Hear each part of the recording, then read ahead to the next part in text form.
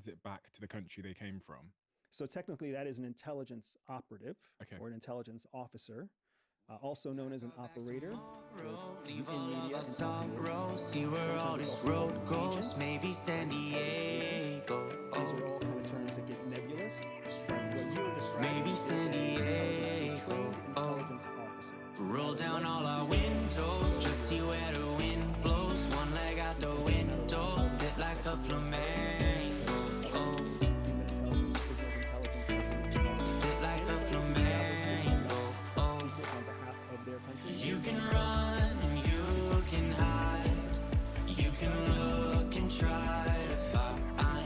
Take a breath, open your mind. Take it one ride at a time.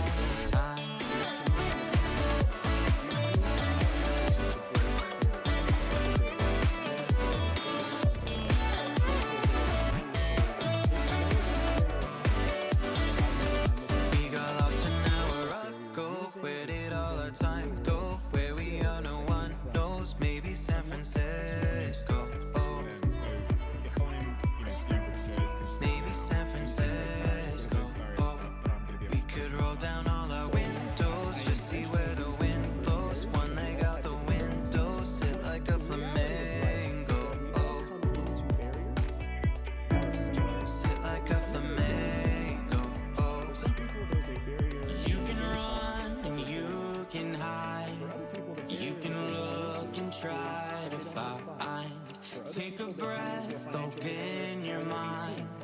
Take it one day at a time. You can run and you can hide. You can look and try to find. Take a breath, it'll all be fine. Take it one ride at a time.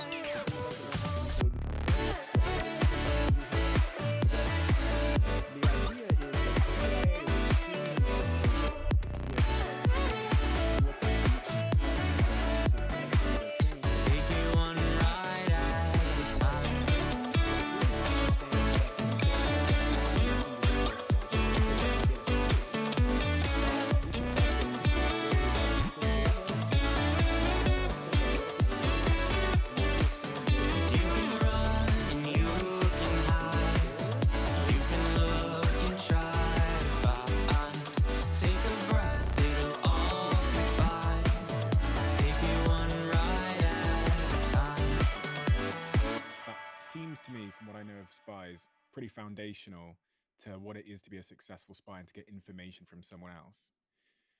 In this conversation today, are we going to learn how? And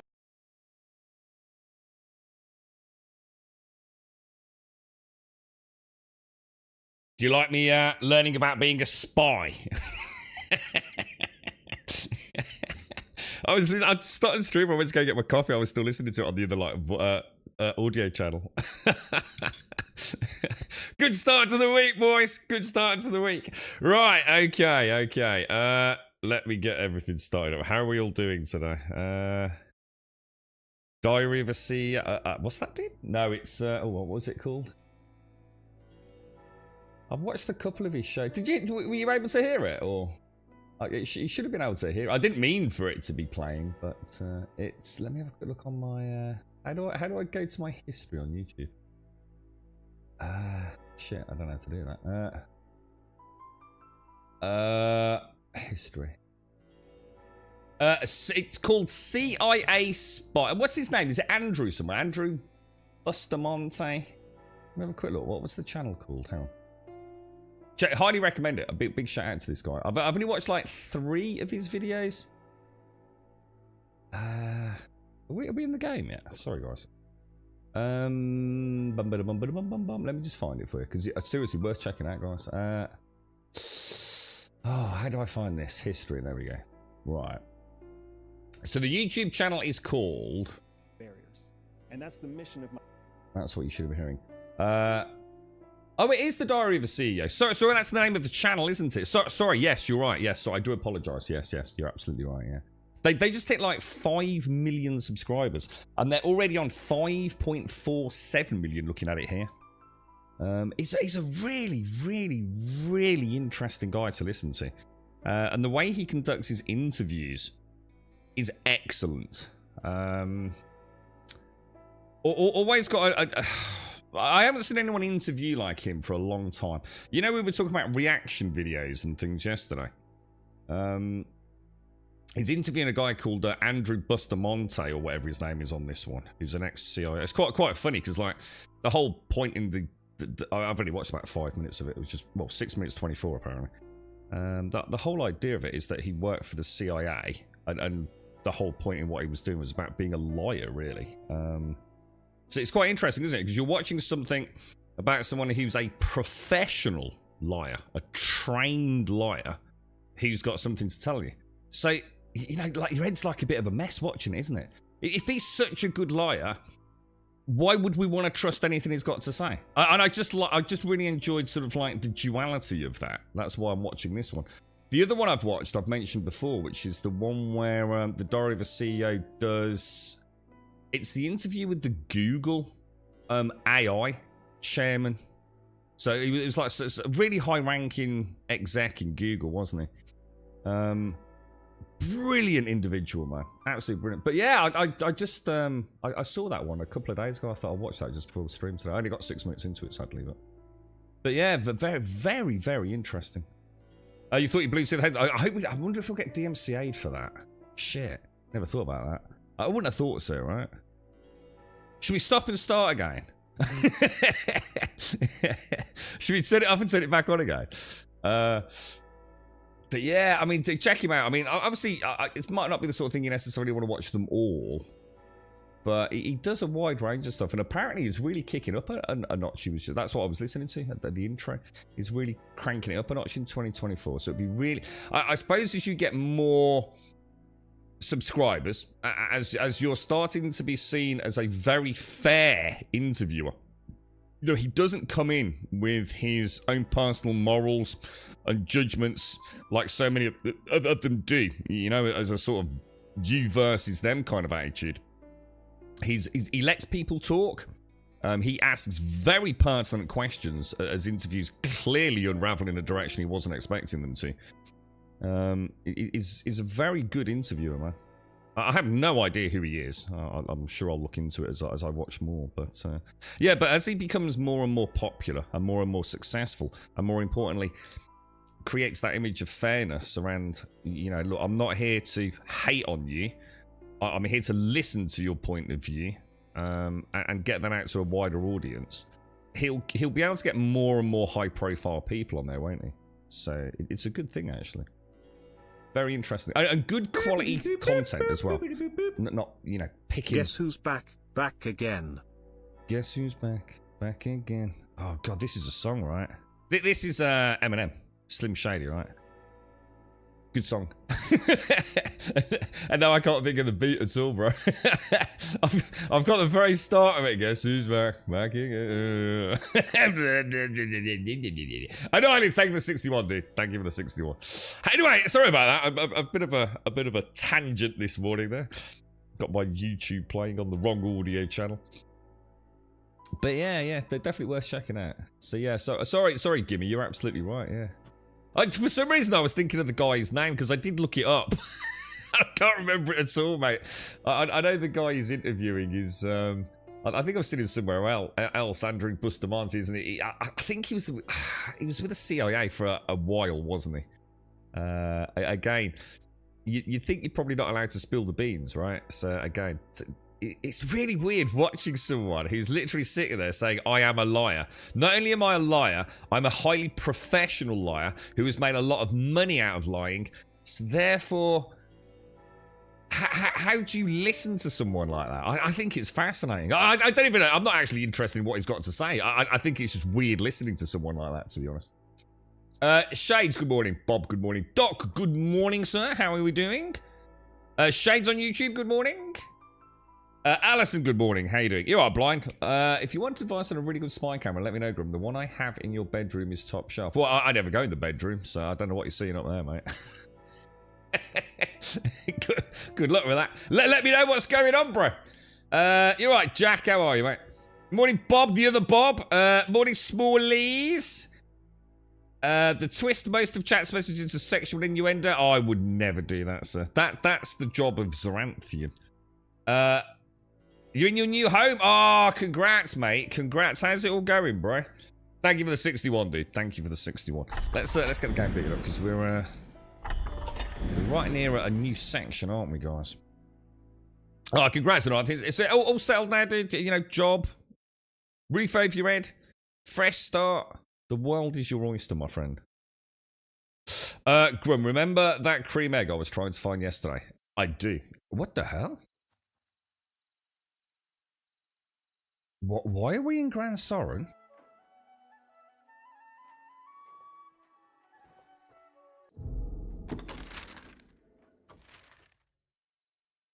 Uh-oh. Uh-oh. Oh, no, it is there. It is there. Did we click the teleport? Be asked Monday, everyone. Grum coffee. Maybe we did. Maybe we clicked the teleport. Oh, that really panicked me then. I was like, oh my god, what's happened? We've got like some sort of like weird rollback. Did I forget to save it or something? Oh my god, dude. Wookie, good morning. Thank you very much for the 72 of the tier 3. What are we going to do with this sub shit, dude? Should we just put up like... we've got to make a decision. I said yesterday and Saturday we'll have to have a look. What the fuck are we going to do? Wookie, thank you very much, dude. Seriously, mate. And all my best to Mrs. Wookie. I hope you had a nice weekend. How's the pooch shoes, Paulie, man? Girlfriend's feeling a lot better. It was just one of those things. You know, just one of those like, shit, something got in the tummy, upset it, and vomited it out, and everything seems to be alright in the end, so all good. Sorry, Bob. So, your partner, your wife, left the house. She texted you to say, I've hidden a cream egg somewhere in the property. So, Bob, I couldn't find it. I kept thinking, where could it be? And then it hit me. A better question is, why would she hide it? Then it hit me. No. Guess where it was? She'd hidden it inside the Greg's... Oh my god. Dude, I'm a fucking prophet. Remember when I said yesterday that she's hidden it with your porno stash? And it was really just a way to let you know that she knew. Dude. I can see into the future, Bob. Dude, I always knew I'd got magical properties, mate. I knew there's a reason why I sparkled in the morning. Now, I've got a much bigger question. What the living McFuck ducks was your wife doing in the part of the car where the jack goes? Why? There is more to this, Bob. The man from Verge is coming today too. I'll have my internet back as well. Good luck. Good morning, Caskell. Like the write-up of Final Fantasy, Caskell. That was an interesting read. I'm glad you get in there, dude. Because it's a big game for you, innit, Caskell? CIA's got them already. That was quick. To know my local grocery store. They were playing the 80s. I bless the rains down. Oh, I know that song. Who sang that? I know the song. I don't listen to it, but I do know it. Isn't that like something that was done like... it reminds me of things like Live Aid and Bob Geldof and things like that, right? I thought I'd ditch the guy. No, not at all. I think people always misinterpret what I'm saying. Yesterday was, as I always say, around the 4th, 5th or 6th day of streaming a game. You're out of the honeymoon period. You're now starting to get a flavour for what the real journey's like. It's a little bit like going and looking in a holiday brochure for the amazing villa, all right? And you've got a fortnight's holiday there. But actually, the second day at the villa, all the novelties worn off, and now you're starting to notice the fucking annoying things. Like, for example, that they never told you in the brochure. I'm sorry. I haven't been around lately. My mental health hasn't been that good. I went back into hospital with my mental health cause it went super no way, dude. low. Dino dance. Oh, Mr. Trump. Super Z, thank you for the 33 as well, Super Z. How are you, mate? How's things? Mr. Trump, thank you very much for the 46, mate. I'm so sorry you're feeling like that, mate. That's awful, dude. Big hugs, Mr. Trump. Big hugs. Are you out? You back out now, mate? I mean, or are you actually in hospital? All the cuddles in the world, Mr. Trump. All the cuddles in the world. Yeah, it's a bit like you know you're playing it. You know you've booked the flights. You've done all the fun bits. You know you've been on the plane. You've had a little drinky peas. You arrive at the villa, and it's like the second day on the holiday, right? And now you realise like every time there's even a small amount of water on the edge of the pool, it turns into an ice rink, right? And you're about you've had a couple of beers and like you've already nearly killed yourself 16 times in the first 2 days. And it's like that, Caskell. It's not about like, oh, this game's funking shit. It's just that what happens is around day 5, you start knowing what the game is. And right now, I know the overworld is very boring. It's very uninteresting. It's the same regurgitated wolf and goblin attacks over and over and over with a few freaking harpies chucked in. But the spelunking and the dungeoneering is where the game shines. So yeah, absolutely not, no. I still have stuff to unpack, like quite a bit. I have an assessment for a job and have the induction. Oh, sorry, I thought you'd already got one. Oh, that's well. Good luck then in Ireland. Good luck, mate. Good luck. Pam's, yeah. No, it wasn't. No, and the curry was actually from whiskey, dude. No, quite the opposite. In fact, she ate very little that evening. She didn't actually order anything for herself, mate, because she was feeling so poorly. Because we had guests round, you see. So she really just had a nibble on a pop. She was already feeling poorly, you see, dude. Was that the Saturday? Yeah, because it was Sunday morning she was sick, wasn't she? Yeah, she'd said like a couple of times on the Saturday, you know, just not feeling great, but not like with the sort of heart stuff. You just, you know, feeling a bit off on the tummy and a couple of other things she mentioned. And then on that evening she was struggling a little bit, and then obviously violently sick Sunday morning. And then by yesterday evening, she chirped up a little bit. And I've had a revolutionary breakthrough, guys. Got to tell you about this. Game of Thrones. Because she wasn't really in the mood for anything. You know, like when you've been sick, you're feeling a bit crap, ain't you? You know, you got to get your hydration levels back up. You're starving like proper Hank Marvin, but you don't want to risk it for a biscuit, you know? You don't want to be sick again. No one likes being sick, right? So she was a little bit like, oh, just yeah, pop anything on, really. You know what I mean? And I put on Game of Thrones, Season 1, Episode 1. Dude, she's loving it. I want to tread carefully, though. But yeah, she's really enjoying it. And the best part is, the wolves, the dire wolves. She's fallen in love with the dire wolves. As you can imagine, episode 2, or it may have been episode 3, I'm starting to sweat a little.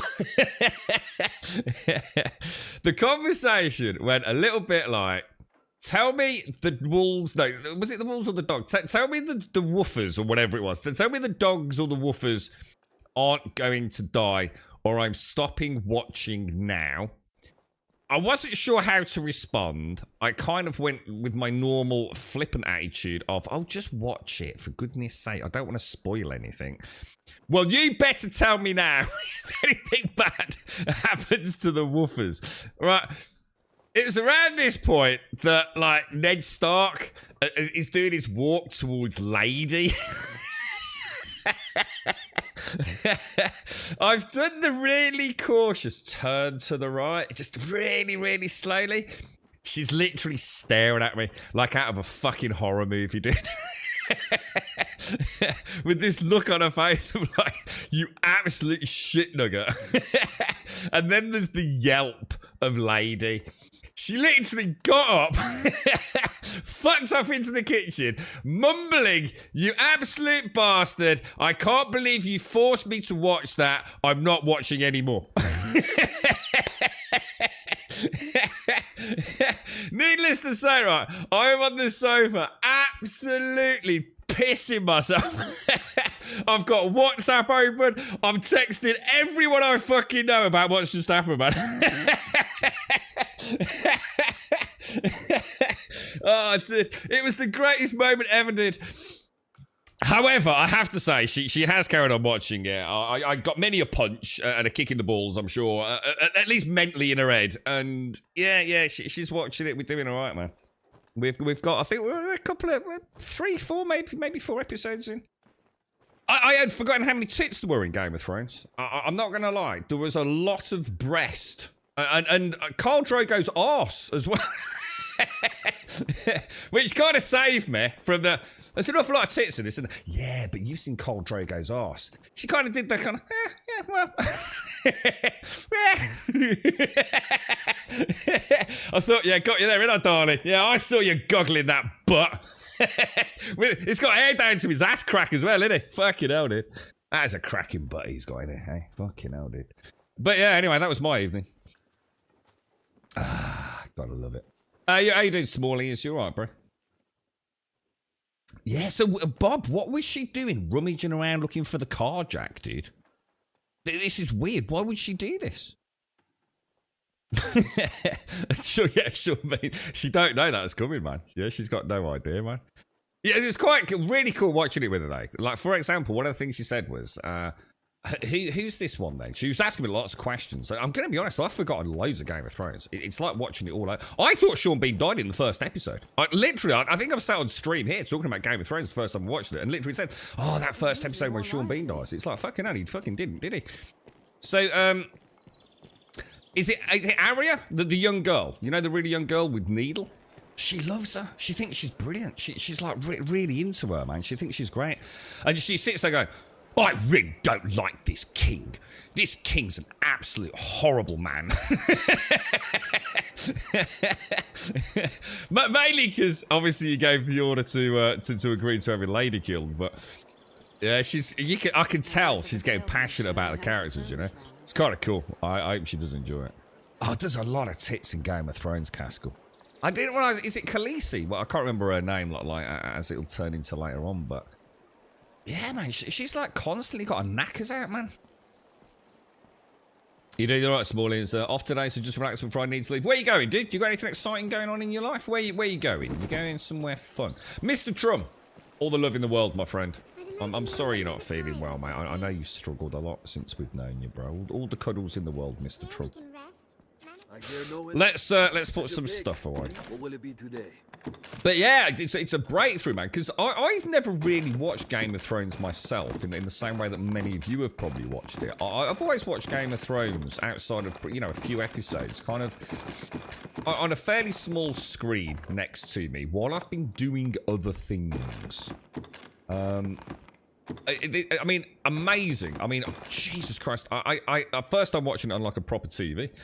And I have to say, man, Jesus, the backdrop to this is what I was saying about The Witcher when it first came out. The first Witcher season, everyone's, oh, it's great. And then you all fucking changed your fucking minds, didn't you?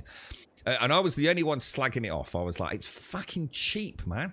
The whole production is cheap as shit, dude. Like, they close the door and the whole freaking set bounces around, you know what I mean? Like you can almost see, like, Geralt's sword half the time's crooked or bent or something, or half the pommel looks like it's bent. I was like, we deserve better, man. You know, this is The Witcher. A lot of money went on that. Wasn't it like Netflix's, like, most expensive per episode production at the time? And I was like, where the hell did the budget go, bruh? It proper cheaped out, man. And yeah, oh, should we take that?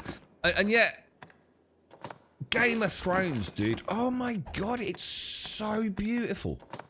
It really is. It is an absolute, every single buckle, every single little bit of an engraving or etching in the leather. It is spectacular to watch, man.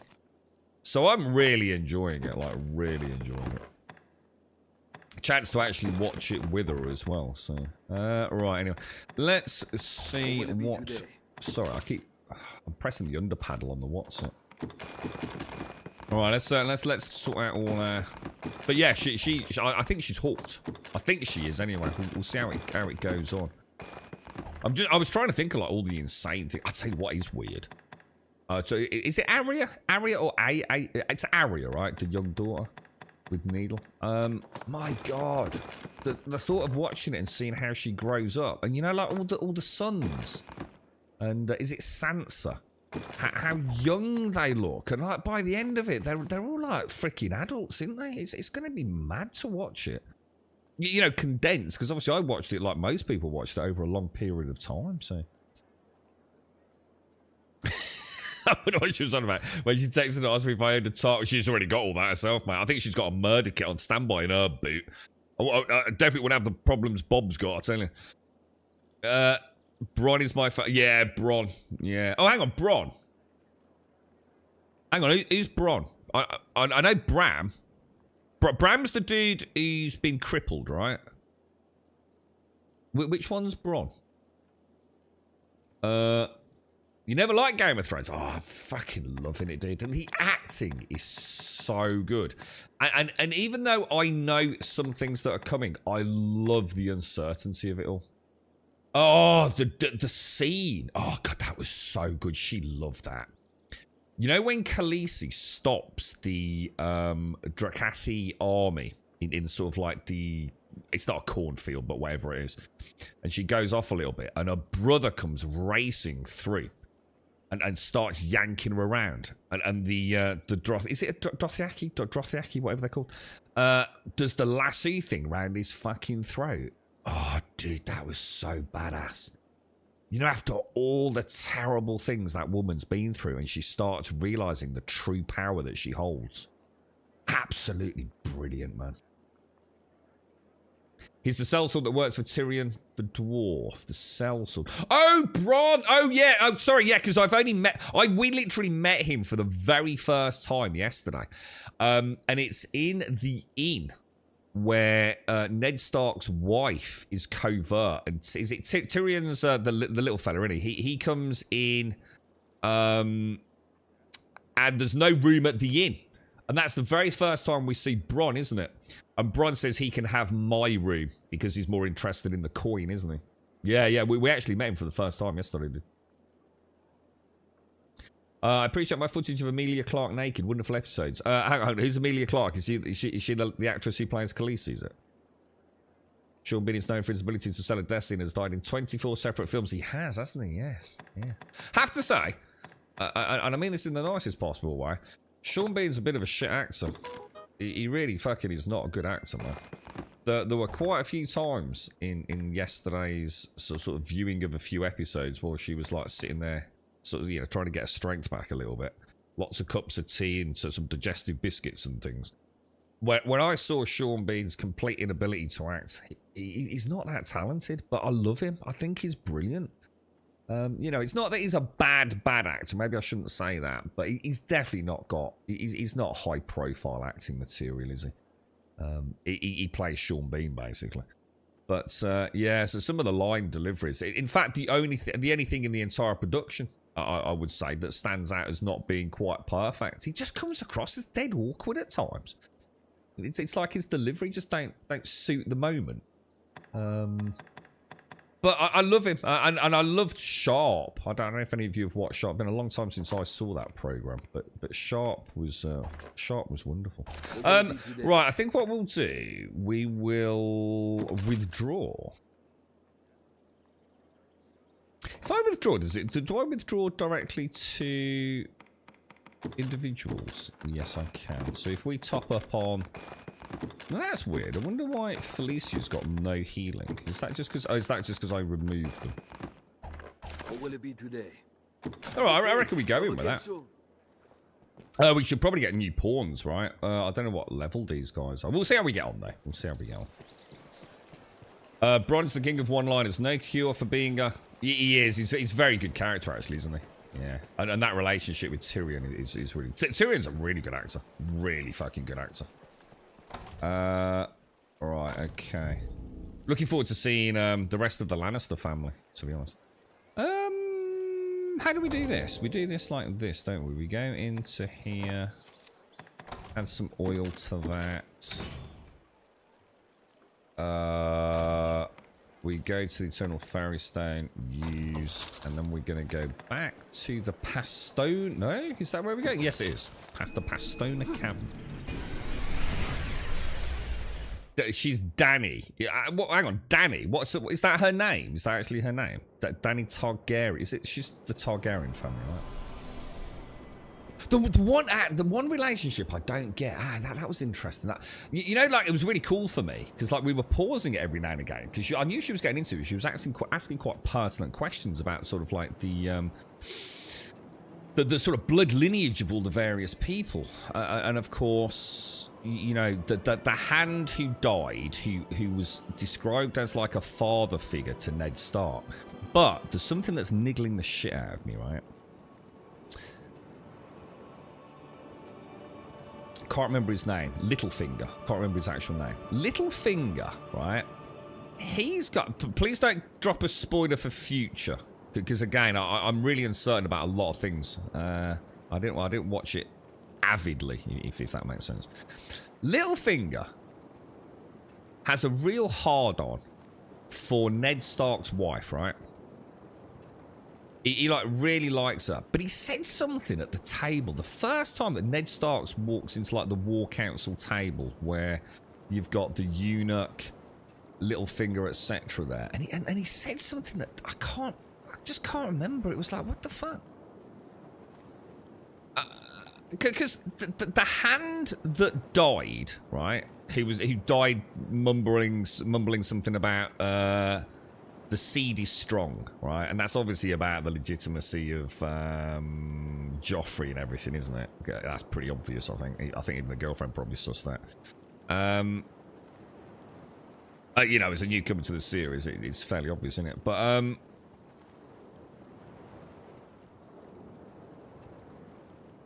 yeah, maybe I don't think I can even form the question. It's on the periphery of my memory already. But he said something that I couldn't get my head around. I really couldn't. Something about... Oh, the scar! The scar. Right, so Littlefinger turns to Ned Stark and they're talking about being slit from, like, throat to belly or something, right? And Ned says something about you shouldn't have picked on him. But he says it wasn't him. It was... And it was basically inferring he didn't have a personal issue with the dude that slit him. It was actually over a woman, right? No, she'll be... No, he's not... It's like I said, Cassie, it's not like he's a bad actor. But, you know, see, the thing in Sharp is, right, there's a lot of acting, but a lot of it is sharp, isn't it?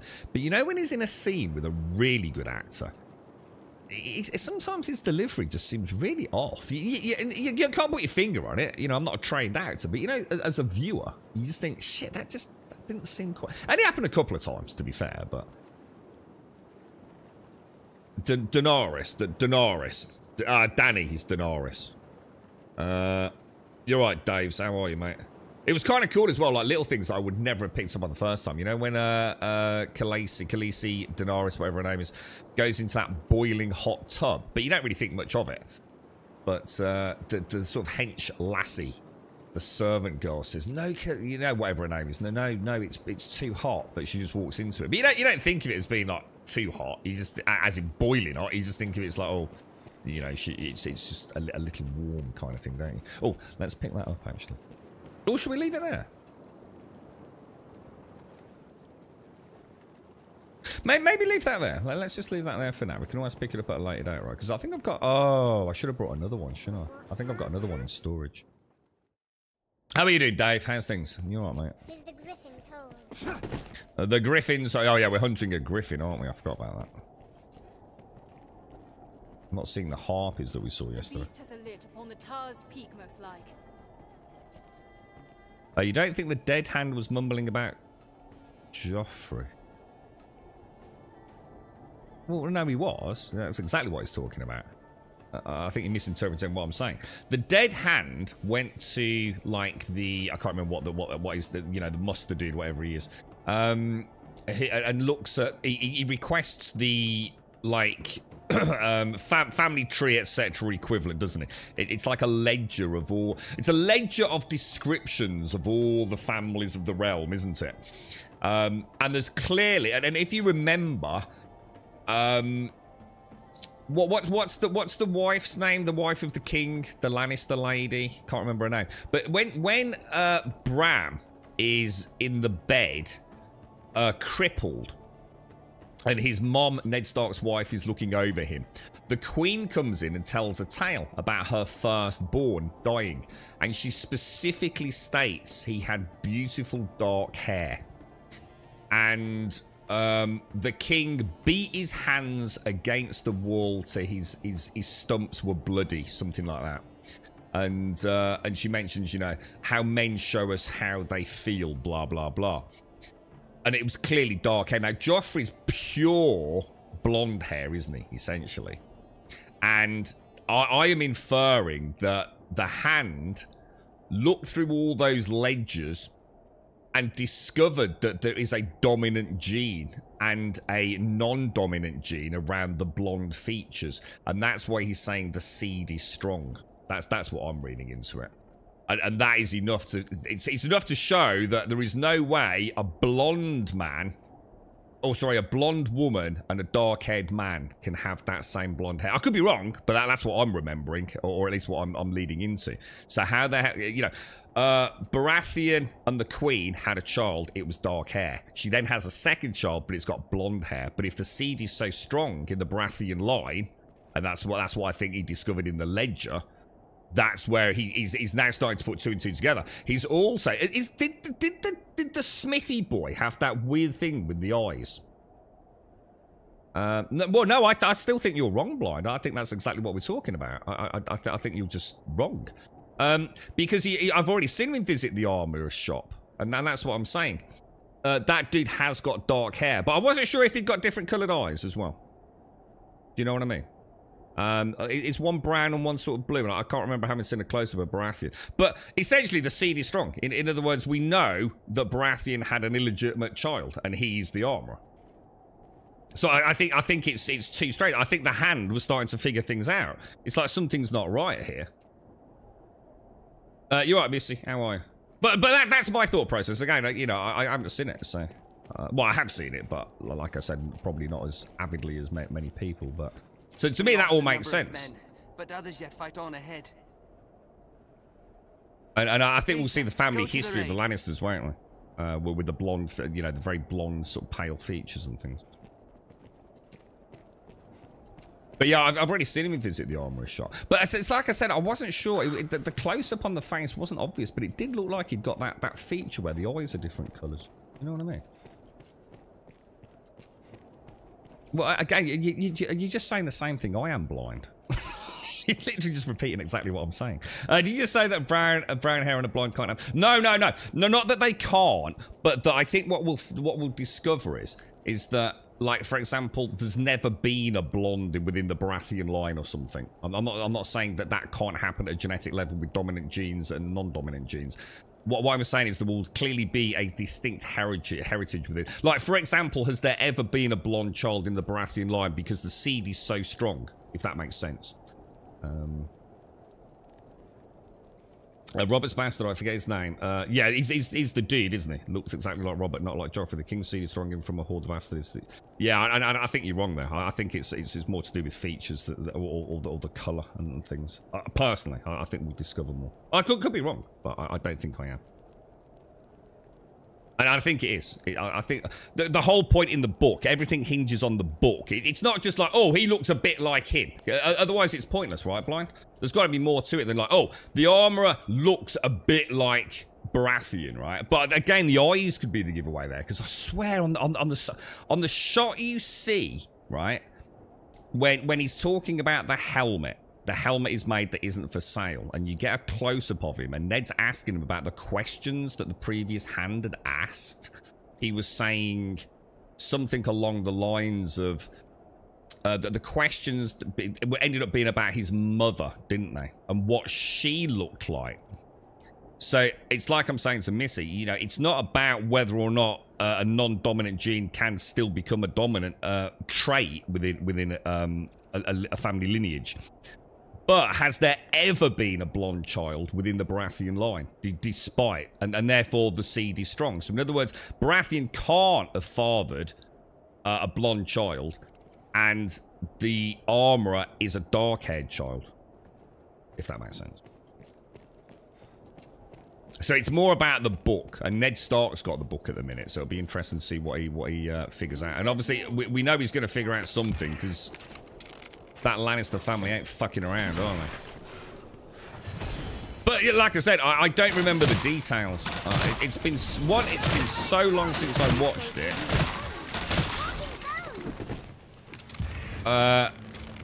And see, many of the episodes I watched in a similar way to how I watched The Walking Dead. I was more listening to it. So this time around, it's fucking awesome for me, man. I've only ever watched it on like a little tiny sort of 720p monitor. And, man, it's beautiful, dude. It's got to be one of the most beautiful shows I've ever seen. And you know the really cool thing as well is up to this point, like, there has been no CGI. Or if there has been, then obviously, you know, maybe the backdrops of the castles and things, I'm sure is. But you know what I mean? There hasn't been any of that, like, weird-ass CGI you get everywhere. I mean, obviously, we're going to get to see dragons and all sorts of crazy things, but it just feels like... You know, it's kind of weird, isn't it? Because, like, literally, Saturday's stream, I was talking about those old classics, like Lawrence of Arabia and Zulu and things like that, where, like, every actor, every time you saw those giant battles, that was actually, like, you know, 1,000 extras on a battlefield, man. All in costume, or at least as good a costume as they could get for the distance shot, you know? And it does. Game of Thrones feels so legitimate, you know, in this land of CGI make-believe.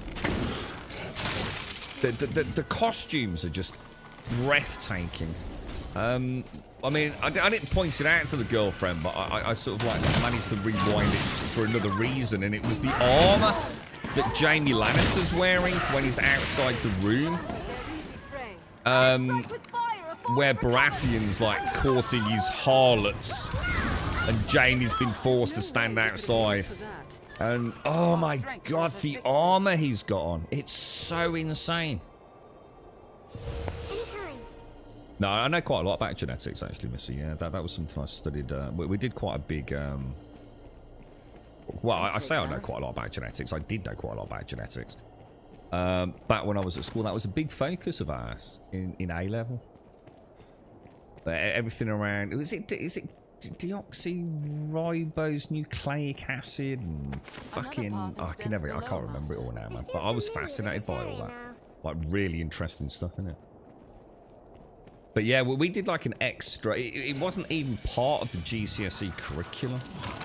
But I don't know whether something was happening around that time in the real world with, you know, genetic sequencing and things, and our biology teacher was very, very into it. And we did quite a lot of extra curricular stuff around DNA and chromosomes and family traits and...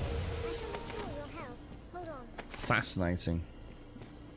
Very fascinating, in fact. It makes it... It's quite humbling, really, to realise, like, the building blocks that... What was that film? Gattaca. Anyone seen the film Gattaca? That's an interesting one as well. Not seen that for years, actually. It's a good film, right?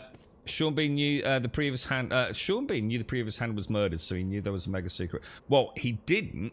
He didn't know he was murdered at all. He only found out he was murdered, didn't he? And how did they find out he was murdered? How did they find out? Because at the time... Oh, it's the letter. It's the letter from his wife. No, sorry, his wife's sister. Isn't it? Who must have been married to the Hand. I assume. Maybe that's the question I was asking. So, basically... The old Hand died, right? So the Hand of King Baratheon, yeah? He dies. And apparently he's died from a fever. And everyone buys that. Very quickly dies of a fever. Nothing anyone could do. But Tony Stark's wife... What's her name? It's annoying me. I can't remember it. Tony Stark... Tony fucking Stark. Ned Stark's wife receives a message... messenger pigeon, doesn't she, from her sister, who has gone to that... I can't remember what they call it. The Fray or something. Isn't that weird fucking citadel floaty thing or whatever it is? Anyway, not important at this point. And she has told her sister that her husband was killed. The Eyrie, that's it. So I'm going to assume that Ned Stark's wife had, I assume, an older or younger sister who married the Hand. Is that right? And she sent a message to her sister, Ned Stark's wife, saying that he was actually killed. And that plants the seed of questioning, doesn't it? And that's why Ned Stark, when he arrives in King's Landing, one of his first things is to go and speak to the, you know, the old monk dude. I can't remember what his role sort of is. You know, the wisely, sagely figure as such. The dirty old man, as I like to think of him. He explains about the fever taking him really, really quickly. But then Ned starts, well, what happened in the preceding moments before him dying? You know, what was he doing? And he mentions that he came to him and asked him for the book about the lineage of all the various families. And that book is specifically, it's not, they even go out of their way to mention this. This is why I was saying to Blind, I kind of disagree to some degree, even though, you know, we're probably still saying, there's probably a congruency between what we're saying, but I think there's more detail there than you probably remember. He specifically states that it's not like a family tree. The book is specifically about the physical traits of all the family members. And Ned Stark even reads out a small paragraph of one where they're talking about the physical features of the family members. So it's not just about who shagged who and who had what. It's specifically almost like a verbal painting of what they looked like. Face hasn't watched Gattaca. It's a really good film, Joshua, yeah. Ethan, hang on, what's that? Glitz, Ethan Hawke. What's that dude? Oh yeah, Gattaca. Yeah, is it Ethan Hawke? I don't know, dude. If it is, then yeah. Really good film, though, yeah. Yeah, the era. You're right, Jafar on YouTube. How are you? I'm gonna have to watch. Oh, it's so Bob. There are so many details that and this is the beauty of it because I've got a basic understanding of the story, but not. I haven't got the visual excellence. You know, obviously I watched the stuff with the dragons, and I was glancing over and watching it when I was busy with emails or on the phone or whatever it would have been. But I've never watched it on the big screen, dude. And it's fucking a masterpiece, bro. A masterpiece of visual cinematography. It really is breathtaking, dude. Voices, Master. Whoever did the set designs and whoever did the costumes, dude, it's on another level, bro. But there are so many subtleties. Now you kind of know the basics like I do, you know? The gate is near fallen. Help me! But I'm pretty sure Ned's going to find out that, like, the Baratheon family have never sired a blonde child or something, you know? And Ned would have known nothing, absolutely nothing about the blacksmith. Again, if it hadn't been for the old dude mentioning the fact that the Hand had recently visited him several times, didn't he? For some reason, he'd visited the blacksmith.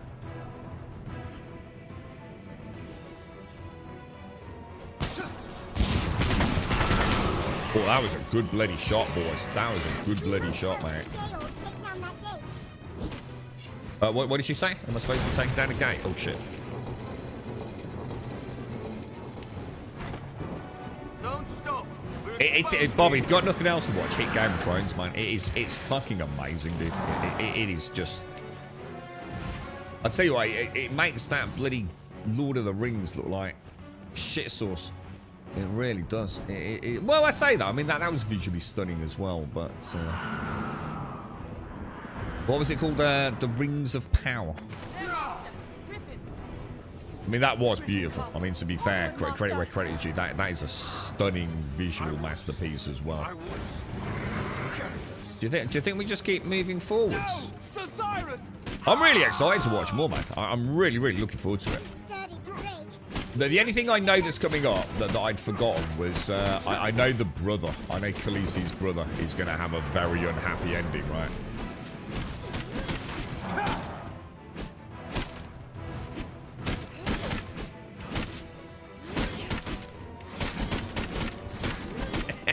I'm actually doing anything. Should we?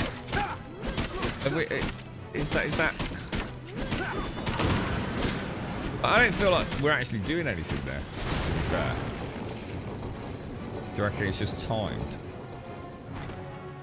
Yeah, man, I'm really looking forward to it, man. It's like watching it for the very first time in many ways. It's like, for me, I suppose, it's a bit like having read the book, even though I haven't, and now I'm getting to watch it. I just hope the girlfriend enjoys it, man. It'd be lovely to have those tales to share, you know? I'd hope to... Oh, heroic death! It comes. I was quite confused yesterday as well, because I was trying to figure out, like, who was Ned Stark's sons. And I couldn't figure out, like, I was like, why is Greyjoy, you know? Well, Greyjoy's not his son, is he? And I couldn't figure it out, because he was like, and the same with Snow, you know, like, it's like, well, hang on, like, if he's a bastard, like, why is he there, you know? And if Greyjoy's not a son, why is he there? And it's like quite confusing the first time you watch it. And then, of course, you know, all the little snippets of info stuff, you know, the little jigsaw puzzle, isn't it? The fur cloaks were from IKEA, really? I'll tell you what, those fur cloaks are, I mean, a classic example here. Jon Snow, right? When he's at the top of the wall for the very first time he goes up there. Oh, who's that dude? Is it Ned Stark's brother? What's going on? Why's the camera not letting me turn around? That's weird. Yeah, is you know the dude of the Night's Watch, the dude in black armor, yeah?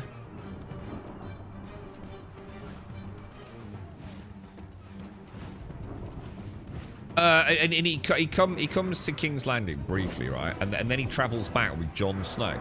Is he Ned Stark's brother? Because I'm sure Snow calls him uncle. Oh, mate. Oh, shit. That's my bad. Oh, that's why we had the silly camera change.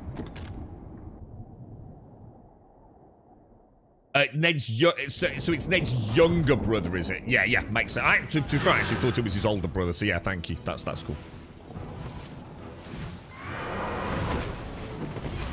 Oh no, I'm all the way back here. Oh fuck. Oh, that's my bad. Sorry, guys. I should have known, shouldn't I? I took my eye off the ball now. I was lost in thoughts of Stark.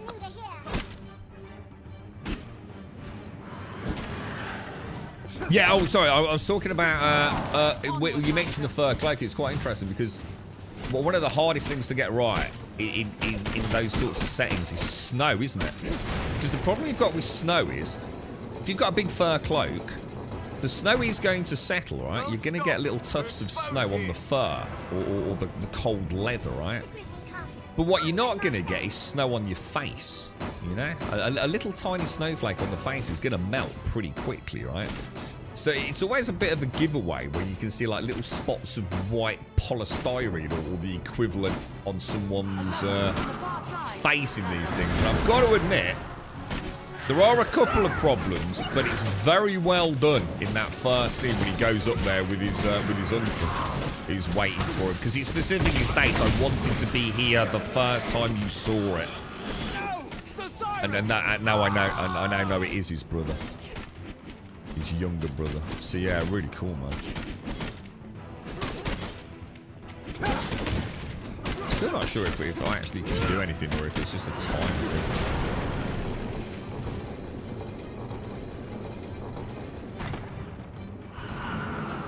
But yeah, awesome. Freaking not watched the show so avidly for a while now. I mean, we really enjoyed The Sopranos, but The Sopranos ain't got fucking dragons in it, right? I hope to... Oh, heroic death! It comes. So I mean, I don't feel like I'm getting any hit registration there personally.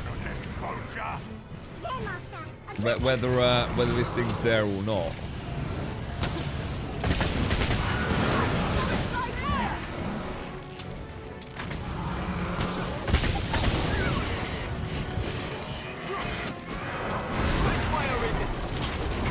Right, so this time I wanna be running, right? It's dangerous here. Have you ever watched Game of Thrones, Shades? Why can I not run?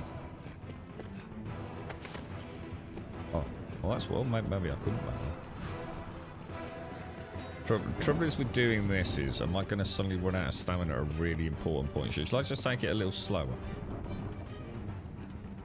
Oh, that's weird. Oh wow, that looks so cool zoomed out like that. That looks like Dragon Age Origins. You did, Shades, yeah. That's fucking awesome. So good, dude. I'm like super excited to be watching it again. Like really fucking excited, man. Watching it in like glorious like fucking 4K and yeah, the sound cranked up to the max because the girlfriend's deaf instead of like sitting there watching on some little 720p fucking screen, you know? Awesome, man. Could be surprised. Been a while since I read the books. I think Ned's older brother was betrothed to Caitlyn, but died. Oh yeah, so there was another thing that I actually didn't even recall. So Baratheon was originally betrothed to Ned Stark's sister, right?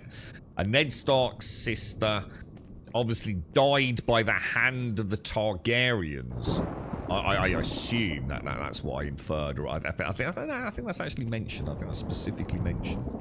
And Baratheon and Ned go down into like the catacombs, don't they? And obviously, there's a little bit of animosity there. You know, Baratheon feels like she should have been buried up on a hilltop with the sun on her face and all the rest of it instead of buried in a mausoleum. But Ned's very much, she is my family. This is where she belongs.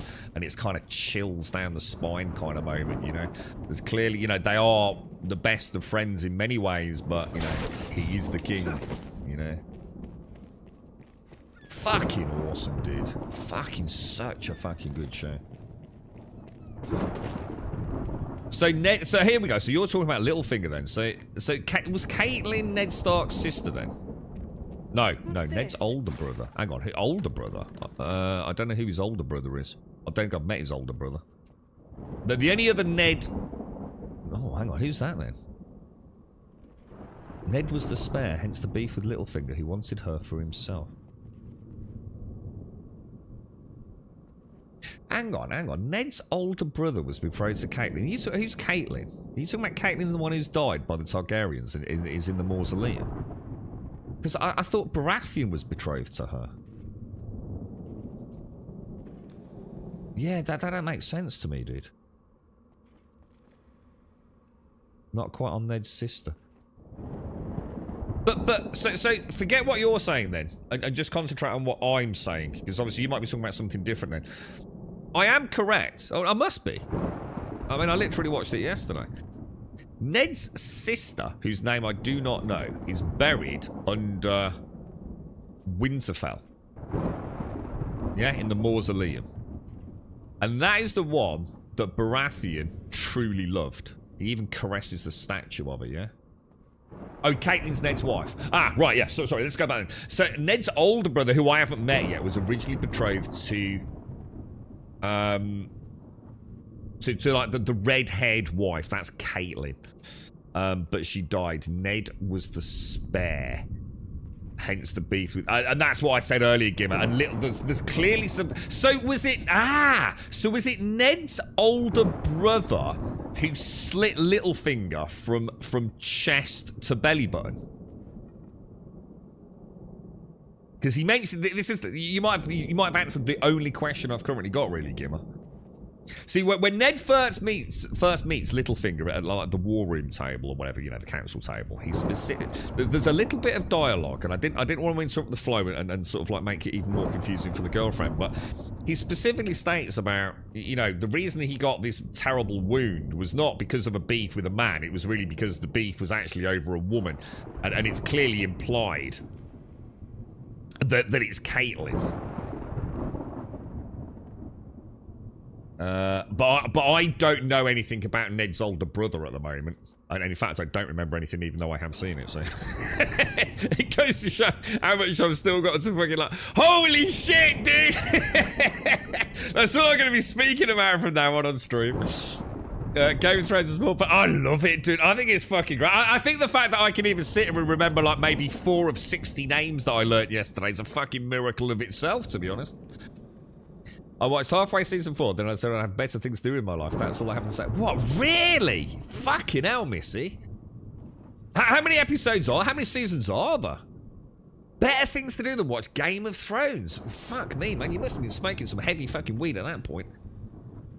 Not quite on Ned's sister. Yeah. All right, yeah. Baratheon loved Lyanna, Ned's sister. That's the one who's in the mausoleum. Yeah, that's Lyanna then, is it? Yeah. But she was not so smitten. That's all I will say. Yeah. Makes sense. Yeah, but Baratheon's a bit. I must admit, Baratheon was like sort of like making out like she was the greatest thing ever. I did wonder, you know, was this a reciprocated love? But she was definitely killed by the Targaryens. That's all I know. So maybe Ned's older brother was as well. But again, I'll find out when I used to have a family diagram of the families and connections. You know what's so cool as well, right? Even before Joffrey had actually had a single piece of dialogue, right? The girlfriend went, "Ooh, I don't like him."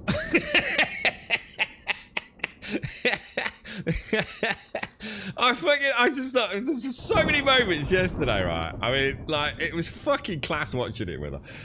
Because, like, you know Joffrey's the absolute wormiest worm of worms. And even in the first, like, 4 episodes that we watched, or 3 episodes, whatever it was yesterday, and he has the sword fight. Oh, my God! The fucking dude! The fucking butcher's boy!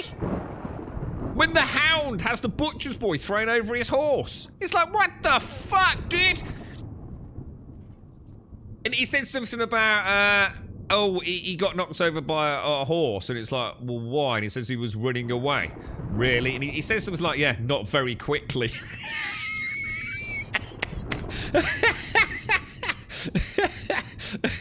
I'm fucking sitting there going, this is dark shit, right? Oh, the books are so much. Yeah, but everyone can say that. You said that about Lord of the Rings, right? I mean, you can say the Lord of the Rings books are better, but at the same time, so sometimes, you know, just watching the visual stuff is just awesome, right? You gotta go around to reading them. It's the ice. Is it a story of ice and fire, right? Is that bastard ever gonna actually finish the books? Because basically the fucking series is like a fabricated ending, isn't it? Based loosely on what he wants to have happen, but he hasn't actually fucking finished it, has he? R.R. Martin, yeah, George R.R. Martin or something like that. Oh, dude, the mountain. When the mountain in the joust. And that dude gets that bit of wood through his fucking throat, and he's lying there like gurgling. Oh my god!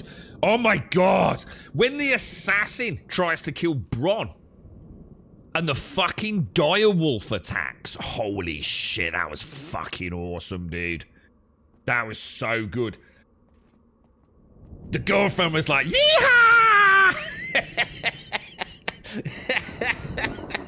Oh, Jesus Christ. It's so fucking good, man. So good, dudes. Really looking forward to seeing more of it. But yeah, that was a nice bit as well when Sam. So like Snow's looking after Sam, innit? And the dude sort of refuses to sort of slow it down in the fights. So they stick that bit of rope in his mouth in the middle of the night, and Snow has his direwolf that's got the red. Oh, wasn't that brilliant? Wasn't that fucking awesome?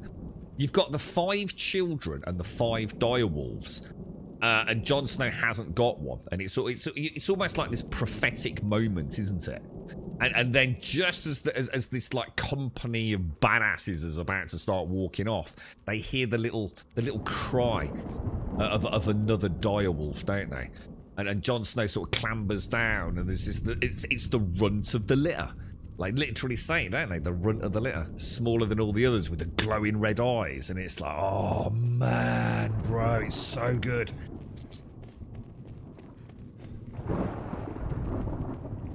I wonder if we'll ever get like a Game of Thrones game. I mean, if we had one, I mean,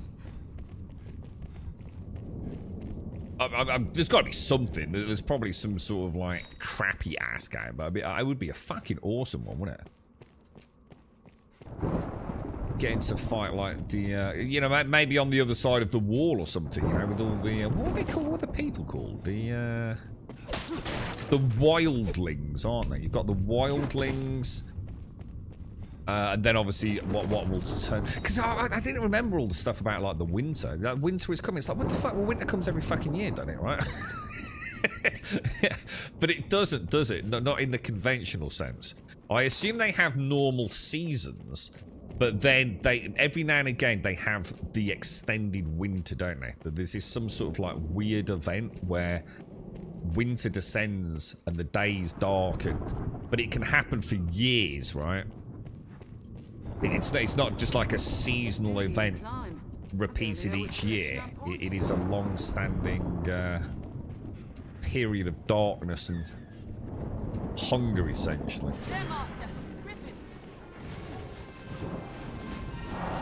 Right, here we go, boys. One griffin to murder. Right, you lot all go and murder that motherfucker.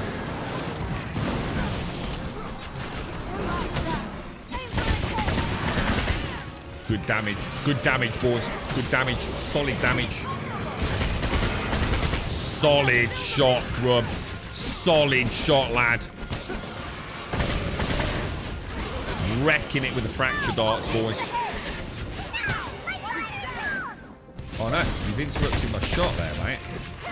I'm going to do a little bit of the old in-game coolie on it as well, I think. Oh, did that miss? That don't seem to be doing shit. Oh,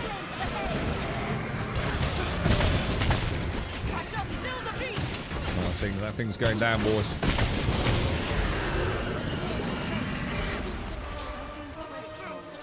We're just too good, boys. We've gone and felled the griffin. There wasn't. So how many seasons are there? So Missy only made it 3 to 4. Pray. Baratheon loved. Yeah, Baratheon loved Lyanna. So Baratheon loved Lyanna, who was Ned's sister, and she's the one who's dead. Yeah. Oh, sorry. I've already read that. Gimme. Yeah. Sorry, mate. Sorry. Yeah. Most characters die before I can make a connection with them. That's not accurate. That's not accurate at all. There's many characters that are in there for a long, long time. But if you don't like it, you don't like it. I get that. You're not into boobs. Didn't keep my interest either. I don't know where you're coming from for that. I think you just don't like it. So you just making reasons why you don't like it, which don't really make a lot of sense. Because there's a lot of male nudity in it, and there's a lot of female nudity in it. But it's not a vast amount. I mean, I'm only saying there was a lot of tits in it yesterday. There was only like 3 scenes in 4 episodes. Yeah, I'm just having a bit of a giggle that there were actually tits in it. You don't normally get like a lead actress like Khaleesi having a knockers out all the time. In fact, there's many scenes where the females clearly don't have their tits out. They obviously were not willing to do that on stream. So to say that a lot of the characters die is not accurate. A lot of the characters are there throughout. And I think personally that's what I like about it as well, Missy, to be fair. And again, if you don't like it, you don't like it. I'm just saying I massively disagree with that. What I loved about it is that you never know. I think that's the problem with something like, you know, The Walking Dead, with what happened with Glenn. You know, Glenn was literally in a position where he was fucked. There was no way Glenn could survive, and miraculously he does. And you start to realise the farcical nature of it, you know? Without death of main characters, there is no suspense, there is no edge of seat. What the fuck is going to happen? That is what is so brilliant about Game of Thrones. To take that away is to destroy Game of Thrones. And to talk about the nudities, that's just... whatever. There's a lot of sausage. There's literally a sausage eating scene in there.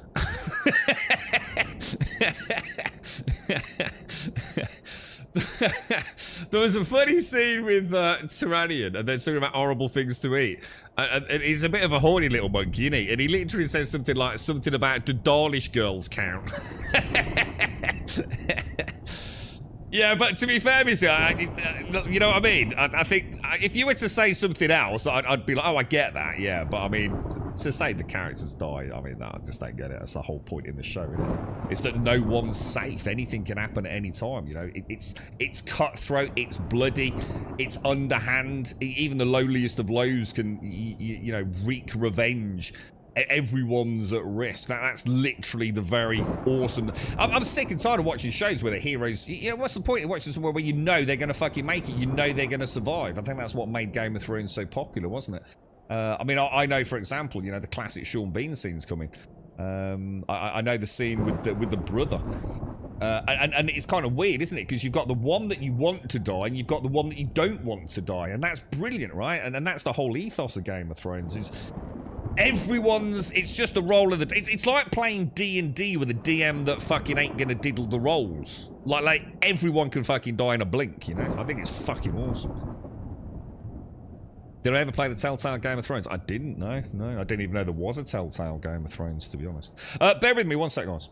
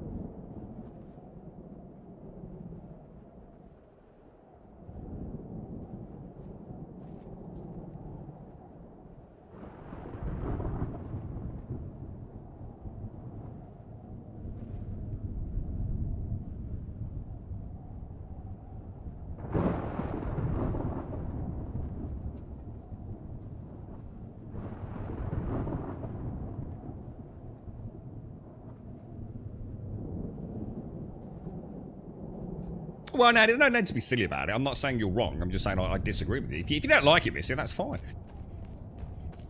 But I feel like you are wrong. You know, therefore I disagree with you. I do genuinely feel that is... I don't see how and like I said, it's not. I'm not having a pot. I'm just saying I don't understand how you can say you don't like Game of Thrones because the characters you didn't get attached to before they died. I couldn't disagree more. I think the character development in that whole show is absolutely phenomenal. I'm already like 4 episodes in, and I feel like I know about Ned's fact. I just don't get how that comment stands can hold water. I get it if you don't like it.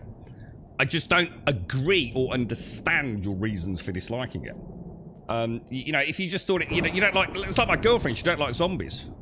I get that. You don't like zombies. I don't know why you don't like zombies, but she don't. she just won't watch zombie films, right?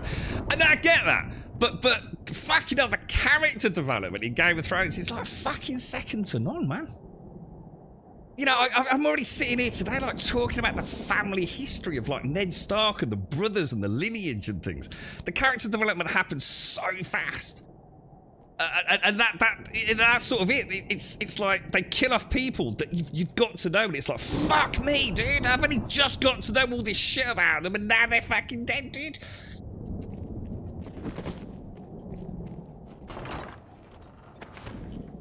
Right. So are we just grabbing treasure here? Oh shit! I thought this was one I could use. I nearly didn't pick that up then, guys. I thought that was just one that we could come back and like.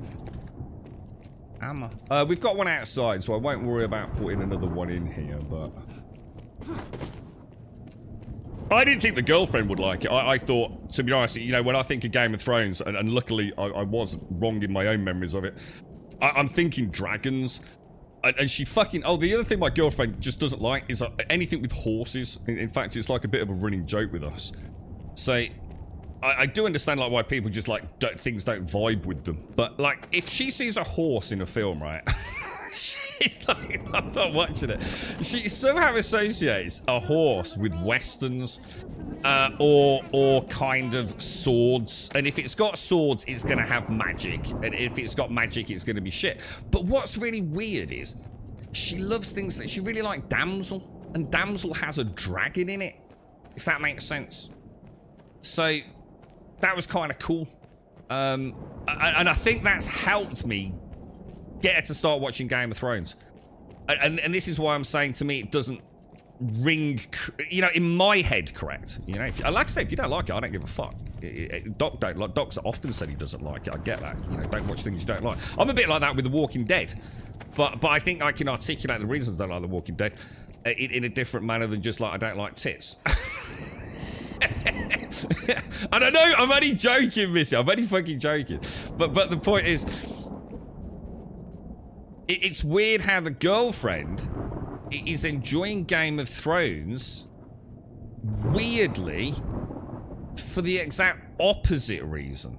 that you didn't like it. So you're saying you felt the characters were getting knocked off before you got to know them. The girlfriend who knows nothing, and this is really not something she likes to watch typically, is already asking questions. She's already she loves Arya. She doesn't like Joffrey. She's asking questions about like who's who. She's genuinely interested in it all. So like for me, the character development is, I think for me, it's almost the fault of it, because it was only because I could tell her things yesterday that I think she was able to keep track of it as fast as it's happening. So it's like I said, that's why that one comment is just a point of discussion for me. It's fine if you don't agree with it. I just think that is almost the opposite of what Game of Thrones is that they throw so much at you about the history. I mean, if you think about Ned Stark in the first 4 episodes, you think about how much you know about his family already. You know the wars he's fought in, you know about his family, you know about his sister. It's like endless. I already feel like Ned is a more fleshed out character than anyone ever was in The Walking Dead, and there's only 4 episodes in.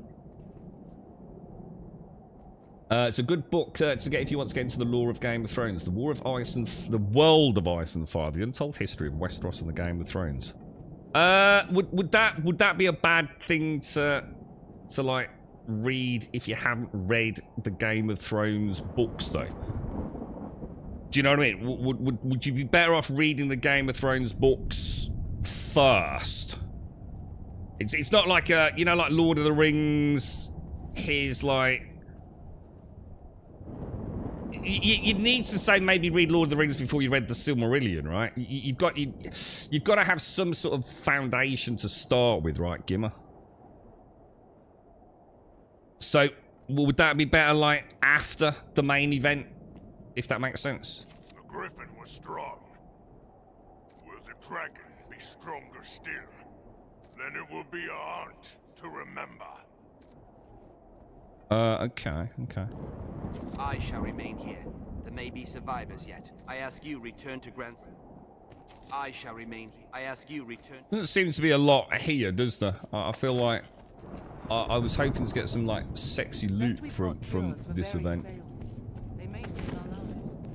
It's the one thing I must... Again, the open world side of it. I mean, this was great coming up here and killing a sort of wyvern, but it feels like the whole area is just like too big, doesn't it? It just feels like... If you think... I mean, if you look at this, like, so go to the map. I can't really show you, can I? We got a mission back at Grand Sorin, and this was my starting point. I've been all the way down here, and all the way here, and then ultimately killed the Griffin, and it wasn't that spectacular, really, was it? it wasn't quite the grand adventure I was expecting, to be fair. I think the first time we started taking the quests in Grand Sorin for the Worm Hunters, and I remember someone in chat, and I thought, shit, that's not a spoiler, is it? Because I thought they were going to say a bit more. But they did say, like, oh, don't worry about it. None of the quests are particularly spectacular. And I thought, it can't be true, right? I'm starting to feel they might be onto something there. Yeah, I don't need the gun. I'm not worried about it, Shanes. I mean, even this, like, I mean, look. There's so much shit I probably just shouldn't bother getting, to be honest, mate. Oh, that was close. Yeah, I'm just not worried about it, to be honest. It's like I said, I mean, all the loot in the game. I think, if I was playing it as a bit of a forever game, like if this was going to be like a 150-hour, 200-hour Witcher 3 playthrough kind of thing, I'd probably pay a bit more attention to it all. But, I mean, you were right in a way. I mean, I don't feel like I'm hoarding, because that would be to suggest that... I suppose I don't know what's good and what's bad, so it's not like I'm hoarding junk, because I don't know what is junk, Is it all junk? It feels like it. But, yeah, I haven't really focused on the I haven't had the incentive to, it feels like there's a lot of mechanics here that are simply, like, pointless, really, to be honest. It's a kind of a weird one, isn't it? I mean, we had one difficulty spike so far, and that was largely due to the fact that I'd gone to Grand Sorin so early. But as it turned out, That was me just having, and it wasn't even getting to Grand Soren, was it? I mean, we, you know, even people that played the game says, you know, you did quite well to even get to Grand Soren that early on, but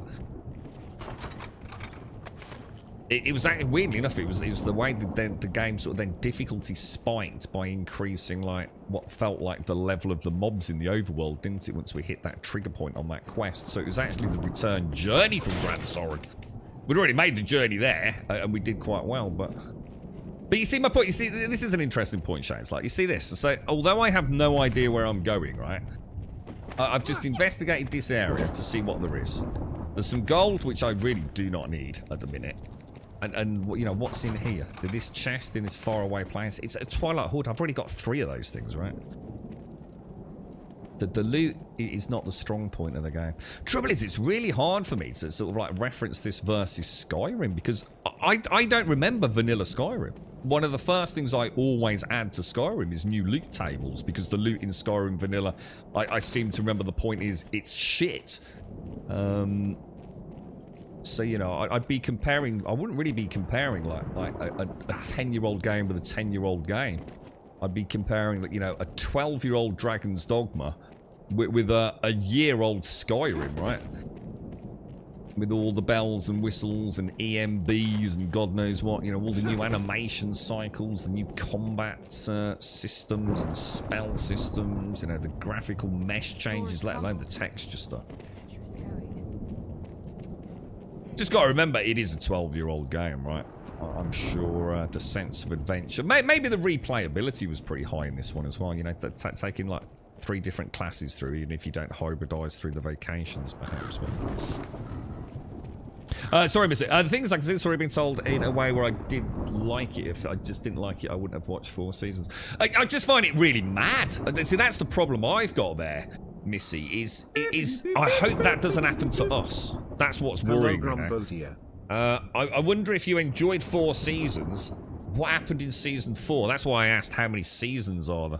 I hope the girlfriend doesn't like drift, because I'd love to watch it all again. I really would. See, I stopped watching The Walking Dead, Missy, so I know what it's like when you've had enough. But I feel like what happened with The Walking Dead is exactly what I've just explained. They broke the horror of, you know, like when you start watching The Walking Dead, and I can't remember, you know, I think his wife's died, and you know, a lot of the characters are dying, and you know, you get this sense at some point that something bad's gonna happen to someone, right? You're always like, oh god, shit, so-and-so's out on their own. But none of them ever fucking die.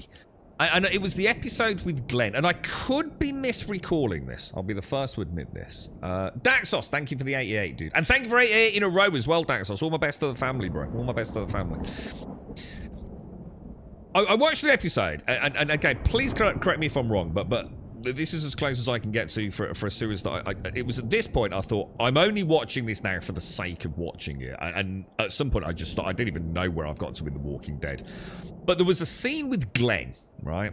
Glenn and another character who I can't even remember who that was. Maybe that was the point. It was a disposable addition to the context of the story. And they were on some sort of waste bin. You know those big American bin things that have wheels on them? Something like that. And they clambered up onto the top of it. And they're surrounded by fucking zombies. And this is bad, right? And I think the dude kills himself or something. I think he stands on top of the bin. He knows there's no escape, and he puts a gun under his fucking jaw and blows his own brains out or something like that. Anyway, right? And then I swear, and again, this is probably me. You know what the memory's like. You try and validate your own. I think this is the point. You try to validate the reasons you don't watch something, but is it the real reason you don't watch something? And a good example of this is World of Warcraft. I stopped playing World of Warcraft, and I can assure everyone here that I blamed the game. I hold my hands up to that. I blamed the game. I decided I didn't like the Burning Crusade. That is not why I stopped playing World of Warcraft. The reason I stopped playing World of Warcraft was I wanted to just stop playing it. So rather than saying that I was no longer enjoying it or that it was impacting on my life, I had to find a false failure within the game. So I blamed Burning Crusade. It wasn't Burning Crusade at all. In hindsight, I actually really enjoyed Burning Crusade, but I wanted an out. And so my conversation here about The Walking Dead could actually be wrong. This could be my own fictional fantasy of why I stopped liking The Walking Dead. It might not be actually as accurate as I think it is. But I'm sure, essentially, blah, blah, blah, Glenn's on this bin with another dude, lots of zombies around, there's no way out. In fact, there's so little way out, the dude kills himself, and then at the start of the next episode, Glenn's underneath the bin. It's like, I know Doc and I have spoke about this stuff, and a few others. You know the old Batman films? Where like, well, it's not films, the old Batman show, like years and years and years ago. And I only know these from like memes and YouTube videos where they sort of superimpose it, you know, in a modern day YouTube video of, as this kind of like ridiculous kind of get out of jail scenario. And you know, like Batman is chained up with huge chains, and the Joker's put a bomb at his feet, and it's gone 3, 2, 1, and then it fades to black. But then at the start of the next episode, it's like Batman suddenly has got, you know, in 1 second, right, in 1 single second, he's managed to like use this penis magnet that has levitated the bomb up to his ball sack, and he's used his testicles to like turn the bomb off, all in 1 second. And it's this like utterly ridiculous get out of jail scenario, and that's what I felt happened with Glenn. Glenn was fucking dead. There was no way out of it. Somehow, he ended up underneath the bin, and life carried on. And I didn't like that. That was the first time I felt watching The Walking Dead that I'd been cheated. That it's like, look, Glenn was going to die, man. Glenn was going to die horribly. You've cheated it. As it turns out, Glenn does die horribly, but... Maybe that's because everyone didn't like that bit. I don't know. But like I said, it might be a fantasy I've made up. See... Maybe because I'm streaming, maybe in my own head, I needed a reason to stop The Walking Dead. And was it because I genuinely wasn't enjoying it, or was it because I was finding it was like another thing of things to do? Another addition to the daily list. Oh, I've got to go and watch Walking Dead, otherwise I'm going to miss the next episode kind of thing. And really my life was just too busy. And maybe it wasn't The Walking Dead that was actually bad. Maybe it was just me that was just, you know, run out of steam, wanting to watch something else, wanting an excuse, wanting an out, you know. I know, Missy. Again, I'm not at all suggesting you are. No, it's like I say, if you don't like it, you don't like it, mate. He knocked Glenn off the bin, and it showed his. So he knocked Glenn off the bin. It showed his face screaming and blood going everywhere, looking like it's getting him killed next episode. It might actually even be fucking. It might even be worse than I remember then. So the dude actually knocked Glenn off into that huge pit of zombies. There you go. You see. That ruins it for me, and that's what I loved about Game of Thrones, even though I've never watched the avid. See, I might find that actually watching it with more detail, maybe I won't like Game of Thrones this time. All I know is I've watched 4 episodes, man, and I am absolutely smitten. Not necessarily with the story, but with the style that it's been done. You know, watching those Dothraki on those horses entering their own village. You know, the sweeping vistas as we enter, like, King's Landing. The epic shot, fucking epic shot of the elevator going up the Great Wall. You know, with Jon Snow and the clatter of the chains and things. It's the kind of thing you could mute and just bask in the beauty of the cinematography. It is... Oh, it's beautiful, dude. I love it for that. Warcraft, the Burning Crusade burned me when I saw all the hard work I'd done on my gear disappear with my first quest screen. Back to looking like a clown. Oh, yeah, I know what you're saying. Yeah, so like, you'd worked hard through all of that original content, and then, like, you get, like, a grade drop in the Burning Crusade, and it turns out to be better than, like, your high-end molten core gear. Again, I'm exaggerating, but yeah, to put the point across. That season in the farm. What was the season in the farm? I will have seen it. I watched the stuff with Negan. I remember a scene with Negan and greasy, miserable fuck underneath a tree. Yeah. And then I seem to remember I must have watched more. I think that was the season finale, maybe. And then I seem to vaguely remember Negan being in, like, prison.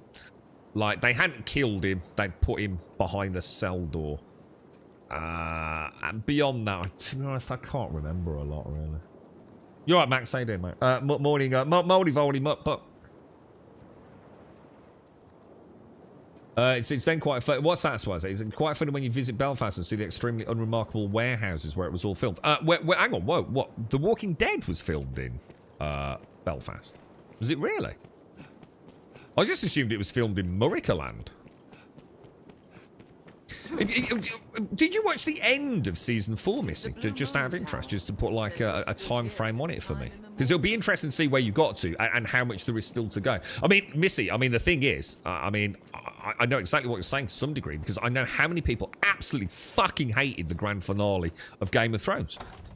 I know some people that just like have nothing good to say about Game of Thrones because of the ending. And like, look, I have seen the ending, but I can't really remember it. But to me, it's like, look, I get it, and this is different to you, Missy, because you didn't carry on playing it. Sorry, watching it, obviously. But for people that watch that entire show, right, and lived and breathed it, and every Monday morning they're in work talking about the latest episode, and that they've got the Game of Thrones mug and the Game of Thrones dildo fucking on the bedside table, you know, completely obsessed with it.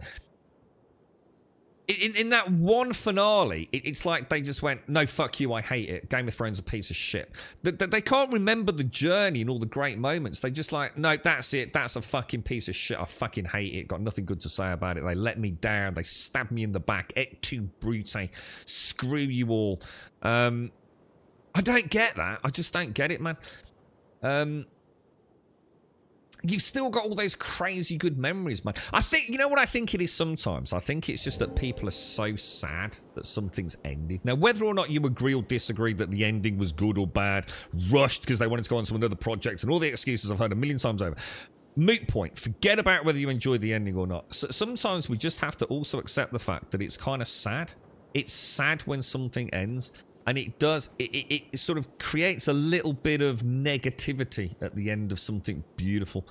It's no different, again, to go back to an analogy we used earlier about going on holiday. So sometimes, you know, when you're on your way home and the snap back to reality, and you start forgetting all the great things that happened, you know, it's a moment in time that's suddenly lost. And, you know, I recently watched Friday Night Dinner, and obviously with Mark Ritter dying, I know there'll never be another one. And, you know, I've done nothing but laugh and laugh and laugh and laugh. Tears coming down my fucking cheeks. Legit fucking crying out loud watching Friday Night Dinner. And yet, sometimes when I still speak of it now, I'm kind of sad. It's easy to forget all those laughs and just remember that the sadness that there won't be anymore. So I do get it, but I think we're a lot more complicated than we give ourselves credit for, you know? Sometimes just something ending is in and of itself, you know, but god damn it. So Game of Thrones was filmed in Belfast. Was it really, dude? No way. Fuck me, dude. You know what? If you'd asked me, I wouldn't even have known. I've never actually thought about where Game of Thrones was filmed.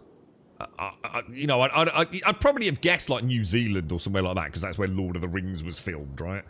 But now I think about it, I would probably have said Scotland. Miserable, fucking grey and fucking wet.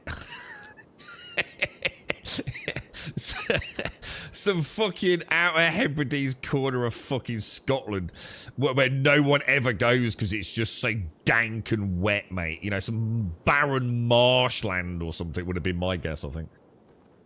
It was beautiful. You might have hit on something there, Grim. It might have felt a bit like those games you talk about, pretty shells with nothing in them. Yeah, I get it. Could be missy. Yeah, I mean, this is why this is never about you know right and wrong. You know, it's a creative endeavor. You know, we can all look at pieces of art and say, I love it, you hate it. You know, it's just trying to understand, isn't it? It's trying to understand why something that one person likes, somebody else doesn't. And especially when it comes to, you know, a comment like, you know, for me, it's the opposite. And I think that's worthy of discussion. It's not about trying to convince somebody that, you know, your viewpoint's different, or, well, obviously it is different, but it's not about trying to convince somebody that your viewpoint maybe is better or morally more acceptable. It's just that it's really interesting, isn't it? I think that's genuinely interesting that you know, on one hand, some of the reasons you didn't like a particular thing are the exact opposite of what I enjoy about something, if that makes sense. You know, it goes to show how we all react differently to things, right?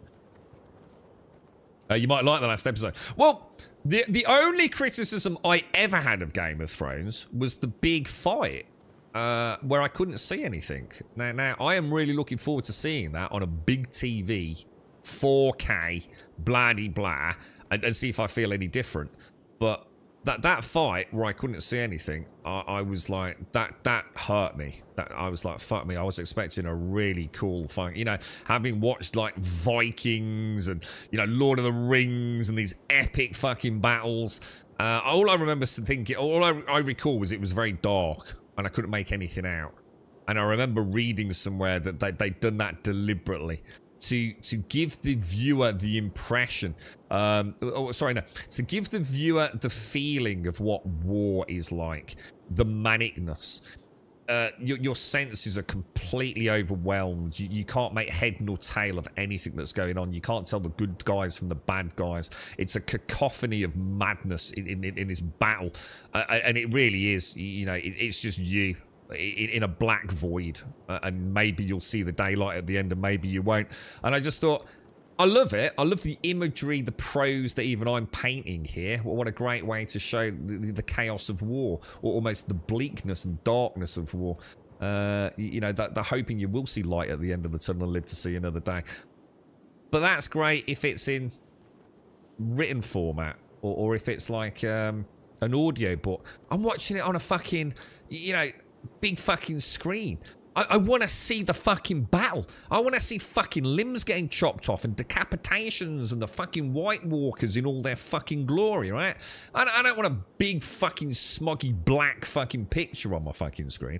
Now, I can't remember it. I actually can't remember that. I just remember that was how I felt. So I'm looking forward to seeing that. I forgot to ask what you thought of the upgrade pics I sent you. I don't really want to comment on Ireland, to be honest, mate. Not my place to comment, dude. I hope you had permission to send them. I assume you did. As long as you're happy in Ireland, all right, mate? As long as you're happy. I'm not here to score such things. Beautiful, mate. Beautiful. But, yeah, good luck, man. Good luck, dude. Much of the North was filmed in Ireland. When you have watched it through, there is a How We Made Game of Thrones book. Yeah, that'd be great. Yeah, behind the scenes, that'd be wonderful to watch, yeah. It was filmed at the Titanic Studios, which is at the docks in Belfast where the Titanic was built. When I go there, I stay in the Titanic Hotel so I can see them, yeah. Yeah, no, I don't comment on such things like that in Ireland, sadly, dude. Life's too fickle, mate. Life's too short. Exactly, if there had been a max in here for every time, if there had been a max in there for every title they showed, I might have. Hang on, what's that? If there had been a max in there, hang on, what's this, Missy? Sorry, what have I missed there? A max. You know when you say max, all I can think of is Max from Stranger Things. And Max was fucking awesome. Max was the girl from Stranger Things, but I'm sure that's not what you mean. So, if there'd been a max in there for every tit they showed, a max. What's a max? A dick, maybe? If there'd been a max... Oh, a Max the Hedgehog! I was like, what the fuck, Missy? I'm like so confused right now, man. Oh, see, that's it, you see. It's the direwolves for the girlfriend, man. She fucking loves those fucking direwolves, man. Absolutely loves it. And I can't remember anything about the direwolves and what happens with them. Please don't say anything in chat either. I'm not interested. But yeah. Yeah, I mean, I mean, it's like I said. I mean, it's not like every scene's got tits in it. I mean, a little bit of exaggeration from my part, maybe misconstrued. But you know, I wasn't expecting, and I don't remember seeing Khaleesi's breasts. So just brazenly there. You know, a lot of actresses, you know, maybe wouldn't... Because what's weird is that one of the other ladies, who I'm sure plays a fairly significant role in the rest of it, never showed her breasts. So she obviously was unwilling to do that. Because there's literally a scene, I won't say too much in case people are going to start watching the game, but there was a scene in the bathtub where she doesn't show her breasts. whereas Khaleesi's are there like pretty much on full show during I guess the scenes where she's wearing that, like when she first meets Khal Drogo, whatever his name is, and she wears like the almost see-through, when a brother brings in this wonderful fine silk, the highest quality ever made, blah blah blah, this beautiful robe, and it's basically see-through, it's almost invisible, isn't it? So it's not like tit after tit after tit after tit after tit, but it's just weird, isn't it, to see like a lead actress completely butt naked from the very start, in a way. Max is always awesome. Yeah, the not that Max. Hedgehog Max. Way too much sex and nudity. Really, Jonas? Yeah, I mean, there was like several sex scenes yesterday, but between the twin brother and sister in the tower. And obviously with Khal Drogo and Khaleesi. Yeah, I mean, yeah, there is a lot of sexual content, but both on screen and inferred, isn't there? There is a lot of lewdness. I can definitely see why some people would sort of like be, oh, you fucking hell, dude, not another one. I mean, I watched 4 episodes yesterday. It'd be interesting to see how. I suppose the thing is it ever there for the sake of it, though? And therein lies my stance on that. I've got nothing against sex scenes. I know Cavill's always been quite outspoken on this, hasn't he, Henry Cavill? There is no reason why a film shouldn't have sex scenes, as long as they are adding to that. See, the Lannisters. You had to have the Lannisters. What's his name? What's the names? What's the dude? Jaime. You've got Jaime Lannister and the Queen, haven't you? They are literally shagging like dogs, right? It's doggy style. It's up in a tower with none of the fineries of their status around them. It's just pure, rugged, literally animal sex. That had to be shown. There's no way to explain that weird fucking relationship that's going on between two siblings that are actually twins without showing it in its absolute raw, brutal nature. It hits home just how fucked up this fucking family is, man. And then obviously with the willing and understanding that, it's a taboo subject, maybe not to them, but it is to the rest of the world. And pushing poor Brom out of the window. Or Bran, whatever his name is. So I think a lot of films are desperate to get, a lead actress's tits or male's butt out. Just for the sake of, it's a revealing shot. Sharon Stone with the famous crossed leg scenes in Basic Instinct or whatever it was. Sex sells, and they know it does. But I think when it's done in the context of Game of Thrones, where I mean, it's like the rape of fucking Khaleesi, man. That is fucking brutal. And to me, that is it's like not shining away from it. What the fuck happened in that tent if it hadn't been shown in its brutality with her like fucking like, clearly in a massive physical fucking distress. Khal Drogo is a big fucking man. He doesn't understand or have any, cultural reference to lovemaking. This is just an act of procreation.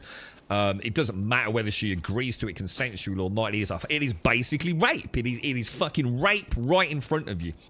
But what that does, it's not condoning rape. It's showing the brutality of what women fucking for years and years have fucking been through in those positions. But isn't it still a fucking amazing when she suddenly realizes, hang on a minute, I am a woman, I have got fucking power, and you start to see her coming through it.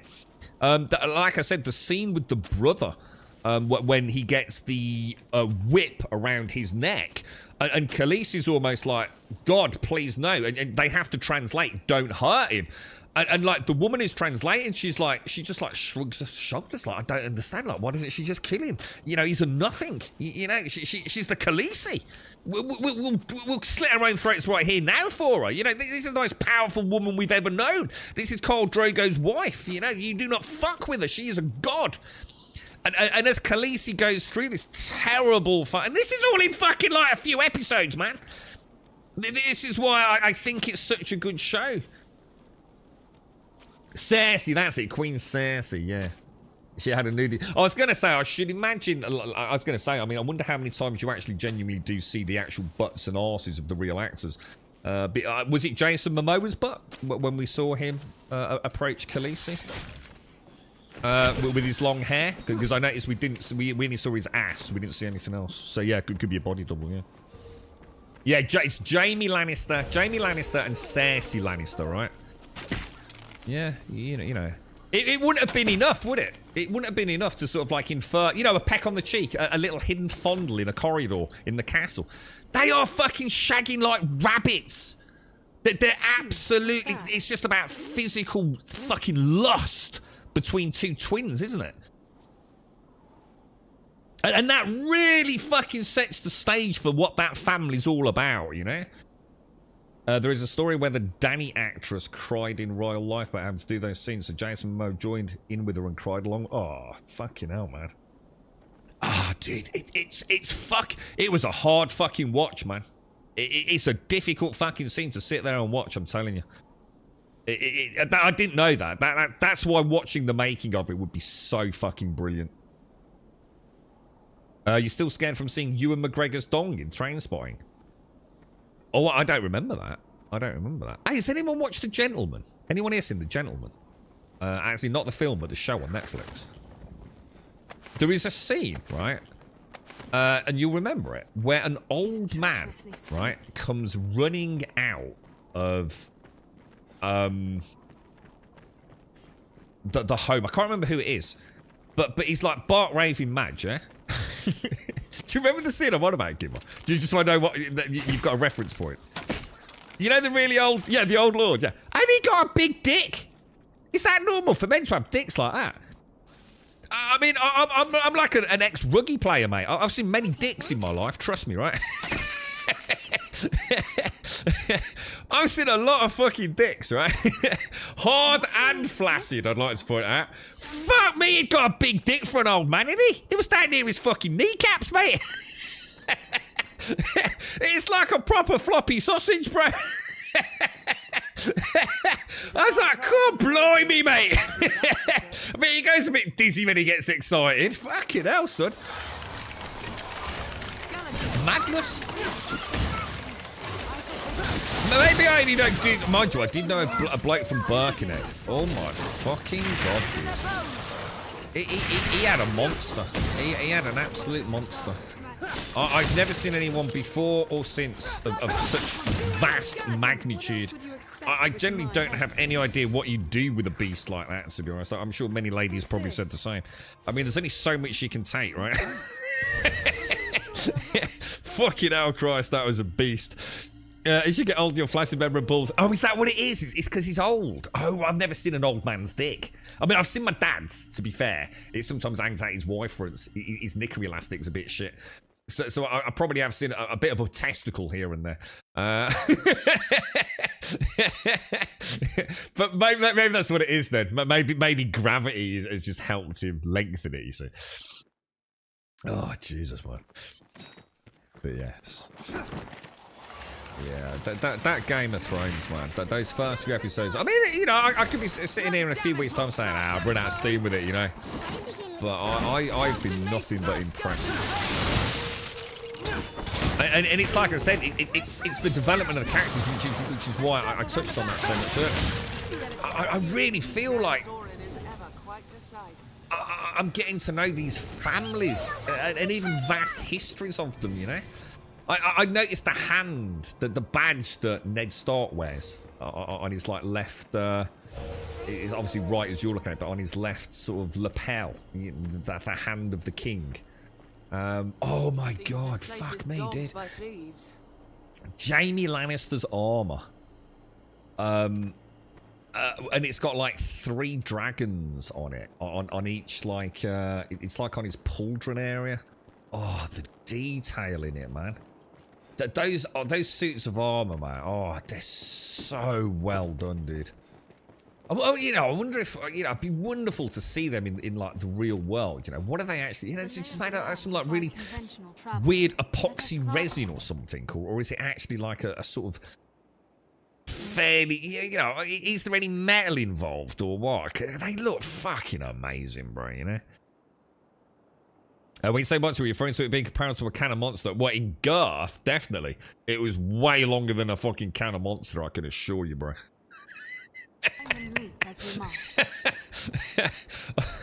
I've never seen anything like that. The Beast of Birkenhead, he was known as. That was literally his name. The Beast of Birkenhead when I was at university. And there are some things I can tell you, but I think even for our channel, it's a bit too lewd, to be honest. Yeah.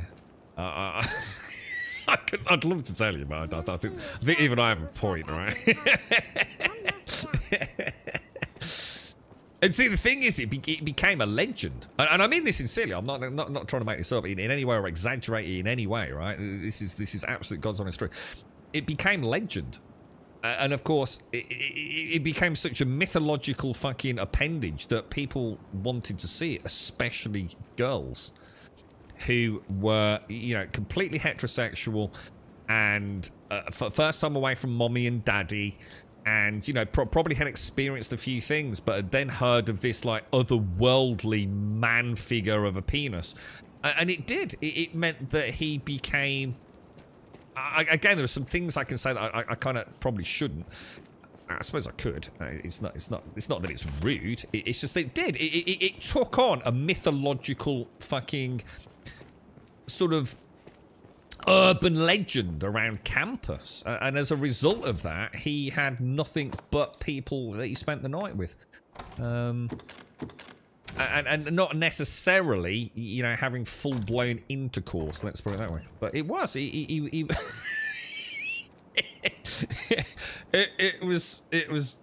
it was different. Let's put it that way.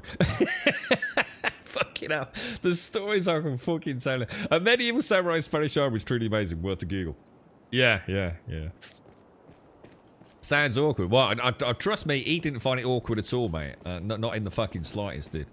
I think when you've got an appendage like that and it's taken on almost like fairy tale like fucking legendary properties, then yeah, absolutely incredible. He was a funny fucker as well. I think everyone from that neck of the woods is a funny fucker. The other thing was, he was also really, really, really good in a fight. He was like a fucking Ewan, was it not Ewan? Conor McGregor style fucking batshit crazy. Dude, he did not, he was like family, man. If like anyone got in trouble, man, he'd be there to defend you till the fucking day he died, man. He was like loyal beyond fucking loyal, you know what I mean? He never hesitated, man. You know, a girl fucking getting his shit in a club, he wouldn't give a fuck, man. He'd just fucking be there.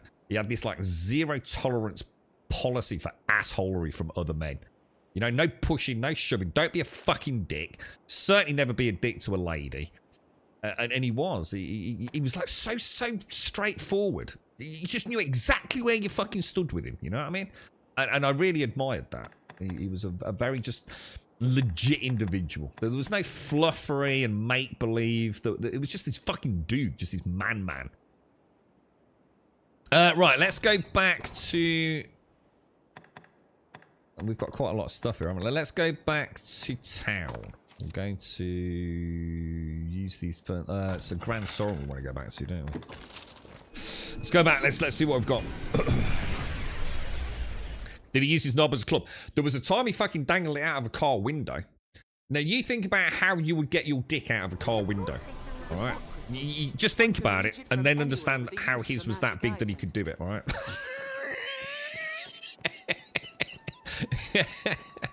And then drove down a very busy road in the city I was at university at the time. Yeah, that was just fucking weird. not saying it was all good, all right? But definitely moments is like, fucking please let me die. When you get your afternoon tea at the Windsors, ask to see the Henry VIII armor, because I love it. That's why I didn't like The Witcher 3, you know. I fucking hated the armor in Witcher 3, dude. Geralt looked like a right. You know the jester in this. I swear to God, Geralt looked like him sometimes. I hear no end of prayer. Right, okay. Manage stored items. We shall deposit said goodies, boys. Ding ding ding ding ding ding ding ding ding ding ding. Yeah. Eternal Ferrostone, flask of oil, skulls. We don't want, do we? We'll keep that. These periaps look really, really good. I think you can sort of like chug a few of those, can't you? Oh, wow. What the fuck is that? Master's... Oh, it's for a... Oh, is that a magic... That's for magic archer, isn't it? Oh, wow. I bet that's badass as fuck, dude. Master's Merle. Pure damage. Pure magical damage. Look at that Griffic armor. That would be great if I was playing Sword and Board, wouldn't it? It's like I get all the cool shit for all the classes I'm not playing. And the thing is, I could easily change class. There's nothing to stop us switching or going hybrid or anything. Alright, Griselda. What goodies have you got, my darling? Good old Griselda. I think we did really well against that Griffin. I think we've got... I still don't understand why. My memories of the game last time I played, I'm sure I played Magic Archer and it was a walk in the park. It's the most OP fucking class in the fucking game, from what I remember. It might be different now, but I seem to remember spending a lot more time stabbing things. And yet, I've come to the conclusion with my current, just basic Strider build, that if I stab things, I do virtually no damage, dude. I'm way better off, you know, pew-pewing the fracture darts at things, to be honest with you, which is kind of surprised me. You're right, CM. Good morning, sir. How are you? How are you? How's the family? And Daxos, seriously, thank you ever so much for the 88, Daxos. Thank you, bro. Appreciate it. We'll have to have a chat about the Patreon or whatever if we're going to do anything later, won't we? Where are we going, boys? Quests. Report your victory. Return Grand Sorin and inform Aldous. Who was Aldous? Who's Aldous? Oh, he's the guy that... Oh, yeah, hang on. I know him. He's the guy that we met in, the main Citadel area, isn't it? So I need to head to the Nobles' Quarter. Not sure how to get there, to be honest. So that was made up. Sorry, what was made? Nothing I say is made up, dude. Sometimes a little exaggerated for comedy value, I'm sure, but... I used to be a bit like that, but not his sausage, not at all, mate. I used to be a bit like that at school. I hate bullies, didn't always win the fight. Yeah, he was very good like that, Gimmer. He was a Birkenhead lad, very solid geezer. Salt of the earth, would do anything. You know, if you were his friend, you were his family, if that makes sense. If he got to know you and he felt like you were an honest, down-to-earth, no-nonsense kind of person, you might as well have been his brother. You were blood to him. But the thing is, I found that a lot with the northern cities. Anyone that's ever met like a legit Scouser, and obviously Birkenhead sort of plastic Scouser, which would beat the shit out if you ever said that, but it's I don't know, it's like a different vibe. I mean, I've had it in Birmingham, but you got to remember I was kind of like a family-esque within Birmingham. No, I shouldn't say that because it makes me feel like a gangster, but of a certain brethren within Birmingham. You know, long-standing history with us. So we've always had that as well. You know, you treat your friends like you treat your family. If you've been invited in, then you are family. It's not a friendship. It goes above and beyond that, you know. So I've always had that, but I've also known a lot of people, you know, through uni and traveling and work and things that don't subscribe to that. You know, there's friends and then there's family. Kind of weird, but I must admit that definitely Mancunians, I think, certainly have an element of it. Newcastle definitely seem to have that, but the land of Liverpool, they're special. They are up there, man. If you've been invited into the fold, but you don't. But it's not like a weird thing, you know. It's not like some fucking ritual or something. You know, you get like a badge and a ring and a secret handshake. You know, it's just an unwritten rule. You know. I remember one time when all his mates came down. Fucking Jesus Christ, dude. I know this is going to sound like weird, and it's not about alpha male kind of bullshit. You just felt like you were walking around with a fucking army. You know, it was like, what was that musketeer saying? All for one and one for all. Like, it wasn't like a bunch of lads. It was like just one big lad. Big dick energy. Yeah, dude, he was ridiculous. Yeah, I've never even seen anything like that in porn, mate. Not that I go looking for big dick porn, right, missy?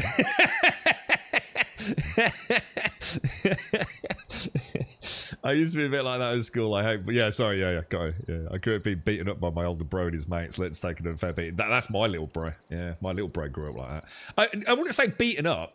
More used as an experimental crash test dummy. We never beat him up for no reason. But he would be the one we'd test things out, like the rope swing. Or the ballista, the homemade ballista that we'd make. Stand there! 1, 2, 3, and launch! So he was never beaten up maliciously. I got into a lot of fights in the US when I moved here from the UK. Kids are mean. Yeah, kids are. Yeah, I can imagine that. So you were the quintessential English tea and scones boy, were you, automated? There's friends who will help you, and then there's friends who will help you hide the bodies. Yeah, Birkenhead lads, definitely. I then my accent changed. I got into a lot of fights when I went back to the UK. You genuinely sort of like, would that be racism? If you're from a different, what's it called? If it's just because you hate someone because of their nationality as opposed to their race. But if you see it from both sides anyway, automated, right? Friends and families also in the same box as me. Then there's acquaintances, and then people. Who are way below cats, right, missy? And hedgehogs and squirrels. People right down at the bottom. What's that down there? I can't really make that out, man. Let me put my bifocals on. Oh, people. Oh, yeah, people. Yeah. Needless to say, I got into a lot of fights. I go to and took a lot of ass kickings. So you're a bit of a badass then. So you actually know how to handle yourself, yeah? You've been in a few ruckuses, right? Give me 1 sec, guys.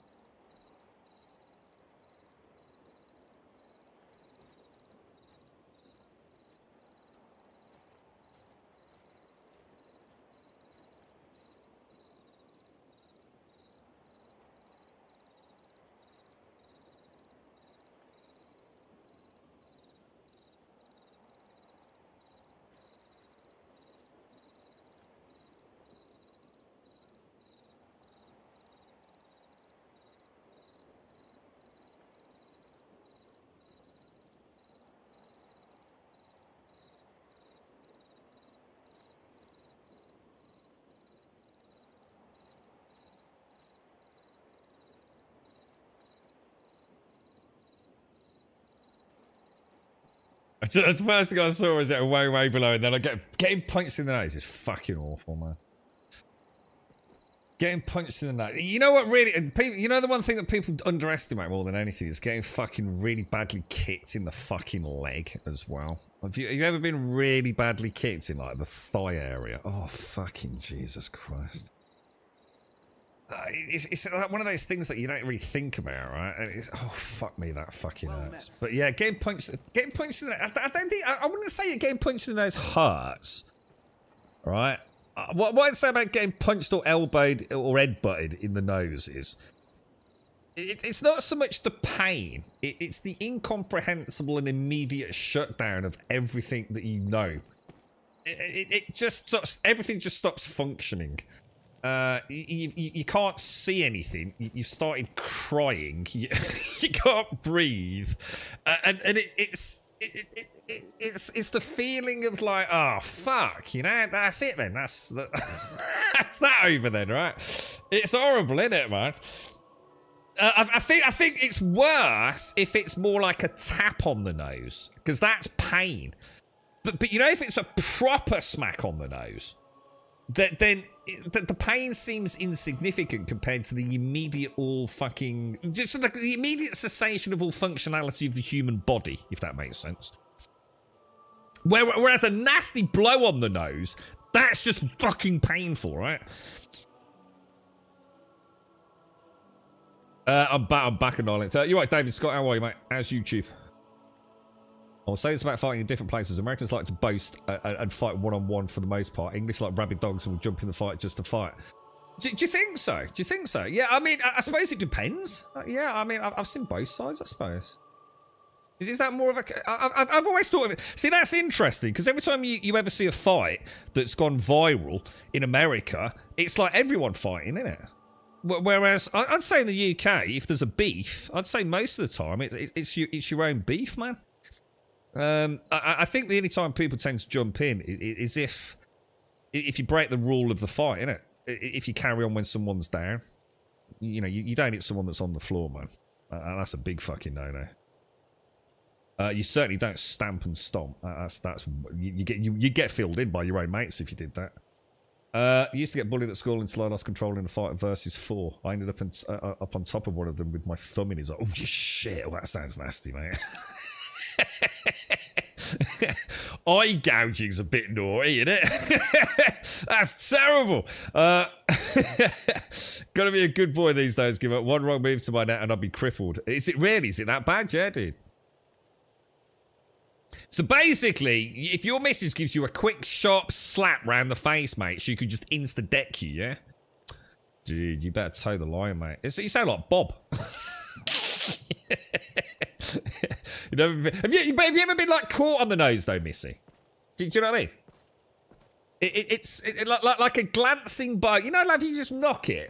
You know, you're having a little bit of a play fight. Oh, look at his shield. That's really mad. Like a little bit of a play fight. You just got like a tap on the nose. That's fucking awful, dude. But a full-blown smack on one, it is. It's like the lights go out a little bit. The worst part about fucking getting smacked on the nose is how the rest of your face swells up afterwards. And like, all your sinuses and shit. And it's like, it looks like, did you get punched in the eye? No, I got punched in the fucking nose, dude. I don't remember how it happened. It scared the shit out of me, but I generally lost all control. Yeah, that sounds that's the rage setting in. That is, yeah, that's scary. I don't know what the conversation was, but I can indeed say cats are better than people. I agree. I think. I don't know. It depends on the cat and the person, to be honest. Right, let's see what this dude wants. As I understand it, Sir Mercedes brought no men with her from Hearthstone. The force she commanded here was comprised of sellswords and the like. The like. Some of the voice acting is next generation, isn't it? So hang on, maybe this isn't the dude we're trying to find then. Report your victory. Return to Grand Sorrow and inform Aldous. Does anyone know where Aldous is? Who is Aldous and where? Is that suggest? Oh, it's just really hard to see. Yeah, look at that. You can just make out. Oh my god, maybe see what I mean? It's there, but it's ever so faint, isn't it? So it's obviously on, I'm going to assume it's on a level below us, right? Which maybe means going up to, maybe above us then. Maybe go up to the second floor. Yeah. I think a glancing blow in the nose is in some ways worse. Well, I mean, it's not worse because you don't want a broken nose, but Oh, what? What the fuck, dude? Why am I in prison? Dude, what, but, my lord, I was not even in Birkenhead at the time, mate. You don't have to keep...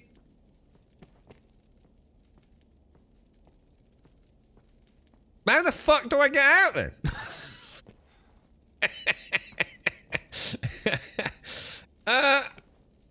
I've got no inventory.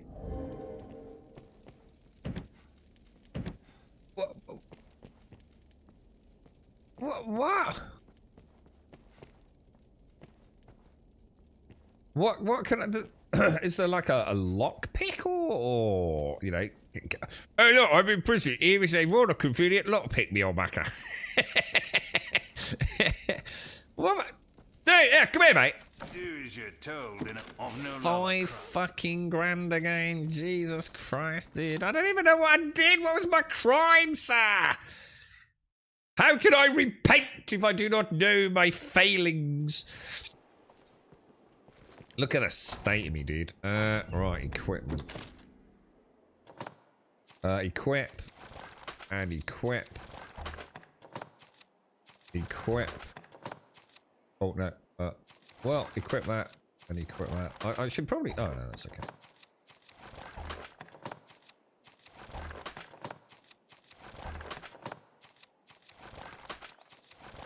Yeah? Oh, I don't seem to have a hat on. Or I like to think it as a comfort nappy. All right, we're back. I don't know what happened there then. All right, so we... Dude, what?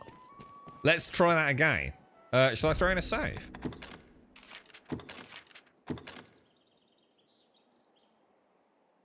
I think last time I went to jail because I killed... Well, I didn't kill him, but I shot the kid on the roof, didn't I? I shot an arrow at him to try and knock him off. And say that out loud like that as if it was a perfectly justified, totally logical thing to do. Oh look, there was a young child on the roof. It seems to be stuck. Oh, I know what to do. I should shoot an arrow at him. I'd make such a good superhero. Oh no, what's that, Missy? One of your cats is stuck in a tree. Let me go and get my bow. I'll have him down in a jiffy. Oh shit, dude. What's that? Max is stuck? Oh no, let me catch him. Let me get my flamethrower. Those rascally leaves. Oh shit, man. It's the way it came out. I was like, oh, it was totally legit. I was only trying to save him, right? Oh shit. Oh, you gotta laugh, ain't you? Used to surf and skateboard. I won't even go mountain biking anymore. Used to fall off too much. So is that so? It's quite precarious then, Gimme, yeah. So on a serious note, dude, you know, a bit of whiplash in a car or something, and that could be brown bread then, yeah.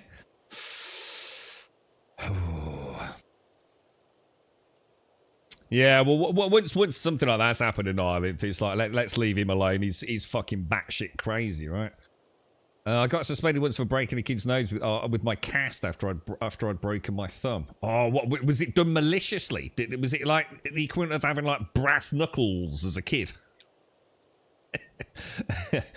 You got caught as well, Smack. You could, yeah. I shot a kid in the head. Totally legit, honestly.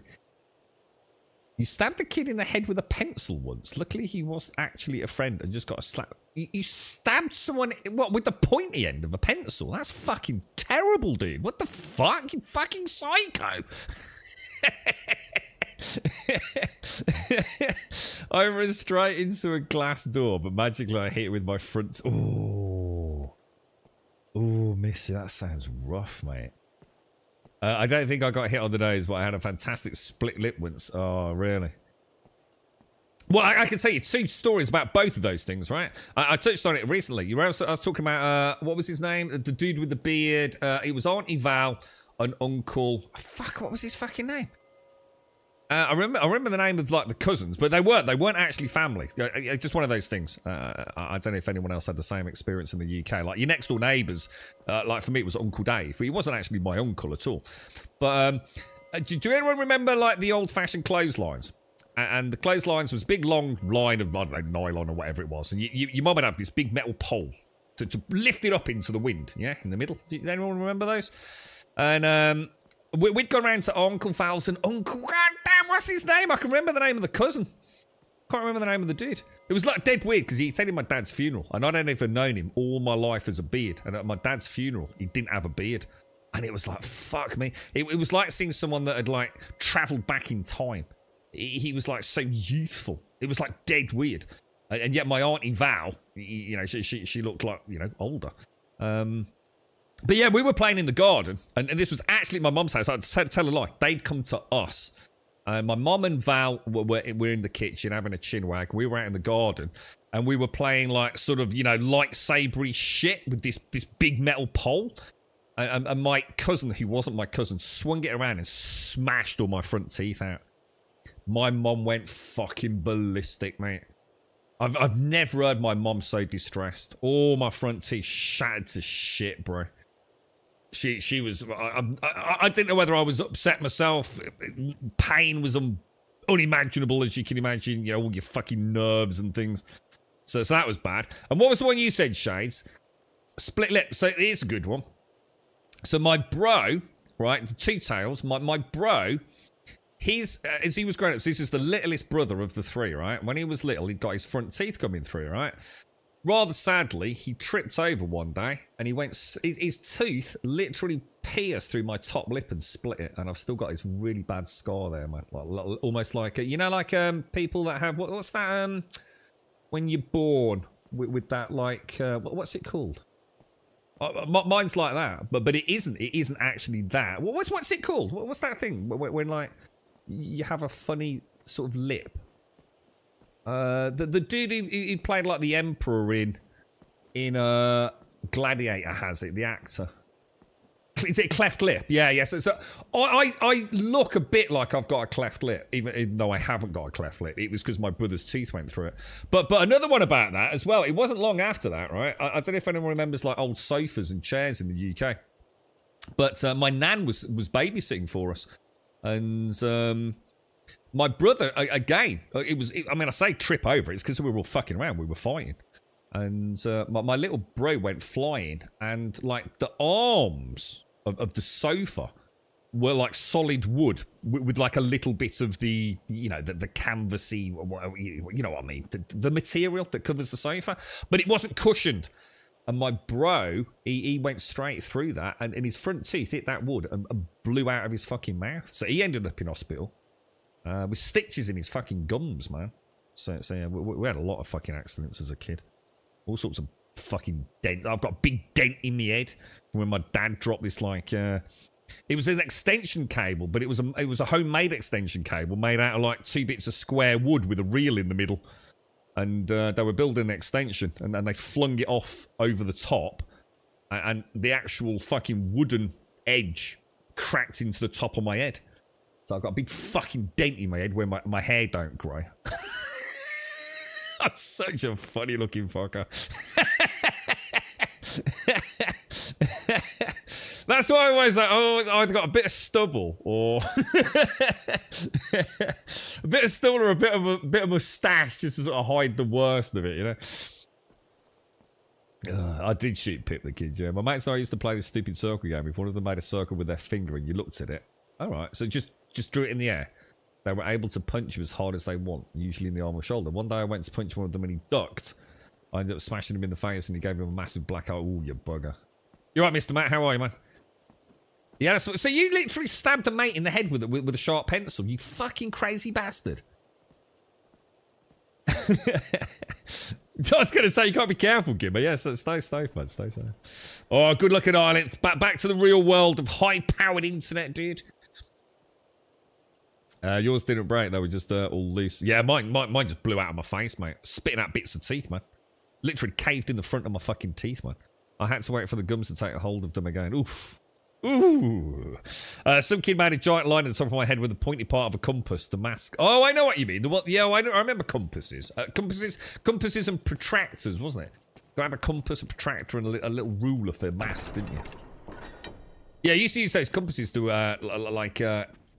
put your initials in wooden desks and things, didn't you? We had some terrible desks at grammar school. They were fucking archaic, man. Welcome back, sir. Then the Griffin is defeated. It is indeed, Aldous. It is indeed. Blessed relief, that. All who walk Grancis roads will rest easier for it. 'Tis welcome news, too, for trade. You and the others who fought have my thanks, Arisen. Well, thank you. Well, thank you. Okay, so if we go this away, let's just check the quest. Seek out Celine. Rumors that the Hexer of the Witchwood is in league with the dragon are sure to incite violence unless action is taken. Seek out Celine. Celine could face retribution for perceived evil deeds made for the Witchwood and see to. Oh, we've got to go back through the fucking Witchwood. Pain in the ass, bro. Right, close the list. Up to the area. Oh, we literally do, man. Do I suppose going to Casadis would be... So if we hit Casadis and just travel around, that'd probably be the quickest route, wouldn't it? I mean, I have got a stone over there, the healing spring, but...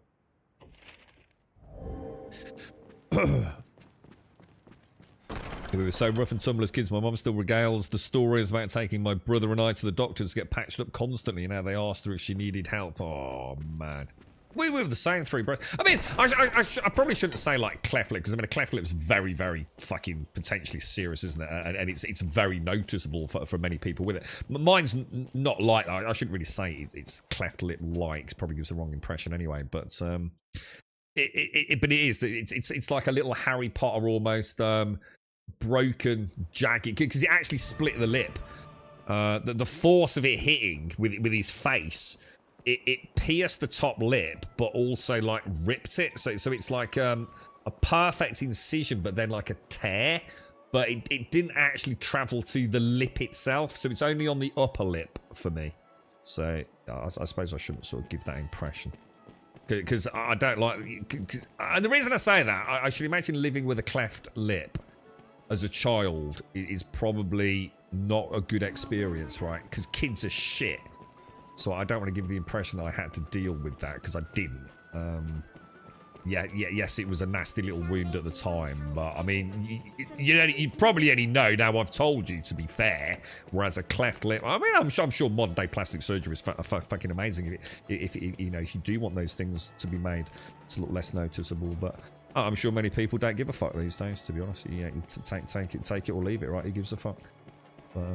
Yeah, I don't want to give the illusion that I had to deal with that kind of stuff, because we had some kids at school that were bullied for various reasons, and I spent a lot of time with a very good friend of mine who was very physically disabled, legs, but also the condition he had also meant that he looked quite skeletal, if you like. So it's a very thin, very little sort of bone mass and very little muscle mass.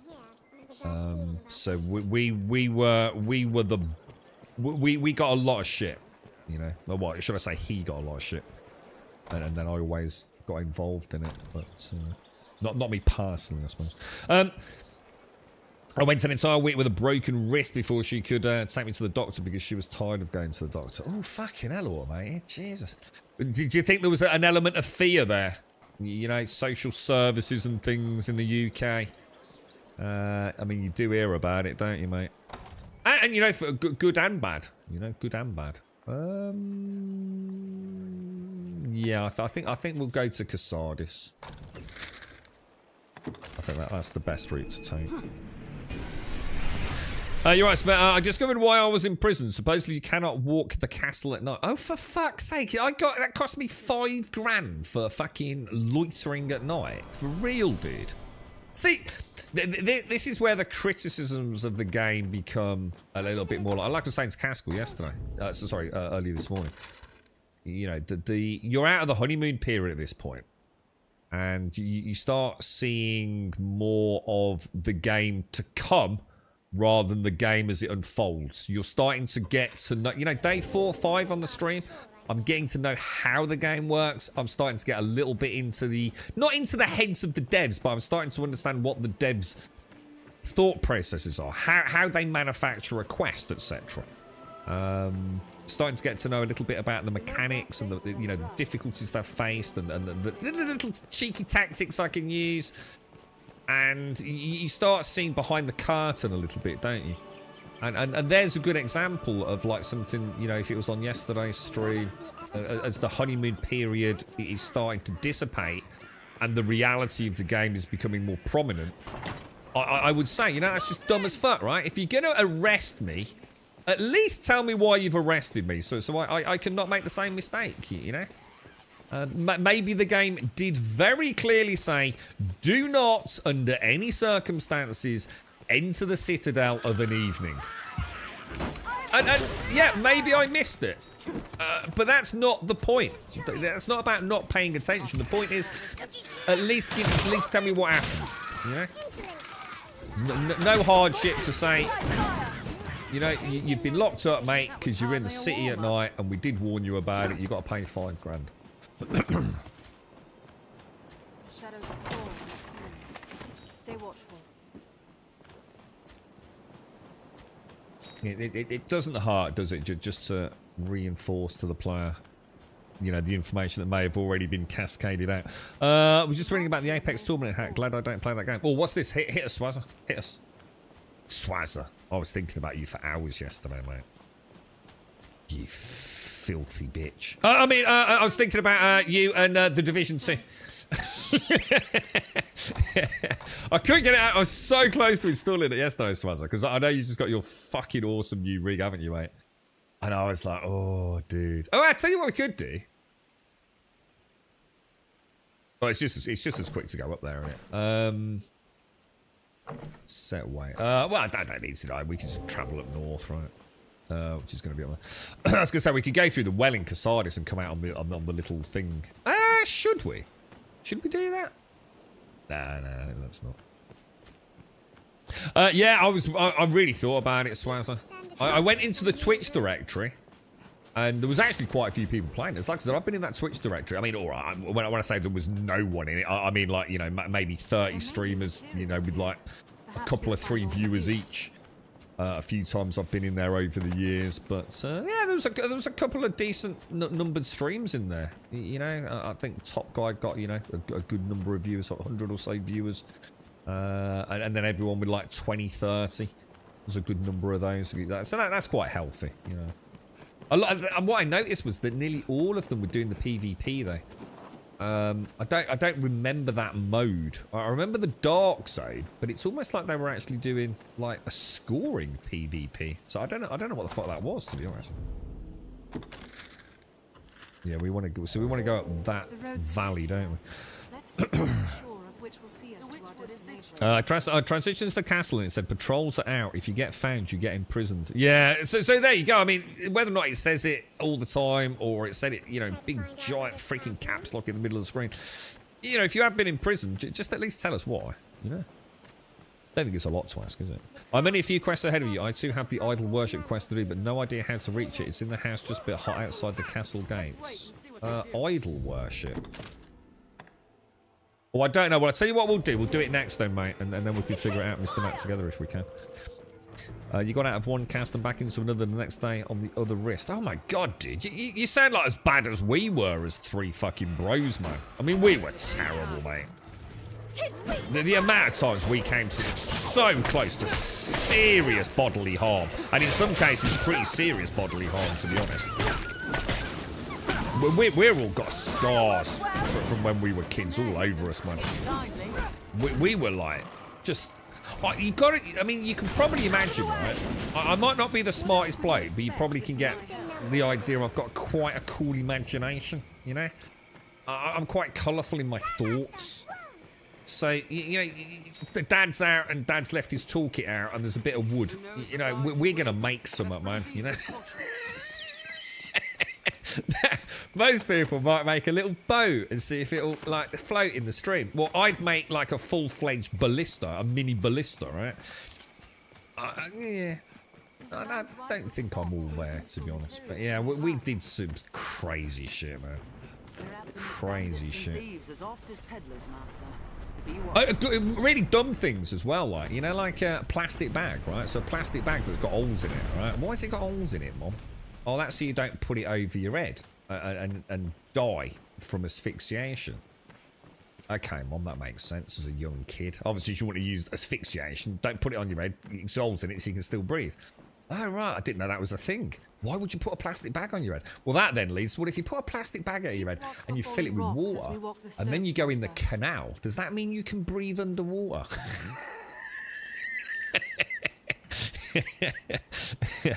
Needless to say, I'd like to point out that no, it doesn't. So, but the thought, maybe I shouldn't say colourful imagination. Maybe a better way, an inquisitive nature might be a better way of looking at it. So you got out of one cast, back into another the next day. My brother and I used to love playing Daredevil. We did, but we didn't play Daredevil. We played Can We Get Little Bro to do it. So we had the same ethos, but we had the crash test dummy, you see. You presumably only had the two bros. We had a spare bro, you see. We had a disposable bro. He was a climber and would climb the highest trees. I was not as good of a climber and a worse faller. I would climb trees in spectacular fashion. I must admit, I've never been that keen on... So I actually enjoy climbing, but I was never into clambering up things for the sake of clambering up things. And then I discovered like well, actually, we won't go there. Brakes.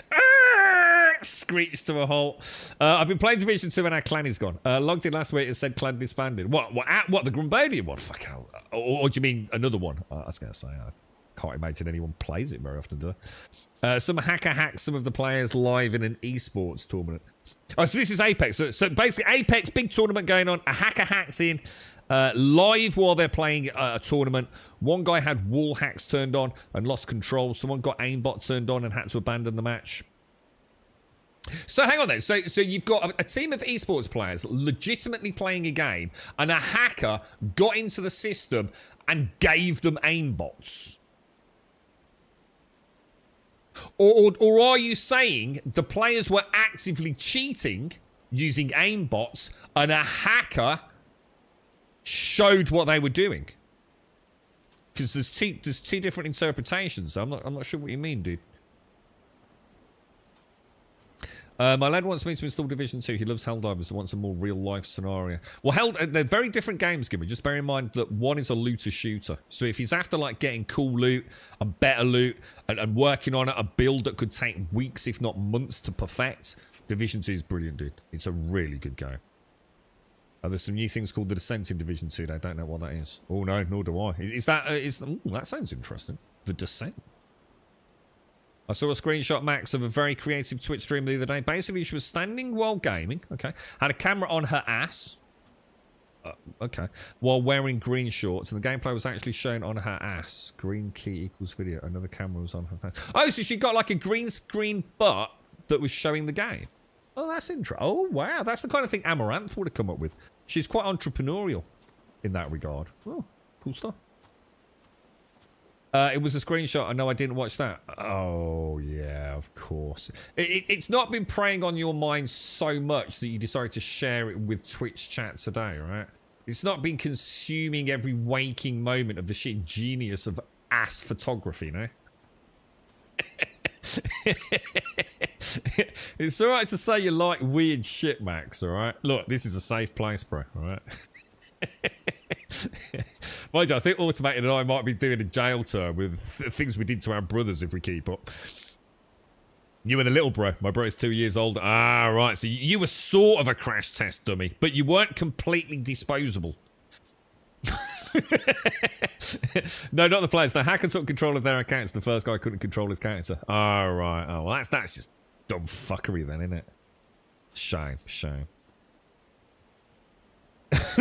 Well, it's thinking outside the box, Max. That's what you need to do on Twitch these days. I read some of the comments, and to be fair, most would congratulate her on being I was going to say, yeah, I was just about to say, I mean, this is what Amaranth was really good at. Whatever you think of her, you know, whatever your stance is, the thing is she completely and totally changed an entire directory on Twitch. You know, they found loopholes within the terms of service. They took advantage of it. They monetized it. These people, you know, they're not stupid. You know, they make a lot of money out of fucking playing the fucking game, dude. Definitely, man. Definitely. If you want to stand out, you got to, you know, if you haven't got anything else, you know, going for you, you've got to do something, right? If you want to get in the big leagues. No difference to any other work out there, right? If you want to progress, you need to stand out. You need to excel in something that somebody else isn't. The world is not a complicated place. It's very easy to understand sometimes.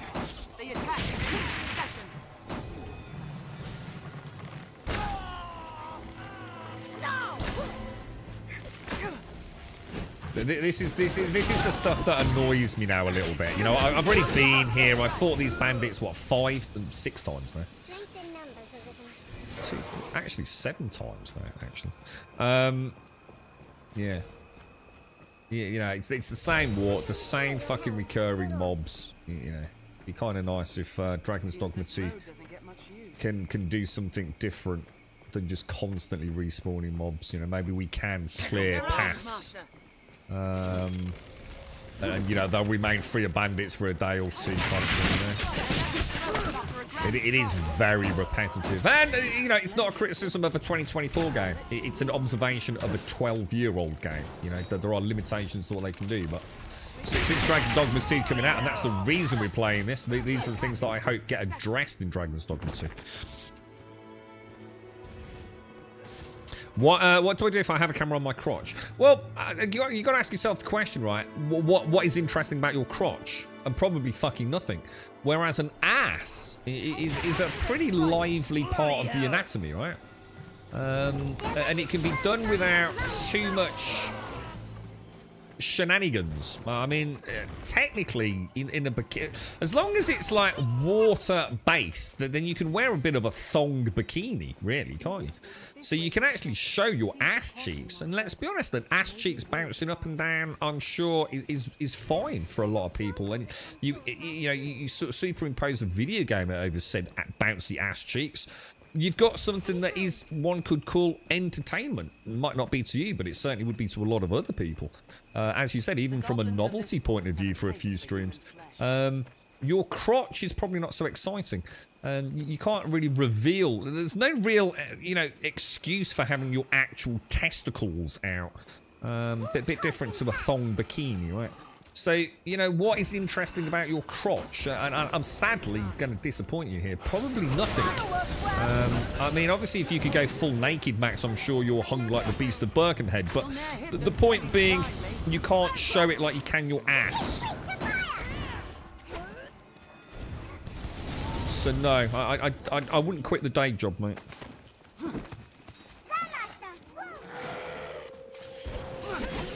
However, if you do stream your crotch, please let us know, because I'd love to see how long it takes Twitch to shut you down. Probably a lot longer than it's taken to shut me down, considering I haven't actually done anything fucking wrong. But hey, that's life, right? It's the 18th. Any news on the channel issues? If so, we need other efforts. Just send me, just go to your bank account, right? Take all the cash out and send it to me. PO Box, grumsjetskifund.com. Or PayPal it, whatever's easiest. I'm not very good at selling myself, mate. So I don't know. We need a committee. We need a committee that can act as my my financial incentive. I just sit here and talk bollocks all day, mate. If we make any money, then that's just a bonus, right? So someone else is gonna have to deal with that side of it. We can have banners and ass cheeks and green schemes, crotches and manky toes, whatever. Just tell me what I've got to do to make money, right? And I'll sit here talking bollocks, 7 hours a day, 7 days a week, what we always used to. Was built by a duke of old. Couple of Freddos. I don't know. Am I worth I mean, maybe a Freddo? I don't know. I don't think I can provide adequate time of a quality standard for 2 Freddos. I mean, don't get carried away, mate. You know what I mean? Notes of commitment. Everything I do at work ends up having to go through committees. Notes of committee. But you could be the committee Caskell. You know a lot about Twitch. You stream, right? We can make Caskell like chief exec of monetization. Yeah. What about that, mate? And you just say, right, it's Monday morning, Grump. This is what you're doing, and I don't know anything about anything else that's going on, and then you just steal all the money. That's probably how it works in local government, right? You're voting for Patreon. See, the only thing is with Patreon, what would you put the tiers at? See, I can't do. I did this the other day, and look, I'm not gonna. I did lie to you all. All right. But it was a little white lie. All right. I said the reason I didn't set up the Patreon was because I couldn't change the currency. All right. That actually is true, and that is what I told you. Because basically, if you change something on Patreon, right? So for example, if you put your bank details in, or a payment plan, or you go to set something up, right, it automatically triggers a security measure, which essentially locks the account out of doing all the other things that also act as a trigger for the security measures. So I put in my payment details, right, which meant, or I can't remember what I done. I linked something anyway, or changed an email address, whatever the fuck it was. That then triggered the security measure, okay? And then it's fine. There's nothing bad about this. In fact, it's a very good system, actually. So, you know, I'm not having a pop. But what it meant was that I couldn't change. If I wanted to do a tier, yeah, I couldn't change the tier to pounds. So all that stuff's locked out. Anything to do with financial stuff is locked out for 5 days. And that's what I told you on stream, that I spent about 10, 15 minutes doing this. The real reason that I didn't pursue it any further is because I didn't know what to do the tiers at. I'm going to be honest, guys. Am I worth $1? Am I worth $2? And I shut down at that point. I can't put a value on myself because I think it's a privilege just to be here. And the fact that you even come in here and say hello, it has always been pretty much good enough. But as I've said, I also have to accept the fact that 7 hours a day, 7 days a week is not healthy from a financial point of view. If I haven't got a little bit of income coming from the stream to at least pay, you know, electrics, treat ourselves to a curry at the weekend. I mean, obviously we don't do curries every week, but you get my point, you know. And it's like imposter syndrome. $1? Is that too low? Is that too high? Am I worth $1? And it's like, panic, shut it down, go. And you know what I did? I went for a walk. I can't deal with that shit, man. This is why we never had a PayPal or fucking Game Whisper or anything, man. It gives me the fucking evilly-jeeblies, mate. So I did. I've come clean on that now. See, that's a weight off my shoulders already. Last week's committee output is now at the committee of committees to move forward to a Oh, I like this setup. Let's do it. Let's create a committee. Who wants to be on a Grumbodian committee? You get locked out for 5 days. The same process will take you 3 to 4. I don't know, Max. I just don't know, dude. I'm sure once the initial setups happened, I'm sure it's a lot easier. Or I don't know, maybe they do some 2-factor authentication thing. I don't know, dude. Because like I said, I'm not locked out of the account. I'm just locked out of changing some things. Same too as Twitch. A game automatic. I don't even know what they are, dude.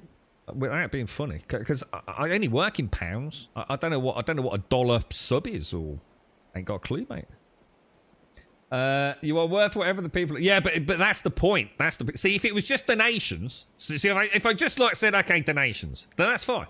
Yeah, someone might give like 50 cents. You know, so someone might give $5. But with Patreon, you actually have to set amounts. and that's the problem, Max. It's like, okay. I don't know. I feel a little bit awkward. How about we crowdfund for one of those Napoleonic sea... Oh, I like the idea of that, yeah. We need a Grumbodian Isle with the Napoleonic sea fort. Dude, and we could live happily ever after. This would be so good. We use pound sterlings here. Yeah, well, yeah, again, I couldn't, like I said, I couldn't change it. It defaults to US dollars, I think. I had the same problem. I couldn't figure out. Yeah. So I just closed Chrome and ran off. Get yourself ready so I can play my favourite morning talk radio. I'm sorry, Darth. I just don't know what to do, mate. I suppose I still want the get out card, really, in some ways. I feel like I've been fucked over, and I don't want to get fucked over again, really. Just do 4, 8, 16, 36, 64, 128. Oh, like, so, okay. So we're kind of playing like a digital thingy here, are we? I would pay up to 30 to 35 quid because that is what my budget allows right now. But that's a lot of money, Missy. How many tiers can you? I think you can have as many tiers as you want, dude. I suppose there's the problem though. If you do Patreon, and I don't know if Buck's got any insights into this. What I don't know, mate. I just don't know how I feel about it. But you know, what do you offer?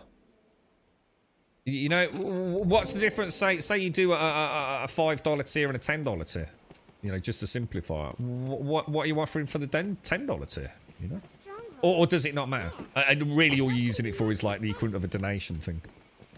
And then the question is, why don't you just do donations? I don't know. I'm going.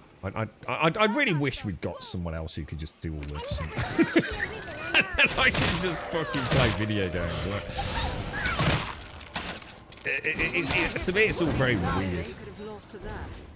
Very weird. Very uncomfortable. 5.15. Yeah, because weren't you saying that was what Twitch was? Yeah, but that's pounds though, right? Which I can't do. So then I'm thinking, well, what's £5 in US dollars? And yeah, I gave up. I just gave up. We need to go back up here and angle right by the looks of it. Do you have to offer something to make clear each do as a donation? I don't know. Again, so there's a good question. I mean, do I actually legally, or at least according to Patreon's terms of service, have to? I don't know. Again, I didn't get that far, mate. The goblins of this forest I really didn't. The old feelings came flooding back, and that was it, really. Your offers, them watching you, they either will or won't. Keep it simple. But yeah, but it's like I mean, yeah, I get it. I mean, probably overthought it a little bit, but the point is still. And this is the problem, isn't it? At the moment with subs, we get all the wonderful advantages of Twitch. You know, you get a cool sub badge. And you get to use cool, well, I think they're cool, emotes. And you know, if you're like a gold sub, you get like a little, well, we should always have changed that. We should do something special for gold subs, I suppose. But that's the point, you can't you? Because it's all built into Twitch.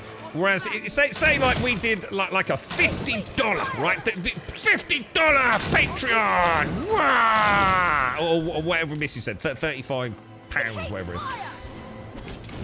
How do we give you something, say, that's a little bit better than, say, £5?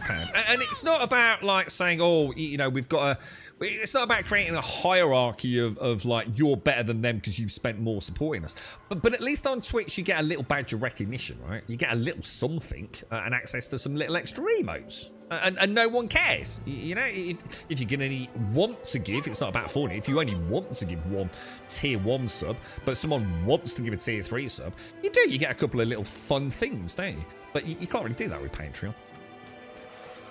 Because it's not linked directly to Twitch in terms of, you know, for obvious reasons. You know, so Twitch don't want money leaving them, do they? So all that starts getting introduced into it. It's like, well, if I do a £5 tier and then you do a £15 tier, what's the point in the £15 tier? And the other thing is adverts. You know, if you sub, you don't get adverts. Whereas if you said, nah, Grump, I tell you what, mate. Fucking want to listen to you. You're a bit of a dickhead, but you know, I'll give you another fucking month. I'm gonna do it through Patreon instead of Twitch. You've now got fucking subs, man. You know, I mean, who was that early? That's us. 88 fucking months that bro's been here, man. I assume it's him, and it's not just a recurring sub that, you know, maybe he's dead. And it just keeps taking money out of his bank account, but no one knows. I mean, it's the only way to explain 88 months in a row, right? I must have offended him at some point. If not, I need to make amends for that. But, Yeah, 88 fucking months, Daxos. In a row! In a fucking row, bruh!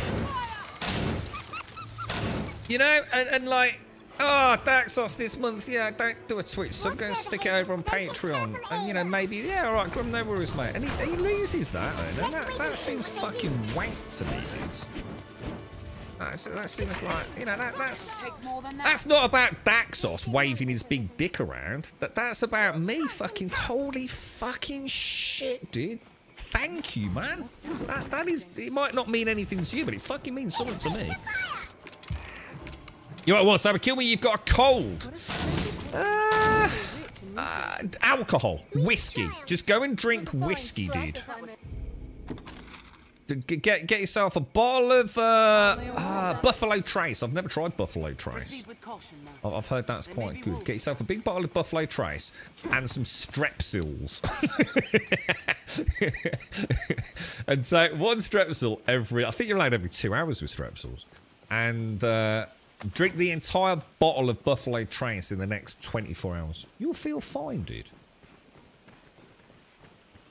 You're right, Bob. I pay what I feel I can afford. I see it as supporting a friend, not something I buy. Oh, well, that's very... Thank you very much, Missy. Now, go and watch Game of Thrones, you knob. Thank you very much, Missy. Thank you. I appreciate it, mate. Thank you. True, but Twitch isn't paying you, so you need to think about yourself. I personally do not care about emotes. It's kind of pointless. I come for the chat more. Yeah, but you might care about fucking adverts and things. You know what I mean? It's a real tricky one. It feels like we're... I don't know. It just feels weird. I don't know what to do, boys. I've just been streaming, and it's like, you know, it's zero recompense financially for it, but it's you know, it's... I'm still enjoying it. Apart from bells. We're not trying to kill him, Doc. Fucking hell, mate. Fucking hell.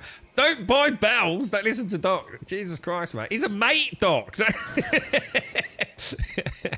Fucking bottle of bells. He's not doing the fucking decorating, mate. He's not trying to clean his paintbrushes, bro.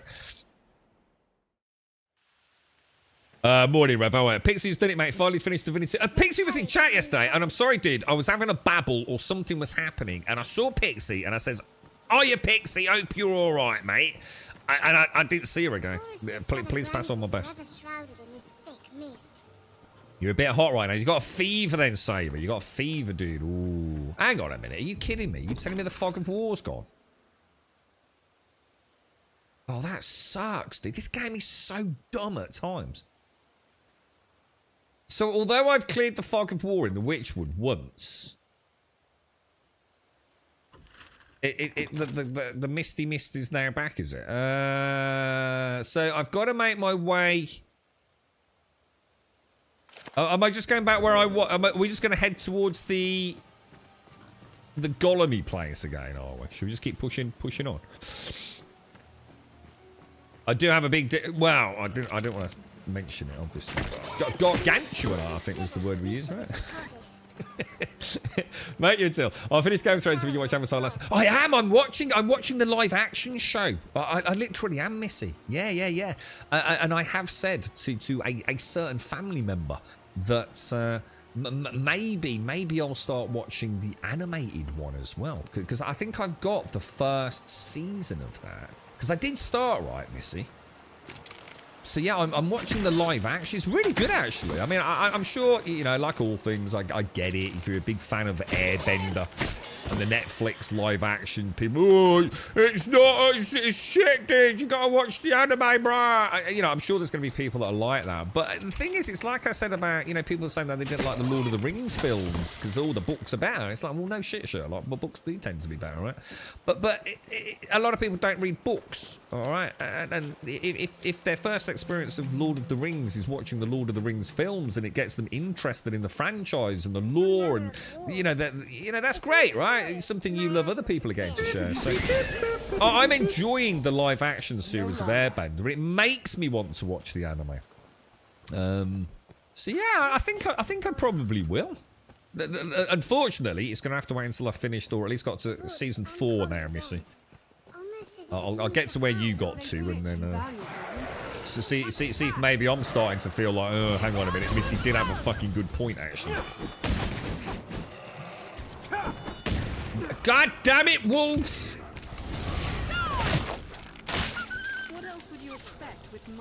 I hope I don't have influenza beats going around here. Nah, you'll be fine, Wild. Don't. You're a bloke, right? You probably just got a fucking cold, dude.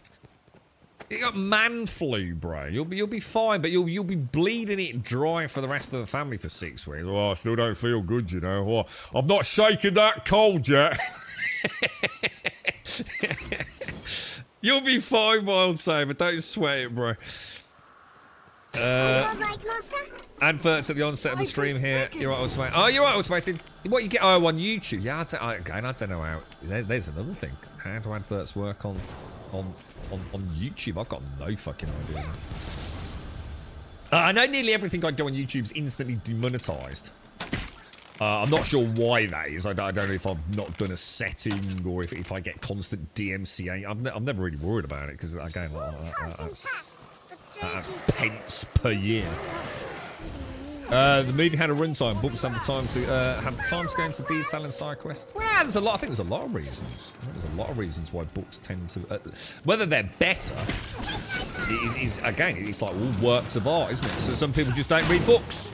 They just don't want to read, but they'd quite happily sit there and watch 8 hours of Netflix, wouldn't they? I think it would be a magic thing for you and a set of family members to experience together. Yeah. I mean, yeah. I'd like to. Well, yeah. Maybe. Yeah. I can't imagine I'd be watching it with my mom, but yeah.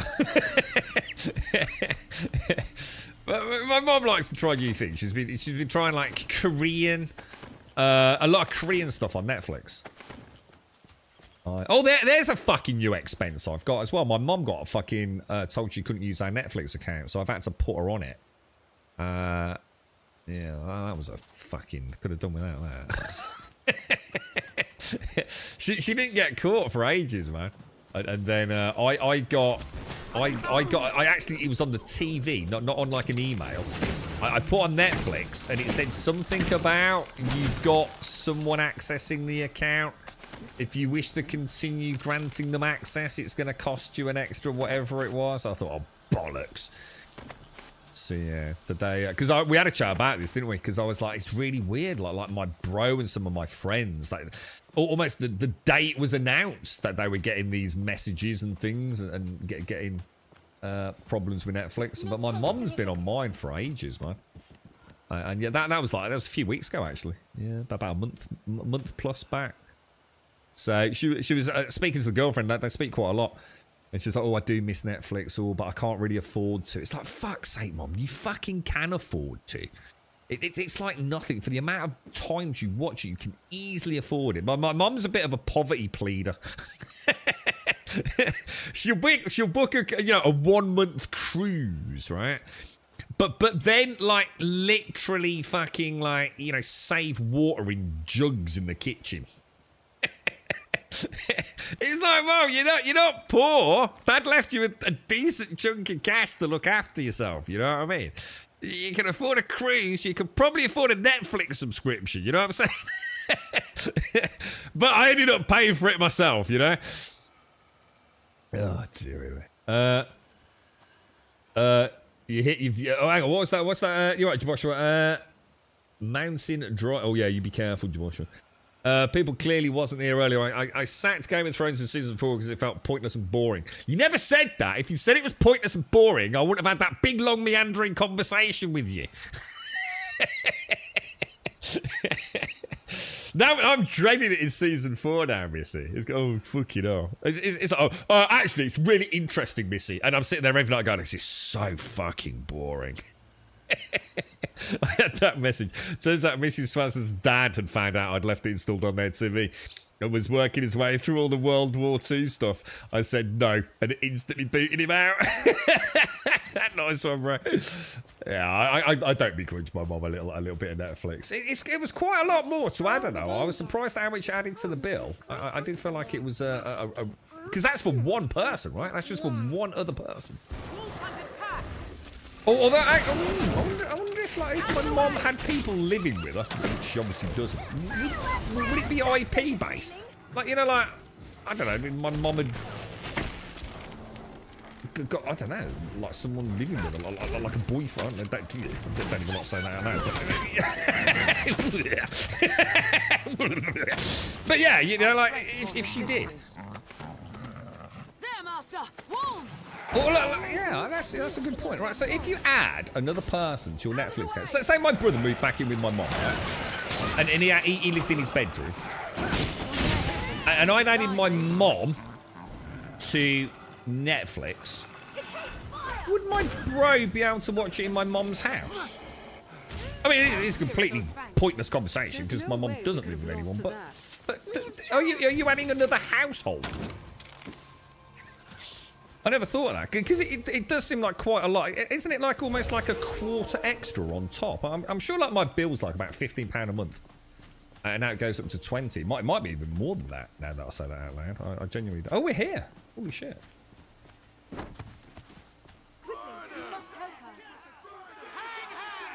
How many seasons are there in Game of Thrones, guys? How close did you get to the end, Missy? Do you know?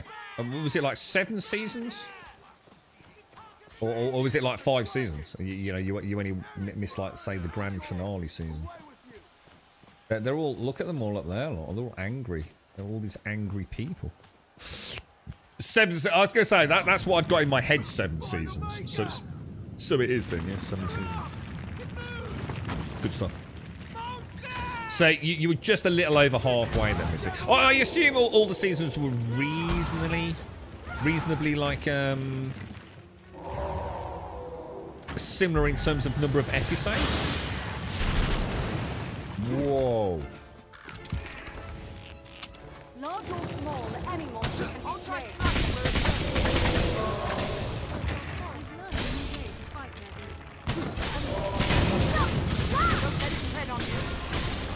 I just wrecked that motherfucker, dude.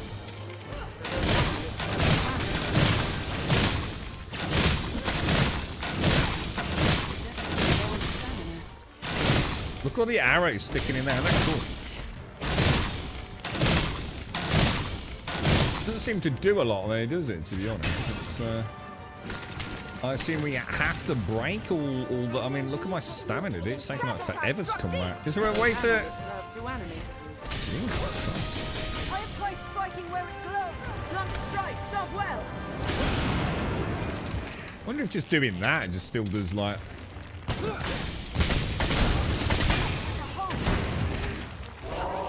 I think there's a lot of problems with this game, aren't there?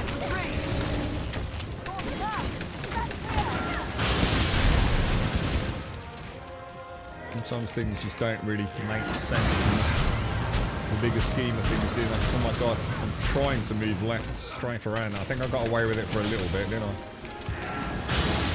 Probably get behind it, maybe. So we definitely...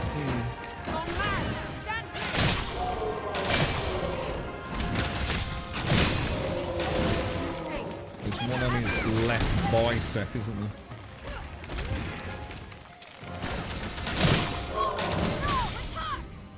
It's kind of weird. It's almost like... I don't really get it.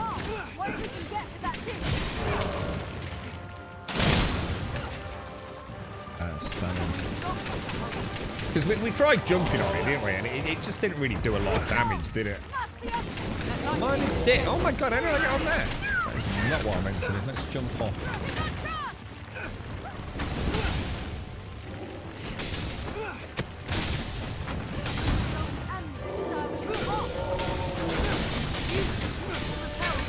Well, that we did a bit of damage there. There's not like the last time we fought one in the dungeon, was it? I assume it's based on IP. I've added new accounts at my house and never had an issue. So yeah, so maybe that's why it seems expensive, because maybe people are still double dipping. Like, you could get a friend, you got a best mate, and it's like, come on, dude, you pay for it, and I'll give you a £10 down the pub on a Friday each month, yeah. And you end up with like 2 full families doing it. Do you reckon, Swazza? Maybe. No, I don't do that, mate, because it ruins the combat for me, mate. All this like, oh, let's go in. Oh, let's go in here. Oh, let's go and eat like a wheel of cheese like we do in fucking Skyrim. Oh, let's eat some peanuts in the middle of a battle. It's fucking bullshit, dude. I ain't got time for that crap. tunnel extends where the golem stood. Let's go find Celine.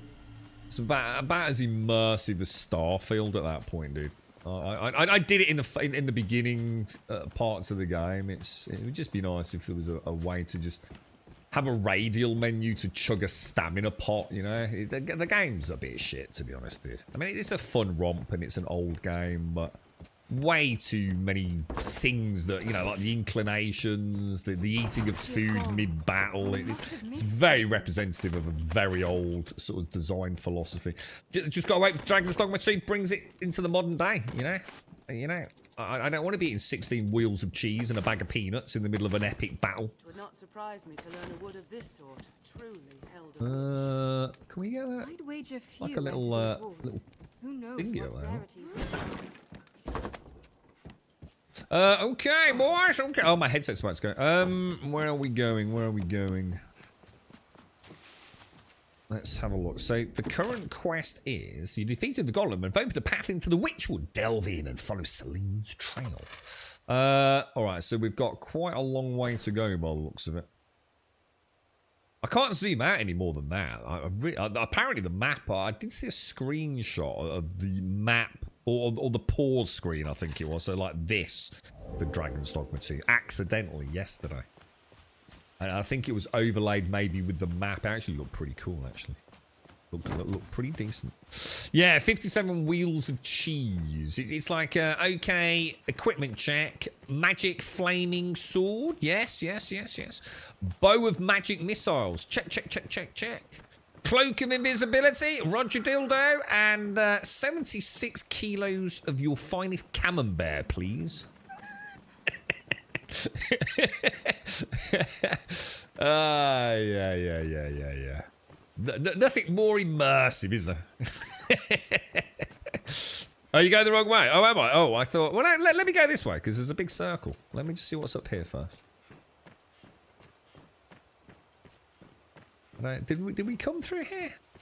Oh, this is where the little... Oh, we did, actually. This is where the little spooders were, wasn't it? So, hang on, then. So, if I go back... Hang on, then. So, if I go back here... What is this fog of war here? Oh, I can't zoom out, guys. Isn't that weird? I wonder why they've gone like this.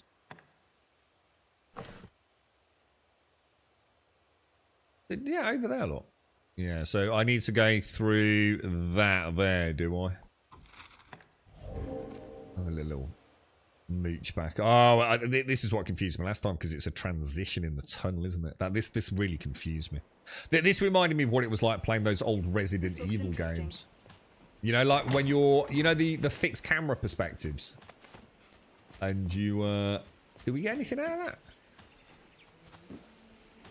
Yeah, the fixed camera perspectives, and you know, like you're walking down. Is this near? Oh my god! This is right near the encampment, isn't it? Holy shit! It's a good job we did go down there. Holy fuck! Shortcut or what? But can you get... but you can't get up here, though, can you? Oh, but you could put a stone down here, right?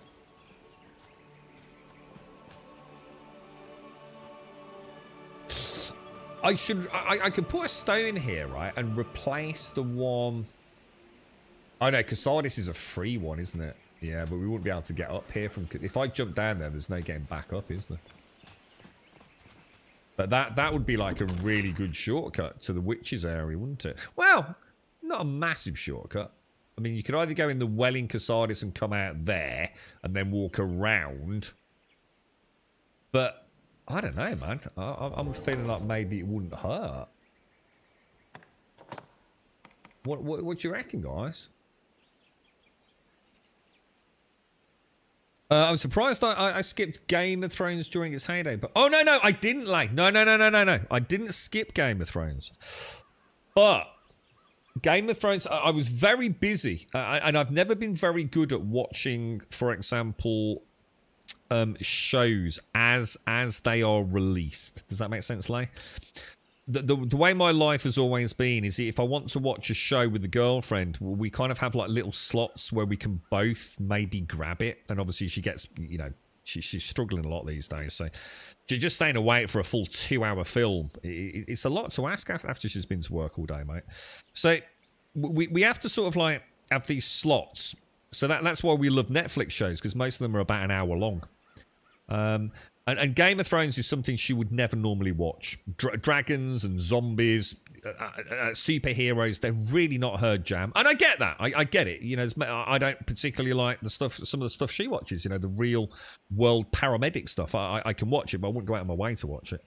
But, so I watched Game of Thrones on a tiny little 720p monitor. As those episodes were launching while I was doing other things. So I've never really... Obviously, some of the epic moments I've watched much more viscerally. But a lot of what I've watched is a little bit like how Walking Dead ended up. I kind of had it on in the background and I'm glancing... A little bit like reading Twitch chat, you know, like this. You know, I might be playing a game and looking at a bit of Game of Thrones, but it would probably have been like, you know, a few emails and a couple of phone calls or even... on a mobile phone, a really old tablet I had back then, a battered old Sony tablet while I was cooking food for my dad and things. So I have seen it, Lay. I have seen it. I just haven't seen it in any particular detail. So sitting there in a living room, you know, a good quality TV these days, well, at least it is for us. It's pretty spectacular, man. You know, I'm picking up on... It's just so beautiful, dude. You know, it's something I've just never seen before. I don't know where to put this ferry stone down here, man. Because we never came out here before, did we? And it would make sense. And I think I have got another ferry stone in storage. Let's leave it. Let's leave it. To be fair, it's not that hard to get back to the witch's hut, is it? It's only a short jaunt. Oh shit, my headset's totally about to, like, it's bleeping like a maniac. So yeah, I mean, the thing is, it's like I said, like, you know, although I'm saying I have watched it, to be fair, it's almost like watching it the first time, dude. Because I'm properly paying attention to it. I'm also quite, I know this is going to sound weird. Oh, fuck my headset. Let me sort this out. We must help her.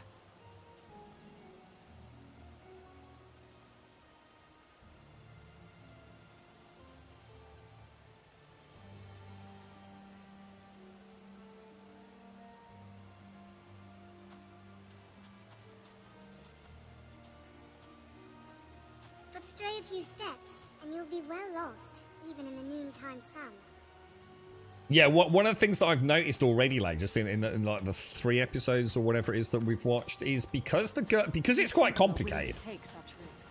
You know, how much are you supposed to know? How much are you supposed to infer? The girlfriend, you know, when she gets a cup of tea or something, we're stopping it and she's asking some questions. So I feel like super in it at the minute, you know, although today will give you very much the other impression. You know, I can't remember. I'm terrible with names, but weirdly, you know, when I'm explaining things to her without spoilers, you know, you say, hang on, who's that again? Hang on, is that his kid? Is that Ned's kid? Is that no, that's what's his name? We spoke again. I said the name earlier. I've forgotten it already. Greyjoy. What's his name? Someone Greyjoy. So it's kind of nice having someone to watch it with, like, you know, obviously I used to watch it and, you know, speak to work colleagues or whoever it would be. I'm sure even here on Twitch, I have no doubt. So it's kind of nice to actually have someone to converse with it, and it makes it quite that little bit more tangible in a way. I was saying to Missy earlier, you know, I feel like I really am getting to know the Stark family, even though it's only like 3 hours in. No more than a film, right? You know, just a long film. And yeah, I feel like I know a bit of their history. I know what, you know, the Stark family stand for, you know? Ed and his kind of like weirdly unwavering sort of patriotism around, you know, the king and everything, despite all the hardship it's brought to him over the years. And it's very good, man. I am like really surprised at how much I'm enjoying it this second time through. Watching it a bit more I think before it was like I needed to watch it before the next episode came out. So I think some days it was like I really need to watch it, get it out of the way almost. Oh my god, I just got a port crystal, fuck's sake. You took notes. I think it's something that I would see myself doing. You know, I'll see how complicated it gets. But yeah, it wouldn't hurt, would it? Just to make a few little. I already had a question earlier, which I think Gimmer answered as a good example. Like, sorry, so it's really hard to fight. I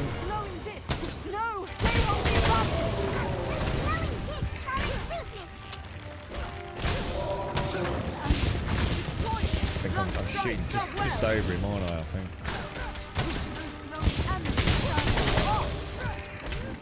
If I can time those right.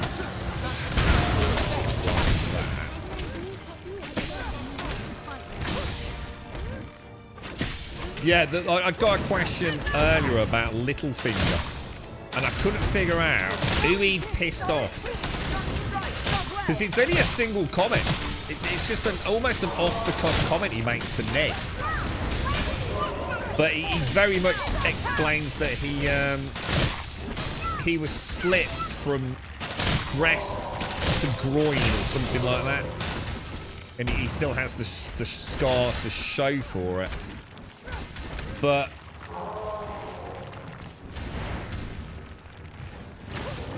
I think we now know who he's referring to, and we think I think he's referring to Ned's older brother.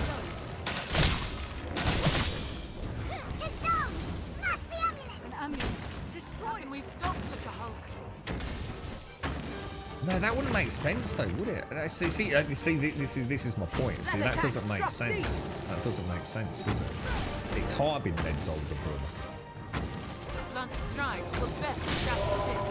Oh yeah, I've got myself all in a tangle here. Oh, nice shot. Oh, that was a nice shot. So what do we do when he's like that? Is it still one?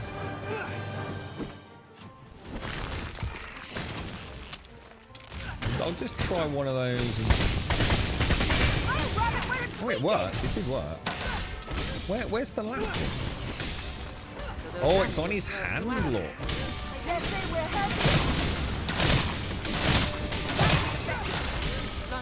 So now what? Is it just a case of willing him down now?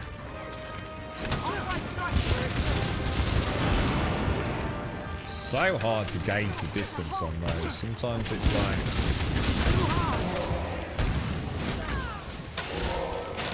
I think he's got another rune. Oh, is it on the bottom of his foot or something? Whoa! So he actually does like a Cyclops blast that turns into an eruption. Oh, it is. It's underneath his foot. Look. How the hell do we get that? We need to knock him down now.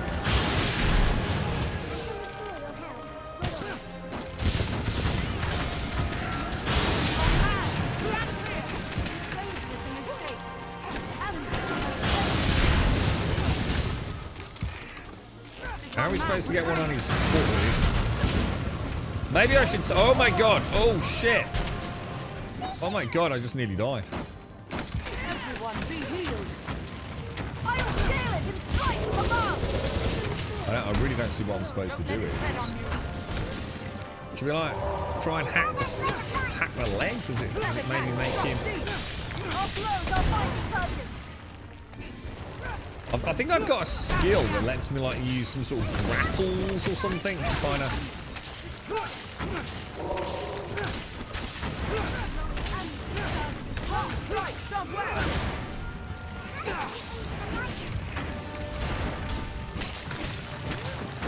Oh, that's so annoying.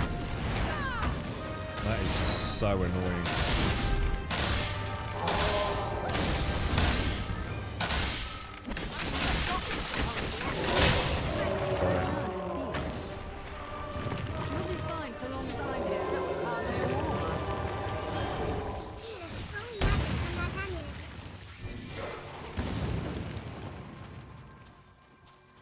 Oh no, it does make sense. No, I'm out of the fight. It does make sense. So there was a lady, let's call her Betty, who was betrothed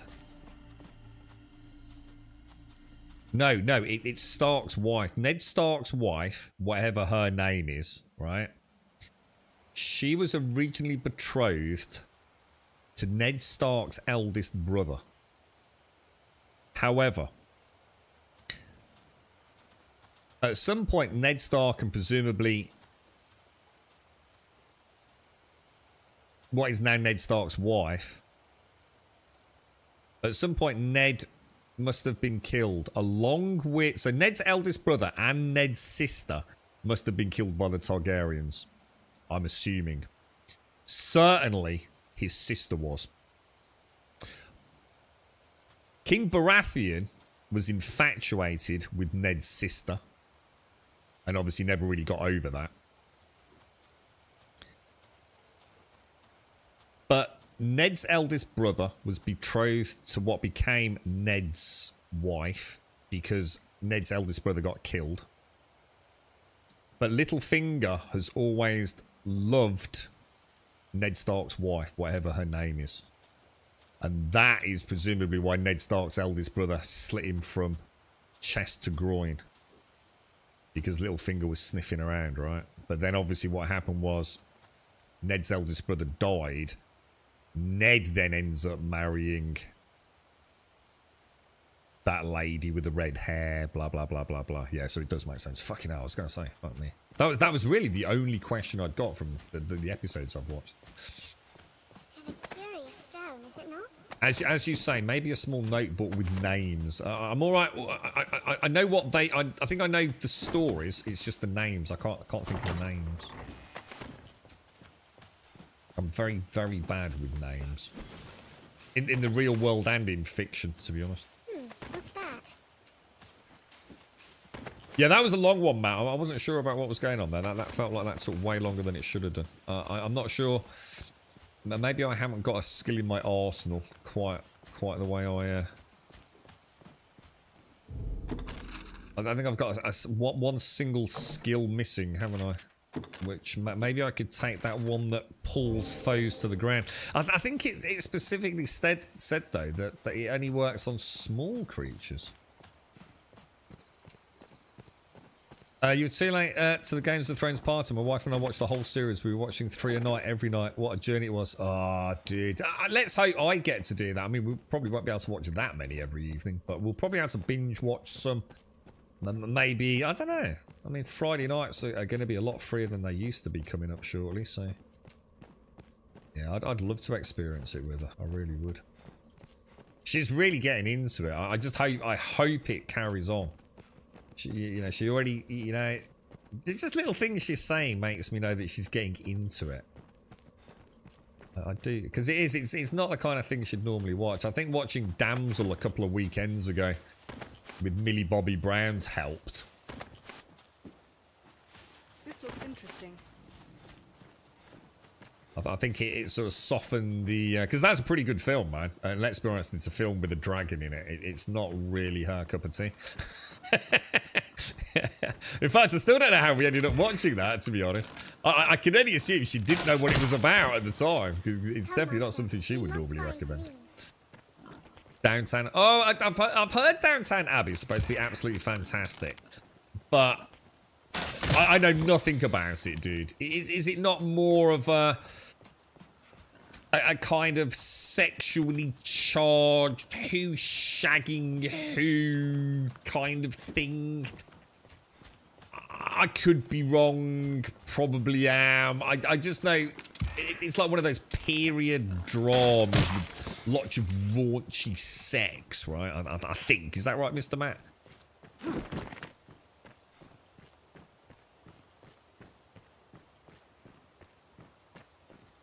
It's really good you're hooked for. So what is it? I mean, if you had to sell it in you know, I suppose, you know, if you had to sell Game of Thrones, you know, you could probably summarize the overall, you know, you could describe it as a sort of like medieval fantasy, but highly politically charged fantasy fiction, including everything from epic scale battles to the backstabbing political intrigue of sort of like a medieval fantasy world interspersed with dragons and...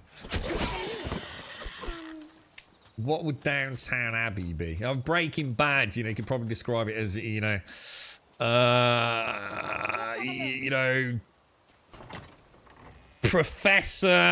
chemical fucking professor learns how to make methamphetamine, like the best methamphetamine ever, and gets, you know, slowly embroiled into the darker side of drug manufacturing and distribution.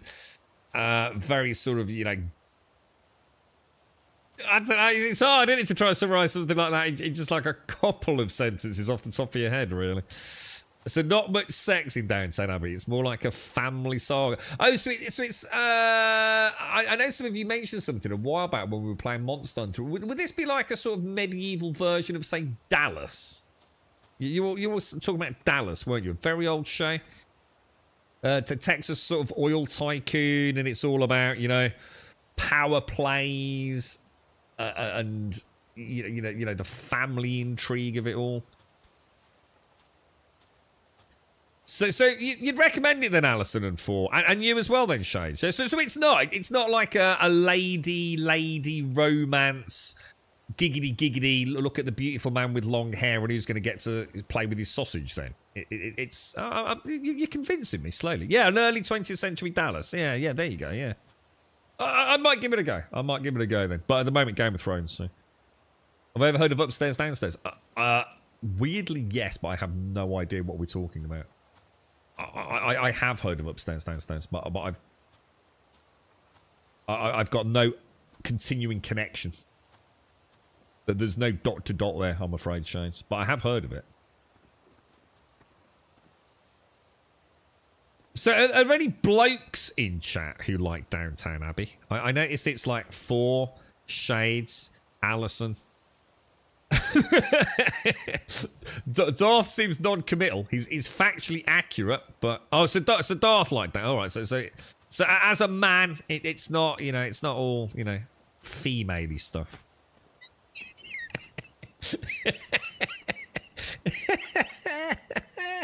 About females. That's Saturday. Sorry, Friday night dinner creeping into my vocabulary there. So about females. All right, so is this? It'll be easier going searching this area. I am sorry, Arisen.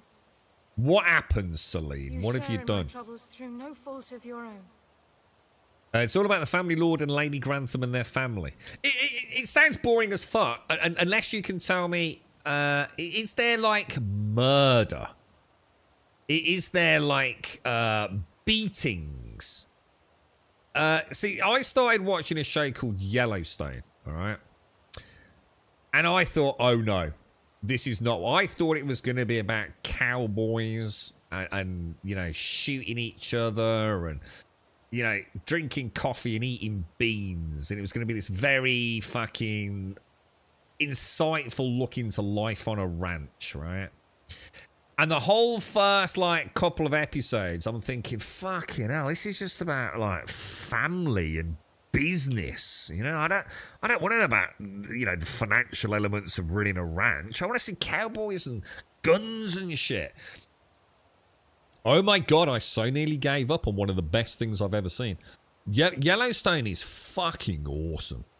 I don't want to drop any spoilers in chat, but if you've not watched Yellowstone, just get the first couple of episodes out of the way. Like, everything has to start somewhere, right? And oh my god, dude. I mean, there's a female character in it. Oh, man. She's such a fucking badass, man. It's worth watching just for her alone. Really good show, man. But there is a lot of rascally shit going on. You know, death and hiding of bodies, and it's fucking awesome, dude. It's all about describing the relationship between nobility and servants. So is it starting to sound like a female-y thing? You know, you like a bit of rough.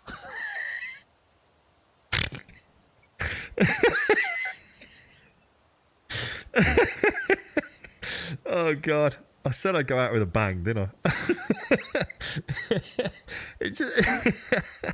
It just so it's basically just about the high flying women, right? Who just want a bit of the old servant down in the cellar, then a bit of the old nibble of the nibble of the naughty sausage. You're not selling me on it. My girlfriend will love it. I'm not sure. Well, I'm sure she will. You're not selling me on it. There is a hidden body early on and a murder later in the series. So let's be honest. The death is the death's going to be pretty. It's not what's going to happen then, no. What are you going to say? The whiny ass family are fast. The whiny ass. What do you mean by the whiny ass family? There's only really the one family. Oh my god, I need to get this. Hang on.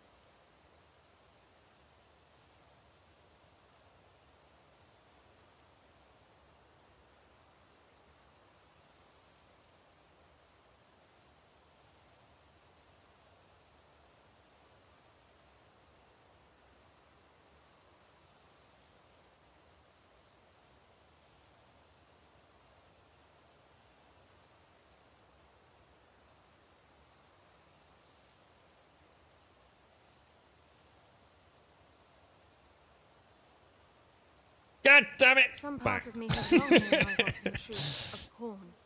I do not age or die as others, and always I found making my own decisions difficult. It's reminds me quite a lot of, well, I've seen that same story, but you know Morrigan and all that troop. Morrigan, was it her mom in Dragon Age? Gran gifted me a portion of her very soul.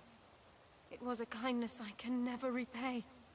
At first, I knew not how to use this gift, but now I have met you.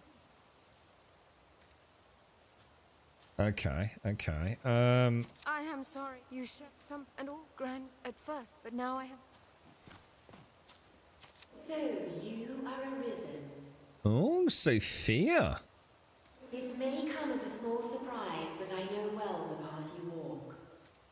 For you see, I myself was once arisen. Oh, really? And this girl, Celine, was my pawn. Oh, well, that explains a lot then. The soul of an arisen cannot but affect their follower. Given time, the pawn will assume the arisen's very form.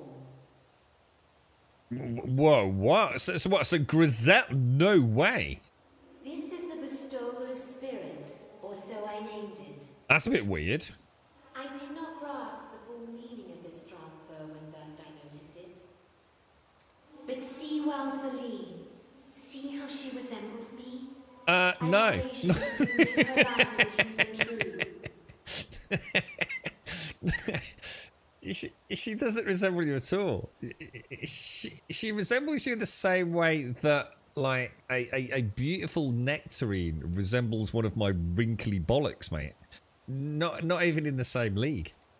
Age and experience separate us, arisen, but I know you ken my words. I think the afterlife has clearly distorted her perceptions of reality. Celine is more than pawn now. She yearns to choose the course of her life, free from the will of others. If you can aid in this, there may yet be a future for her. My pawn... Fucking resembles her in what fucking way? Let me just go cross-eyed a minute.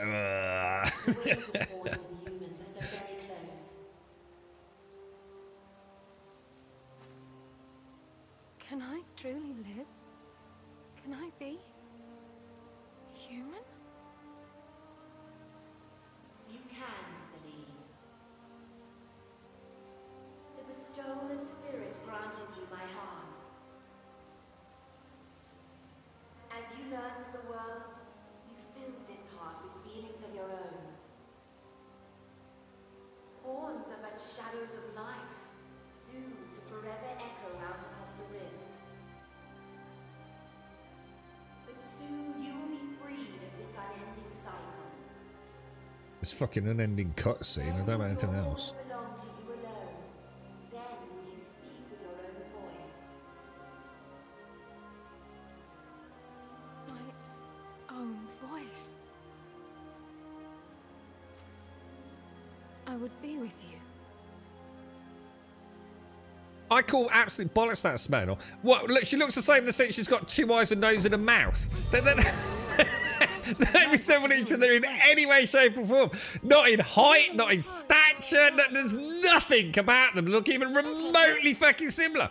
Oh, hang on, they both got 2 arms. Oh, fuck it, you're the spit of her, mate. Fucking spit of her.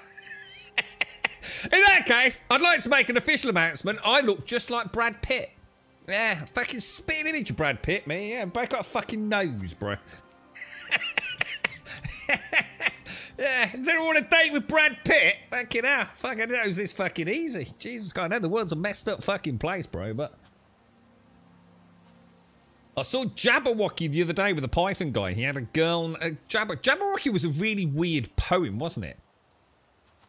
I think we studied Jabberwocky at GCSE. Kind of really weird, isn't it? It's like made up sort of words almost, but it kind of makes sense, doesn't it? It's kind of... I can't remember anything about it, but I know it was quite fascinating. Right, okay. Just now, Alt in the shadows. Let's have a look at the quest. What's the quest update? I think this is what Mr. Matt was doing then, isn't it? Deliver the idol to Caxton. Caxton seeks an idol that will facilitate commerce with an able weaponsmith. Help him that he might repay the favour. Seek out and claim the idol and then bring it to Caxton. Details. Set as priority. View on the map.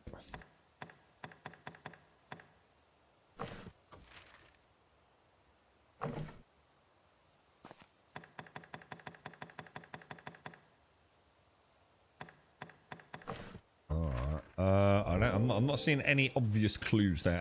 Shall we head back out then? Yeah. It's a bit dark out here, isn't it? Add oil.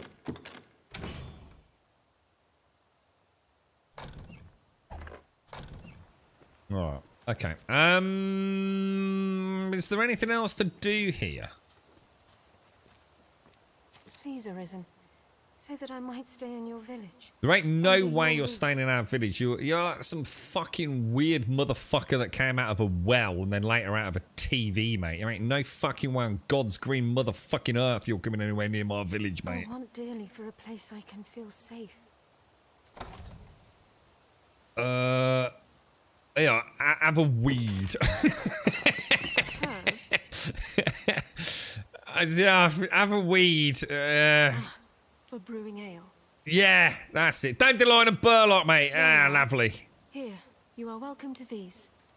What's she give me? What's she give me? Report back to arsehole. All right. Let's go. Should we pour out?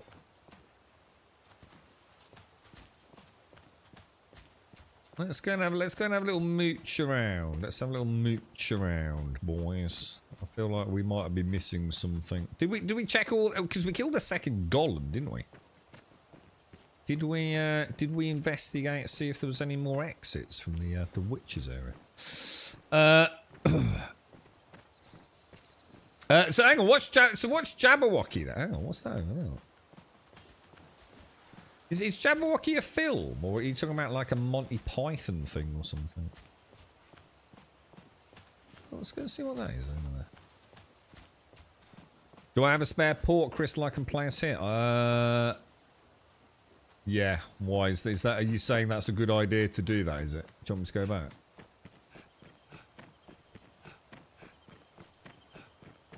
I'm not actually sure where I even know where I am, to be honest, dude. Yeah, because I've got two, so it's a good point actually. Might as well, right? Oh, it can't be used now. I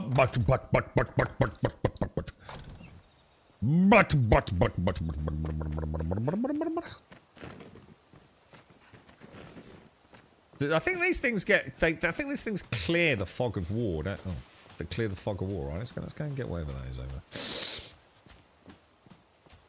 And then we'll try and figure out this this idol thing. We'll head back to the witch's sort of like little encampment. Just make sure we've... Oh, maybe I can just shoot it. Ah! Now, does that now enable me to put a port stone down? No, it doesn't. Okay, okay. What's going on, boys? What's going on? The Guardian's Grave. So we know where that... Oh, so if we just head back there... I don't really need to, then. I think it's close enough, Matt, to be honest, mate. More importantly, it's not letting me even if I wanted to, man. So... Let's go back to her little area where we killed that second golem. Have a mooch about, see what happens. I feel like there's obviously more to come on this quest chain, isn't there?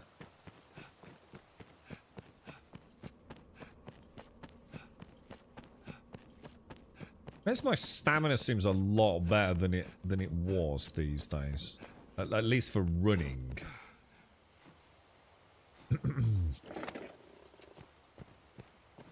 There's an idol in the heart of the... Yeah, I'm coming back here actually, Smack. Let's have a look. I don't feel like I did a very good job of checking this area, to be honest.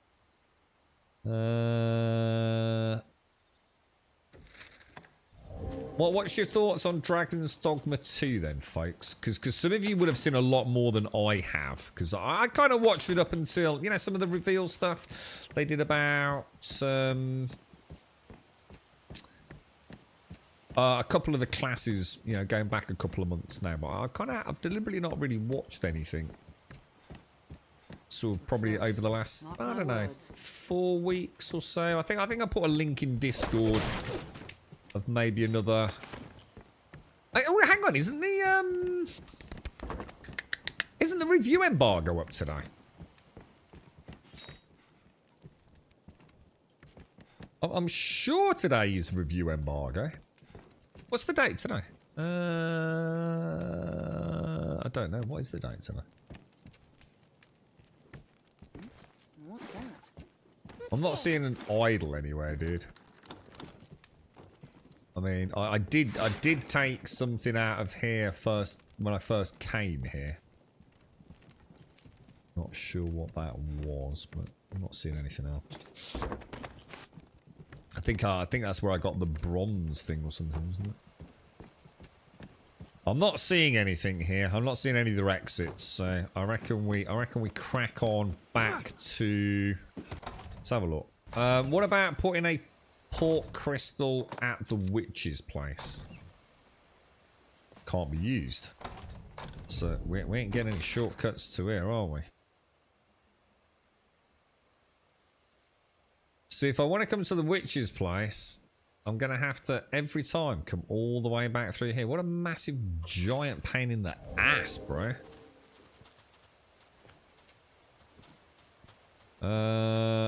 In that case, let's have a look at the quests. So, the absent apprentice, idol worship. Do I have any other main... These are all just like lame-ass quests. I don't really care about any of those. Seek out and claim the idol and then bring it together. So, Caxton seeks an idol that will facilitate commerce with an able weaponsmith. I have no idea, boys. I have no idea. We shall go back to Gran Soren. And we'll review the quest once we're out of the witches area. Because it don't seem to be letting me do anything there, does it? It's the 8th. Oh my god, is it the 18th already? Holy shit! It's Easter Goody Friday chocolatey weekend next weekend, isn't it? Is that right? We should probably upgrade the pawns, but again, we really aren't through. Mind you, there's hardly any fighting at the minute either, is there?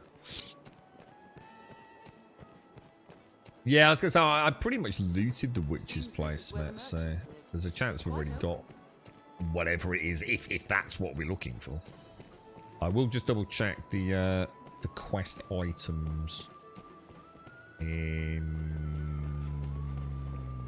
Why are you red, the dude? idols are said to come in various forms. Which you secure is not important, so long as it permits me to parley. I trust your skill is on measure with the task, or I would. The master works all, you can't go wrong.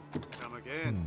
I just suddenly remembered, does anyone know where the dude in the back alley is? He was making me a counterfeit idol. Remember to save enough for I assume I need, because that cost me quite a lot of money, didn't it? I think I need to go back and get that. What will it be today?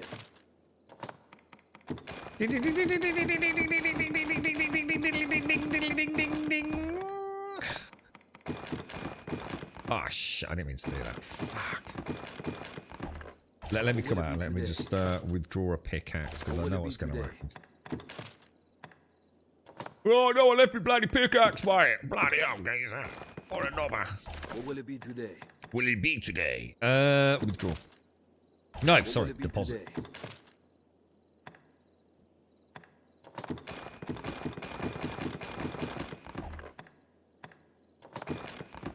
I'm not hoarding shades, alright? I'm not Oh, that looks nice.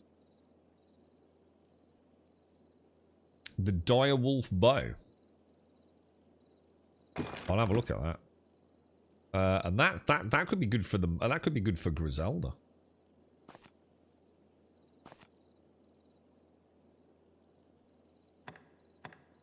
Did I just deposit that? I did, didn't I? Fuck's sake. What will it be today?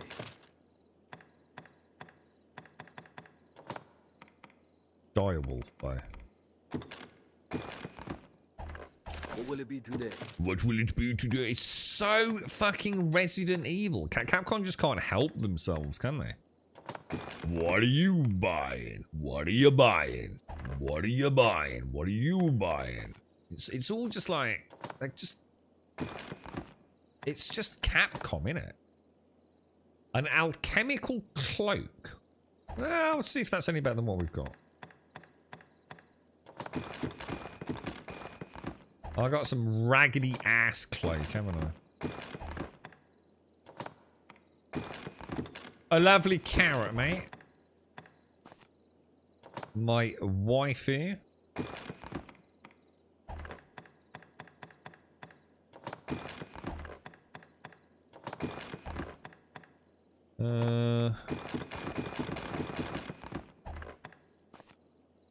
Felicia. Felicia. I like the name Felicia's quite an old name, isn't it?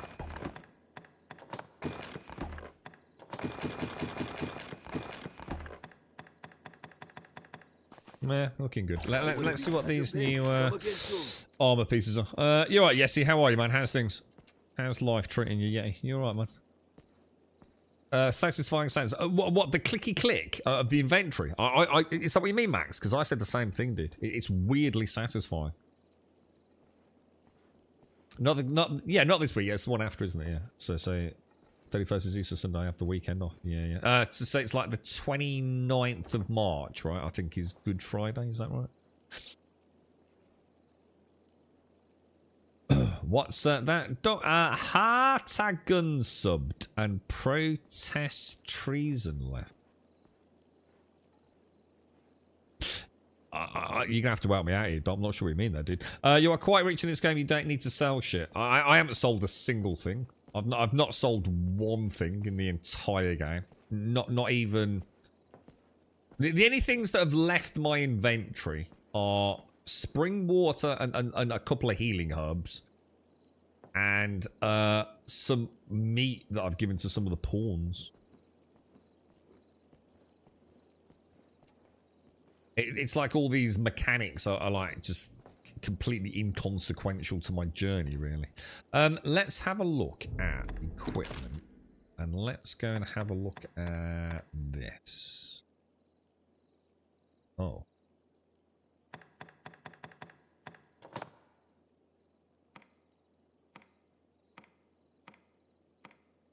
Oh, this is interesting. So this is 286. This is 286 without any modifiers. So it's actually got a higher strength than what I've got. But I could actually also upgrade that. And I could give that to Griselda. And this is a nice upgrade for Griselda as well. Let us go and investigate, boys. This is the first time I've ever actually got any loot that looks even remotely interesting. The idols are said to come in which the bloody idols, mate. We want enhanced, don't we?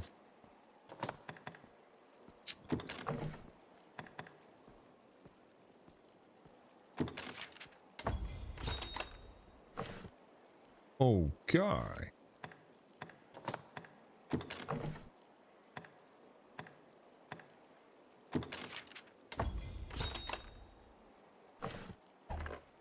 Masterworks all come again. If we go back into equipment, I will have a look. So yeah, so we're going. It's increased our strength quite nicely. So we'll switch out to the direwolf bow. If we go to Griselda, that really does make a difference. Griselda's going to be a fancy ass healing pawn, man. She's looking good, dude. She's looking good. Alright, let's have a look at this bloody quest then. So the quest, Caxton seeks an idol. Alright, so the only thing I could think of would be to go into, you know, have we already picked up an idol? Because we've had some bronze idols, right? Go in here, go to manage stored items, go to withdraw, go to questy looking things. Maybe questy looking things? Bronze idol. Maybe take that out, see if it does anything. Any quest specials? You would think it would be a special, wouldn't you? Let's just go and see. Oh my god. You interested in a bronze idol, bro? Oh. Give it here. The master works all. You can't go wrong. Right, before we do that, I'm going to see if I can give him a dodgy one. Because somewhere I have got... Where was that dodgy dude down in the back alleys? There was a right dodgy freaking... Is it him over here? The black cat. Is it that there? Let's go and see if we can pick up my dodgy idol. Let's see if we can give him a cheapo one, right? Give him a knockoff idol. See if we can. I've left the protest message on Twitch about what's happened here. That's all. Hartagun subbed and protest treason. I'm still not sure what that means, dog. You humans certainly do make a lot of expressions. I'm not sure. I'm not sure. Is it like is it my weird chat system here, Doc? Is it messing things up or something? Okay, so I got a headache, but it's my own damn fault, so can't blame anyone or anything. I only had chips all day yesterday for food. Oh, nice, dude. Did you have nice big chunky chips with some like nice, chunky chips with Nando's sauce? Yeah. Did you do them in the air fryer, bro? Ooh. The black cat speak. The Duke's gone well and truly mad with his business of researching the dragon. This game's pretty good. Considering its age, Max, I think it would. You know, if you were to look, you're obviously going to compare it to modern day games, aren't you? And I think if they can you hear a dude like moaning in the background? So it sounds like someone's having a fight. Yeah, I mean, considering the game came out around the same time as Skyrim did, Max, and the game is actually perfectly playable. But I have to say, the more I play it, the less enamored I am by it, dude. It's some very repetitive combat. And it really is very repetitive combat. With an interspersing of kind of pretty okayish questing. But back in 2020, it's very hard to go back in time, isn't it? But you know, I'm sure at the time, I remember it was pretty special, dude. But you also have to remember it played like shit when it came out. You know, it was PlayStation 3.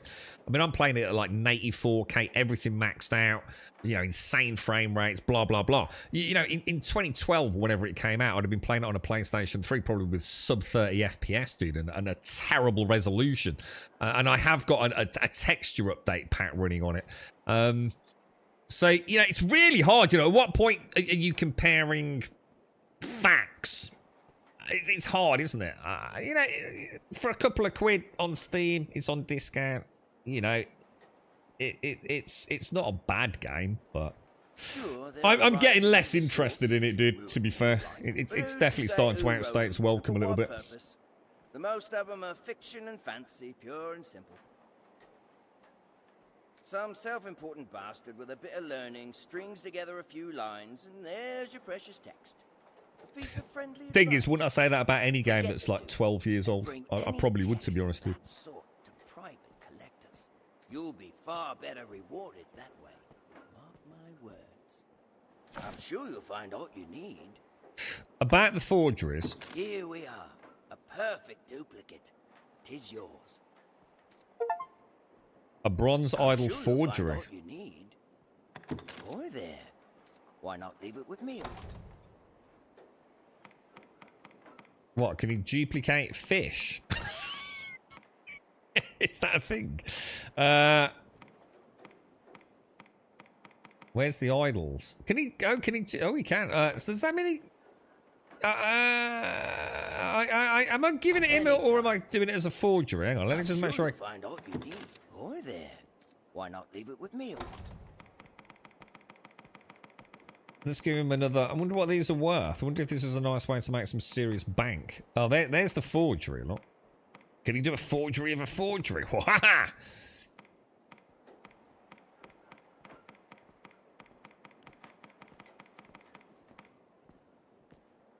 Hang on a minute. Hang on. Where's my bronze? He hasn't kept the idol, right? He has actually. Hang on. What's going on here? Where's my original bronze and the one that I had in my inventory? Have I gone past it?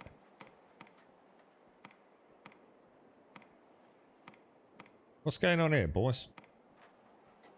Oh, there's the. Oh no, it's not. Shit. That's work table. Fuck.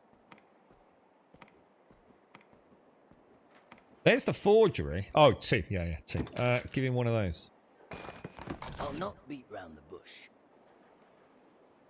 Oh, okay. normally that's followed by some words.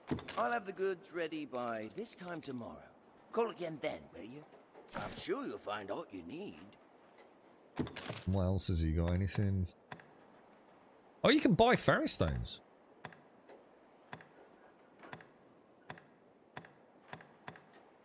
Yeah, can't be asked. Alright, let's go back. But what we'll do is we'll put everything back in the bank, so we've only got the forgery, and see if we can give the armor smith the forgery.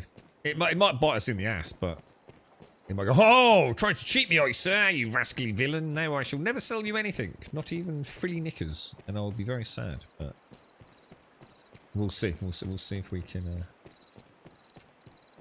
Shave a few. Oh, I mean, I suppose the other thing we need to do is see what they're actually worth. I mean, what is a bronze idol worth in a legitimate store? What do we get for it? You know, 12-year-old game.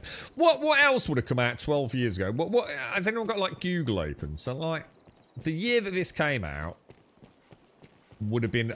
Is it the exact same year that Skyrim came out? Were they just like, you know, a few months behind one another or something? Trying to think of like really old games that have still stood the test of time, and there's very few, to be honest, isn't there? You've obviously got like classics, but have they really stayed the same? Like Minecraft, but Minecraft's come a long fucking way, right? Minecraft is not the same as it was a decade ago, right? So again, it's an unfair. You know, what else is still playable today? I think Snorks mentioned Deus Ex, Mankind Divided / Human Revolution. Now, they're both good games, but one of them is way better than the other. And I can never remember which came out first. But whichever was the first of those two, I still think is a highly playable game. Well, it certainly was a couple of years ago. Very well done game. Story was great. The graphics, because it's kind of such a clean environment anyway. It kind of held up reasonably well. And it's just a fun game. Metal Gear Solid games, maybe, still probably hold up really well. They were always quite the tour de force. I should mention some, I don't know how old Metal Gear Solid 4 is. But that was pretty crazy when it came out. Nothing got Steam achievements give away the high resolution. Yeah, that's the 4K little postage stamp, right? Chocolate with chocolate chip muffins are my favourite. I can't have them because of your diabetes. What instead of chips? Got tired of eating them on stuff, so I thought I'd bake them. You're making me hungry now. I'd love a nice little, a nice hobnob with a fresh cup of coffee. In fact, talking of that. 7 days to die. Again, though, it's not though, is it? Because the 7 days to die is totally different to the game that was out 10 years ago. That's what I'm saying. Most of the ones we're going to say actually haven't stood still. Whereas something like Deus Ex was a game that came out and it hasn't had like complete revamps. Dragon's Dogma. This is Dark Arisen. So this is probably like, is this the 2012? And this actually came out in 2010, maybe. But, you know, it hasn't really, you know, it hasn't had upgraded texture packs and, you know, you see my point. Has anyone seen that new 7 days game? What the fuck? What the fuck is that about, bro? Skyrim and Fallout 3 would be close. See, I don't think they are. See, I don't think Skyrim holds up well at all. I think you'd really struggle to play Skyrim. If you were to go back to the original... Because what you got to remember is, even if you go and buy Skyrim now, whatever they're calling it, you know, whatever, because you had the Legendary Edition, the something else edition, and you know, they added all sorts of extra content, HD texture packs and all sorts, didn't they, over this? I think if you were to go back, and this was my point recently when I started playing this, I reckon if you went back on an actual PlayStation 3, right, and played Dragon's Dogma on launch and Skyrim on launch, it would be really interesting. I tried to find some uncompressed footage of both this and Skyrim. The problem I had was I'm quite limited. There's very few folks that seem to have kept any actual uncompressed footage. So you're kind of stuck with YouTube. And the problem is nearly everyone that was capturing around that time was using USB capture devices. Really bad bit rates and all sorts. So you're not really getting that native render. Did you see my point? It's really hard, isn't it? Whereas Deus Ex hasn't had any significant updates and actually remains a pretty clean and pretty playable game, man. Yeah, was Human Revolution the first of the two, dude? Oh, do you remember? Was Human Revolution like the first one? And then Mankind, because obviously, you know, they're the reboots anyway, aren't they? Deus Ex predates both of those games, but what games I still play? I'm just trying to think. I mean, I don't know how old, like, say, maybe, I don't know. I'm just trying to think of something that hasn't really had updates. 7 Days had nothing, I mean, fucking hell, 7 Days had updates like 6 times a year at one point, didn't they? Very, very hard to see an original Skyrim. Because like I said, even if you go and buy it on Steam now, you probably get the Legendary Edition or whatever the hell they're on these days. Borderlands 2, good call. How old's that? Borderlands 2 very much stands up today. Yeah, good call, dude. Yeah, that, I don't know how old it is though. Not sure about that. Yeah, we know they were. I was looking for what did hang on, Skyrim and Fallout 3 came out. Hang on, what, Fallout 3 came out at the same time as Skyrim before? I mean, close as in the date they came out. Skyrim and Fallout 3. So what? So there wasn't like a big gap. I always thought Bethesda kind of staggered their launches. What? So Skyrim and Fallout 3 were like simultaneous. Well, not simultaneous, but like within a year or so of one another, were they? Shit, I didn't know that. Are you looking for that old MMORPG I was talking about yesterday? Oh, the one where we didn't have lots to go on. So hang on, it was an MMO that predated Ultima Online. I know nothing. My gaming knowledge and, you know, research over the years doesn't go back any further than that. No, not from a multiplayer perspective. I know Ultima Online and EverQuest were the only ones that I've ever... I didn't even know there was stuff before that, to be honest. Not as an MMO, at least.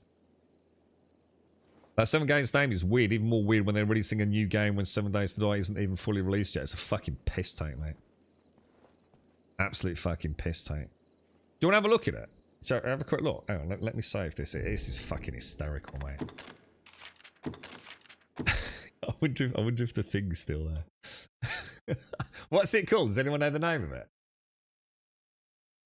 What's it called, guys?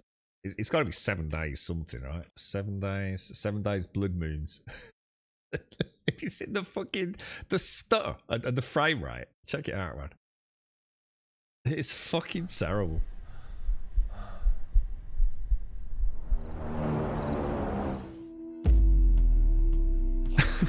Watch how slow they have to pan the camera in certain areas. Just watch it.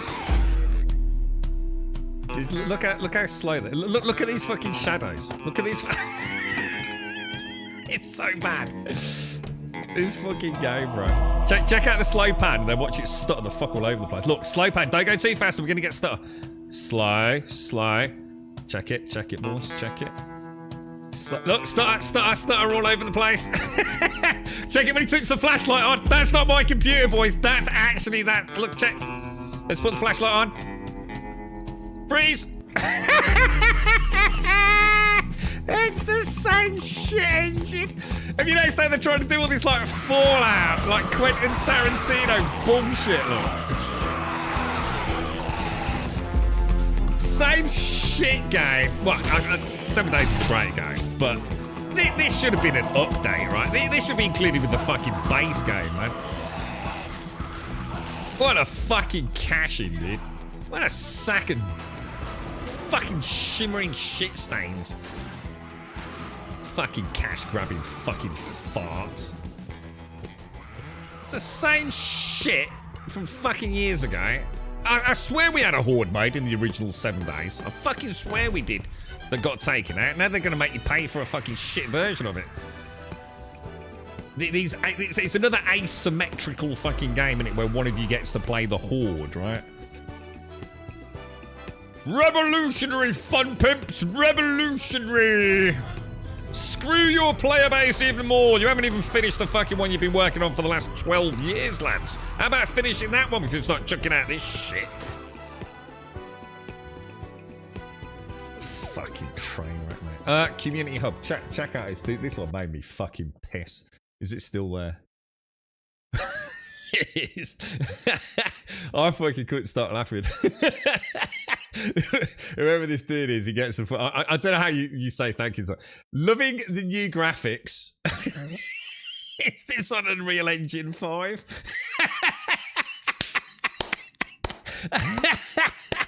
I fucking love this shit. I shit you not, right? I had to wipe a little bit of coffee off my desktop this morning.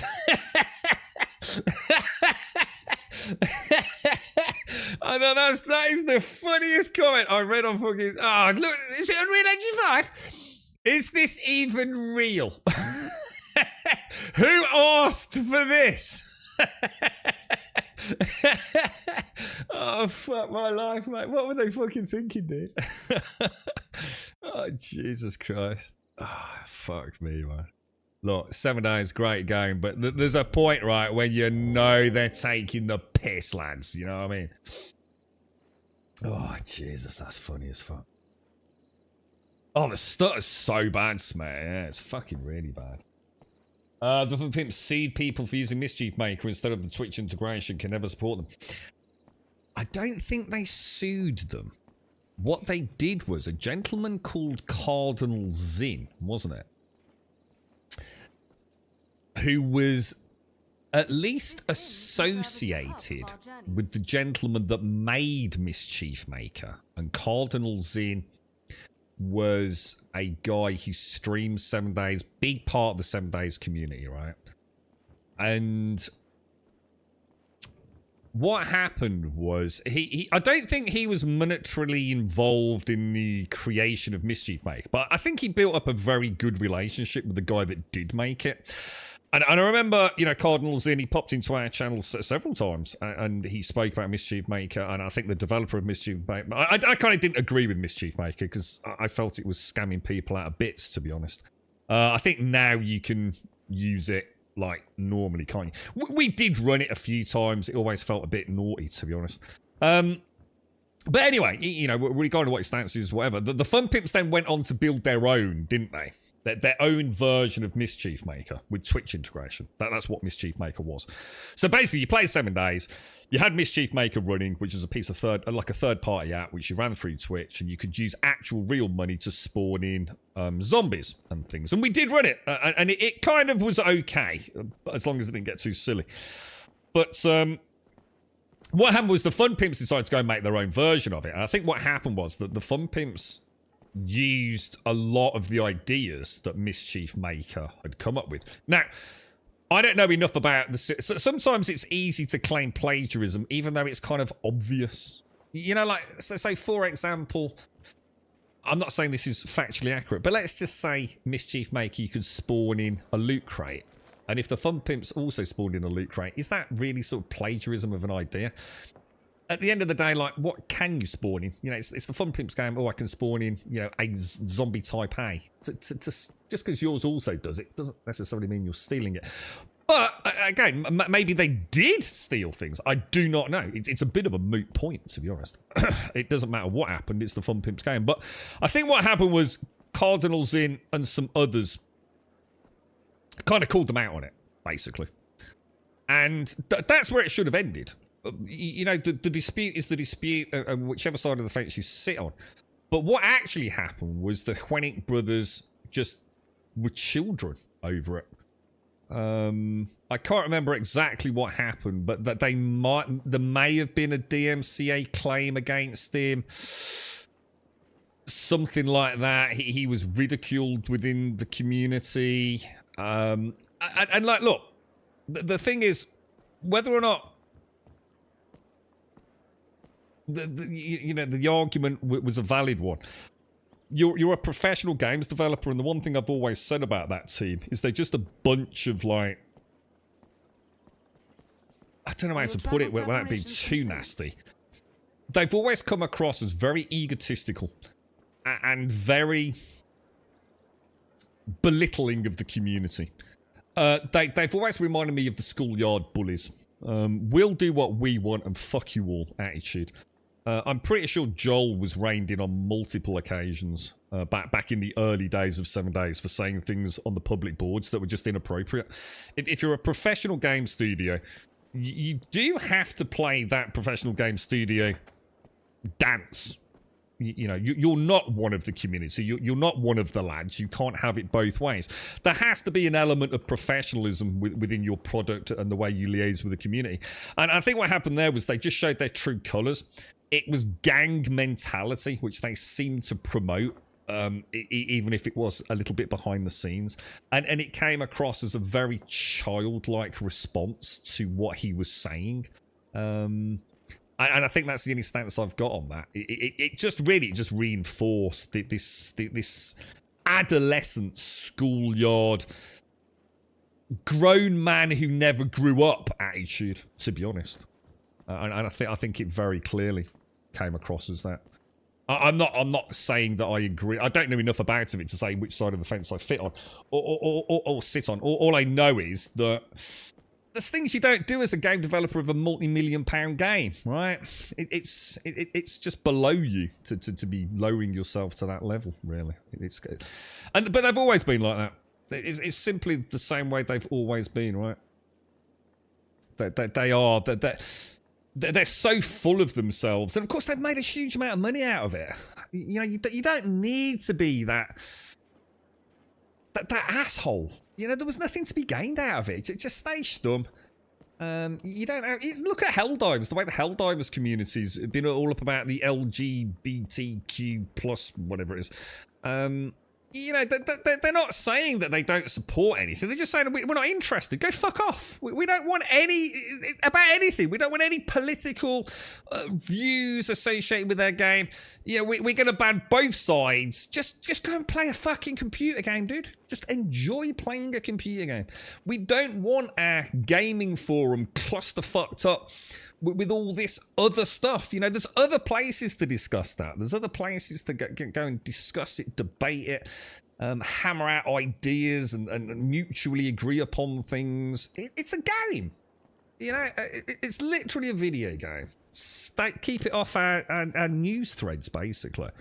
And that's the way it should be handled. You know, there is a time and a place for all things in life. And I think the Fun Pimps over the years have just, again, like I said, just shown this adolescent attitude about everything. Knee-jerk reactions, hot-headedness, belittling of like, you know, from their point of view, just a no one on the internet, you know? Doesn't need to be done, does it? If you're the big boy in the room, you don't need to flex your big dick muscles, do you? Kind of weird. The whole thing was a bit weird, to be honest. At that moment, have we got sound, by the way? Oh yeah. At that moment, you can't really tell if a fan base is that delusional, if it's a troll of amazing proportions. What was that? Sorry, what was that with regards to Matt? You're right, Chaos. 7 Days has been a money grab for at least the past 5 years. I don't know. Would you say a money grab? I mean, I don't know if I agree with that. I mean, the fact that they just keep. Let me read the rest. I haven't read the rest. If not longer, constantly on sale. We'll never see 1.0. Star Citizen will be 1.0. I might agree with that. Star Citizen will be 1.0 before 7 days. 7 days is broken. It's only many errors. They still haven't fixed. I can't comment on that. I can't comment on the current state because I haven't played it for a long time. But I don't know whether it's a cash grab. I suppose I've always subscribed to the point of view is if they weren't assholes, then, you know, I suppose a bit like an indie developer. You know, think of it as not as a big team. If you had a game, Chaos, right, and you were making some money out of it, let's just say you weren't making a huge amount of money out of it, but you were making some money out of it, and you'd got some people on the payroll, right, who had got families, children in college, whatever it is, and you'd got a game that was on Steam like 7 days, and you decided to just sort of like continually just keep development almost going forever. That's not a bad thing, right? I mean, you're looking after friends, you're looking after family, you're looking after everyone. As long as that money's keep coming in. I suppose you have to say to yourself, what's the incentive to finally launch it? Does it hurt anyone? Let's be honest, right? 7 days, I think we can all agree. This is why I don't think I agree with the comment money grab. I think if you were to go and buy 7 days, most of us can pick the game up pretty much year round for about £5. That's a bloody good price for a game like that, right? It's constantly on sale. In fact, it's on sale right now as we speak. I'm sure I saw something about it. They're not asking the earth even when it's off sale for what you're getting. So I guess you know, are they not just playing that long-term game? Can we hate them for that? You know, if you're still making money out of it. I suppose what would have been nice was if they just went, okay, there's 1.0, but we're gonna keep developing it, and that's what they have done. That's exactly what they have done. It's just that all the only sort of like sidestep is that they've just still called it early access. Now, for example, I don't know, they may be bound legally to the original crowdfunding Kickstarter.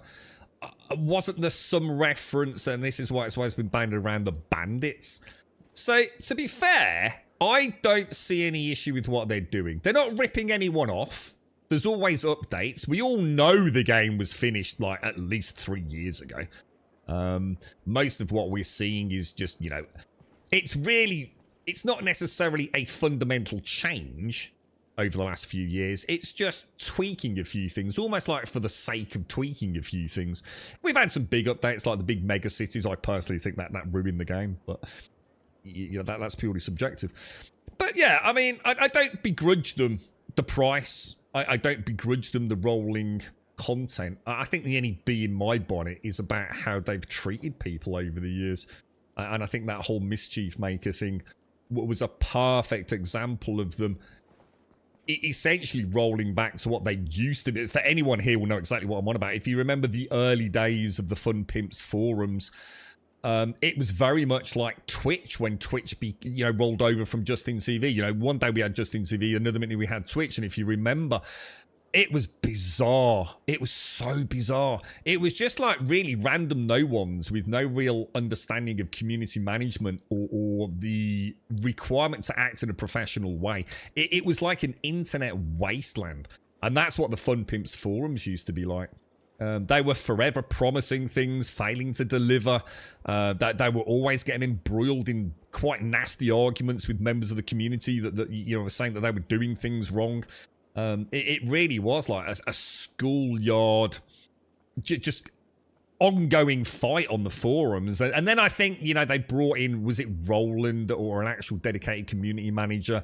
And it all started getting this air of professionalism at long last.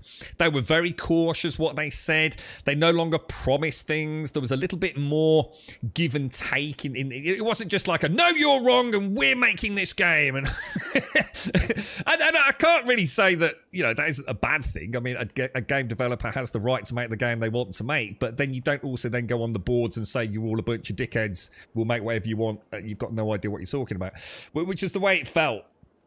So, credit where credit is due. It's a fucking awesome game. You can pay fuck all for it. the rolling delivery of content, yeah, has slowed down and all the rest of it. They're going to get the big payday. I'm sure it'll go 1.0 with the launch on the consoles. And maybe that's what they're waiting for. That'd be my guess. That, you know, they bought back the rights from Telltale a long time ago, big embroiled in a big legal sort of lawsuit over all that, weren't they? They eventually coughed up the readies, bought the rights back. And I would imagine they'll go gold once the PlayStation 5 and Xbox One X and /S variants roll out. And I don't think that's that far away. I think that's pretty imminent. And I think that's why we're now starting to get a little flavour of the game they've been working on. I think more as a side project. I think there's something else in the works coming from the Fun Pimps, personally. I just hope we never see that kind of bitterness from them again. It was very much... and a certain streamer who's also involved with that side of things. He's very affiliated with, obviously, the Fun Pimps. And the way, you know, a certain member, you know, I don't really want to bring Cardinals into it. He's not here to defend himself, but I actually agree with him in many ways. I don't know what his argument was. I don't know if it's factually accurate about plagiarism and all the rest. Might not even have been his point. But he was treated like shit. And some people are going to say he deserved it. But the point is, a big successful publication, a big successful publisher of a game shouldn't be in that boat. You know, rise above it. Right? You know, look at Helldivers. You know, even we were seeing this fucking well good enough piece of shit. Fuck this shit. If you're a game developer, you should be used to this, right? You're never going to do right by the player base. Rise above it, man. You know, don't start DMCAing people and all that shit, you know? Mischief Maker requires bits just like any of the crowd control application. It doesn't, though. I think Mischief Maker does, but I think the Fun Pimps integration, you can use like points that are accumulated via the bot, aren't they? So you don't need actual real world money, do you?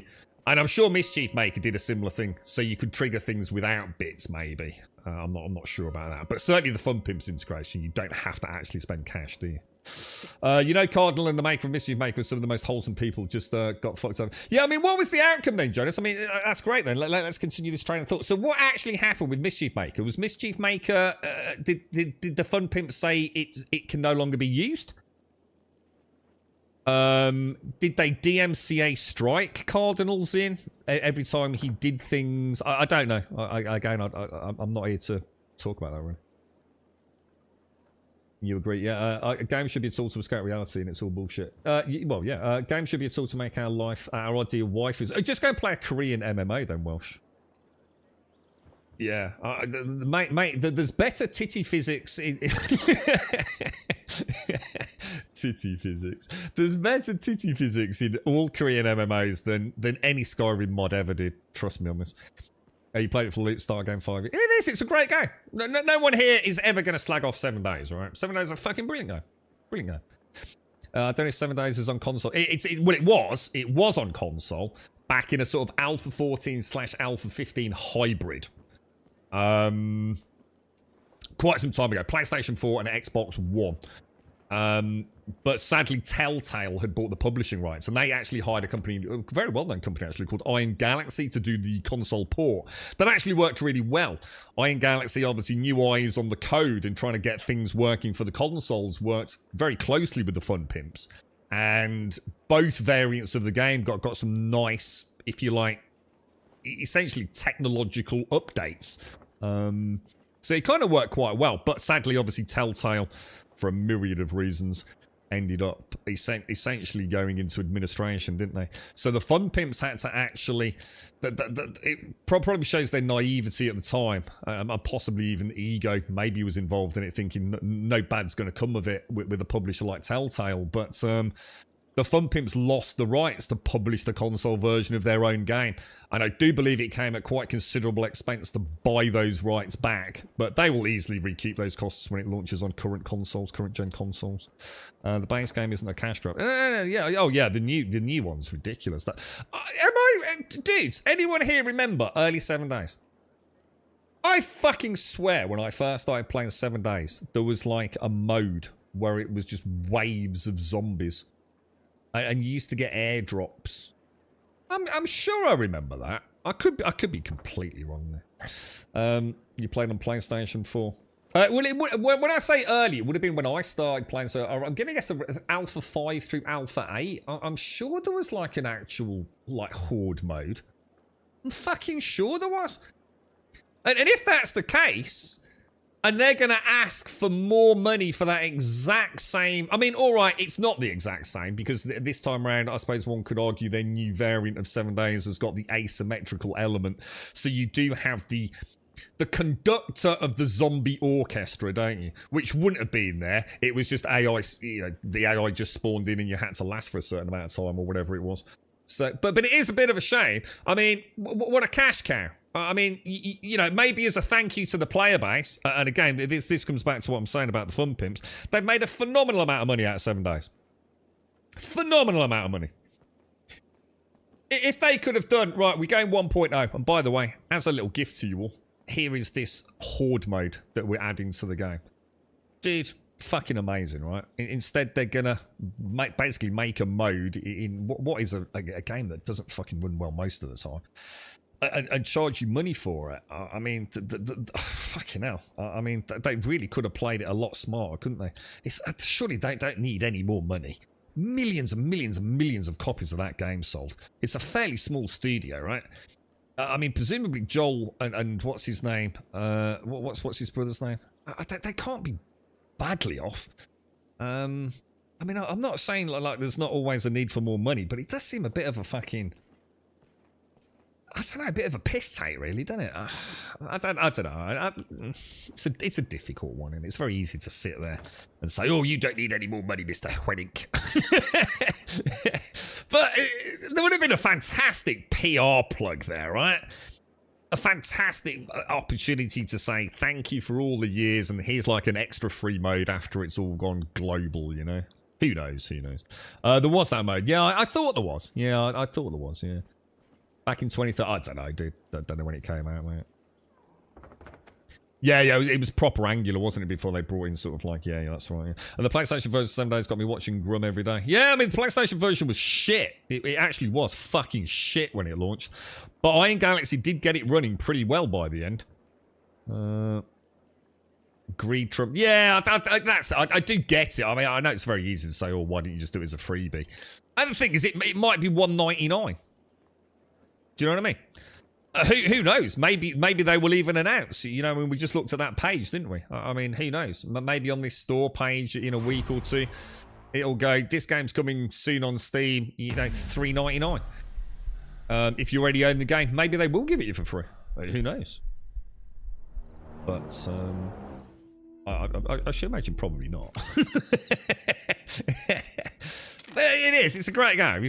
I've always said, like, there's a couple of games you probably have to own on PC if you're into certain genres, right?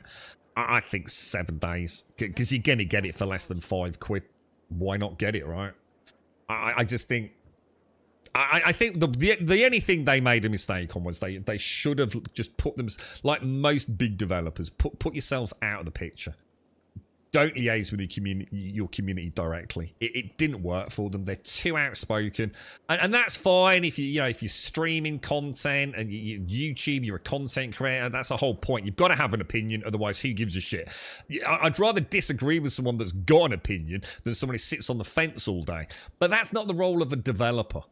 You know, a developer isn't supposed to be there arguing with the player base, you know? Just make a statement, this is what we're doing, and let the community managers deal with the fucking putting out the fires and things. That's a reason we have that intermediary kind of liaison between player bases and the people actually making a game.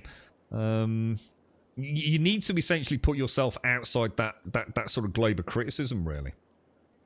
And I think the Fun Pimps just, you know, quite young, really. Well, not at all, but certainly not age-wise. Quite young in their understanding of the industry. Quite naive in many ways. But yeah, I think that whole Mischief Maker thing, the most important takeout from it was like how unprofessionally it all came across.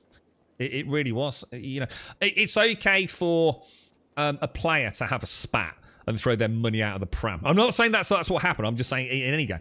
Players will do that all the time. They're having a bad day. They rant and rave and send some dog shit to a developer. You know, it's absolutely farcical. It's a computer game, for fuck's sake. Grow the fuck up, man.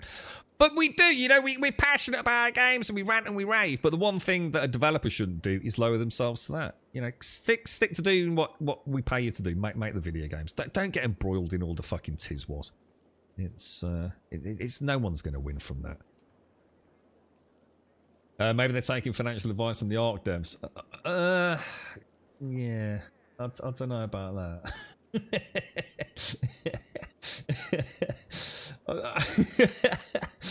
I mean, yeah, all right. I mean, at least Ark made some really cool maps over the years, right? If that's all Ark did, I mean, whether or not you hate the game or not, at least they made some really cool maps, right?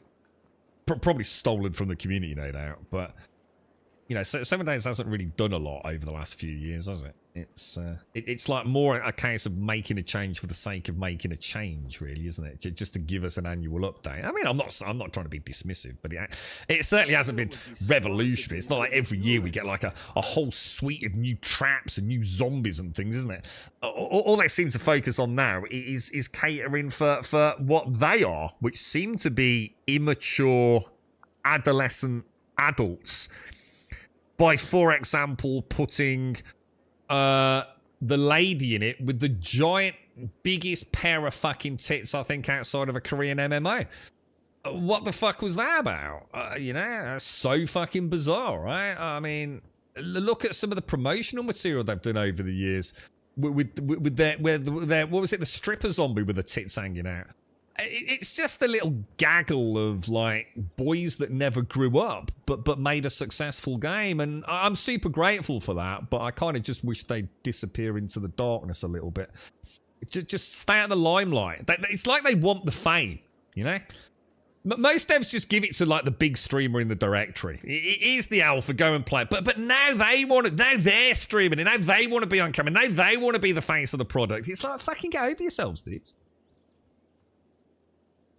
If I was a games developer on mission statement and my logo would read, "We don't do this because it's easy, we do it because we thought it would be easy." Yeah. I mean, go back to that. Apparently, it all began with Joel and his bros sitting there at Thanksgiving one day and thought Minecraft's kind of cool and so's Fallout. And we also kind of like zombies. And that's where it all began, right? Great. I mean, we've got a great game out of it. Like I said, I think the only thing that murkies the waters for me are the people behind it trying to be... They probably wanted to be close to the community early on, right? I think it's a very applaudable ideology to be close to your community, and I think they started to realize this was a bad mistake, man. People, when you say something on a board as a developer, people are going to take it as gospel. It's also open to misinterpretation, and now we're in the realm of never, because you know what gamers are like. And I just wish they'd learned a long time ago just to stay the fuck out of it, all right? Let the community management deal with it. Let the streamers do the promotional stuff. Keep yourselves in the darkness. You know, there's nothing to be gained out of, you know, trying to get your face all over it all. Kind of weird, really. But like I said, at the end of the day, great game, right? Gonna keep a struggle together. Well, this is my point. You see, exactly that. It's like the only passion they showed was when they felt threatened, and they weren't threatened by Mischief Maker. They weren't threatened by Cardinals in. So why all of a sudden did they do this like rally the troops fucking playground fucking shenanigans, you know? That's my door, one sec.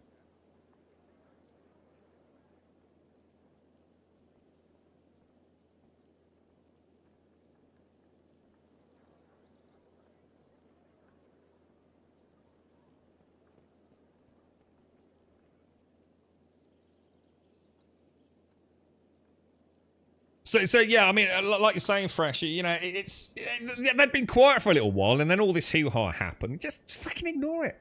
Ignore it as a game developer. We wouldn't be sitting here talking about it ourselves if they hadn't sort of stuck their nose in over it. But a lot of the community were fucking like all with the fun pimps, though, weren't they? It goes to show how that directory works at times. I've mentioned it a few times, didn't I? You know, you got someone who's streaming the game, I assume quite successful with it. And now there's a chance to belittle them, fuck them over. Oh, you can't go and watch this person. Oh, they're naughty, they're bad, they're evil. They don't fuck around in that directory, boys. God, the things I could say. So tempting. They should just hire Joshua Kiddos to finish the 7 days for them. I think it is finished, though, isn't it? I think, let's be honest, I think the game is finished. What will it be today? It's a great game. No one can ever... I think the game's one of the best games ever fucking made. There's no doubt about that, you know? Absolutely incredible fucking game. I think if you're a PC owner and you like a little bit of Minecraft and some zombies, you owe it to yourself to pick it up. Like I said, for less than a fucking $5, dude. Phenomenal value for money. Phenomenally engaging game for many, many hours. What more can you say? Just sort of ignore the ego that the developers seem to have in the public space. By all means, have a big fucking dick ego behind it, but... Or Twitter tantrums and, you know, snidey comments on streams, you know, against streamers when you're the big boy in the gang. It just, I don't know, it just seems cheap, doesn't it? Like, grow the fuck up, man. Right, anyway. Rest. No, actually, we won't rest. We're going to take the forgery to the dude, aren't we? Be interested to see what how that new game turns out. I thought they were making something in Unreal Engine, so I'm sure there's another project. I expected greater craft, in truth, but... Shit, let me stick the nose back on. It may have fallen off in my backpack. Quick spit and a lick. I shall make for the weapons with all speed. This is where I realised this was a terrible mistake, right?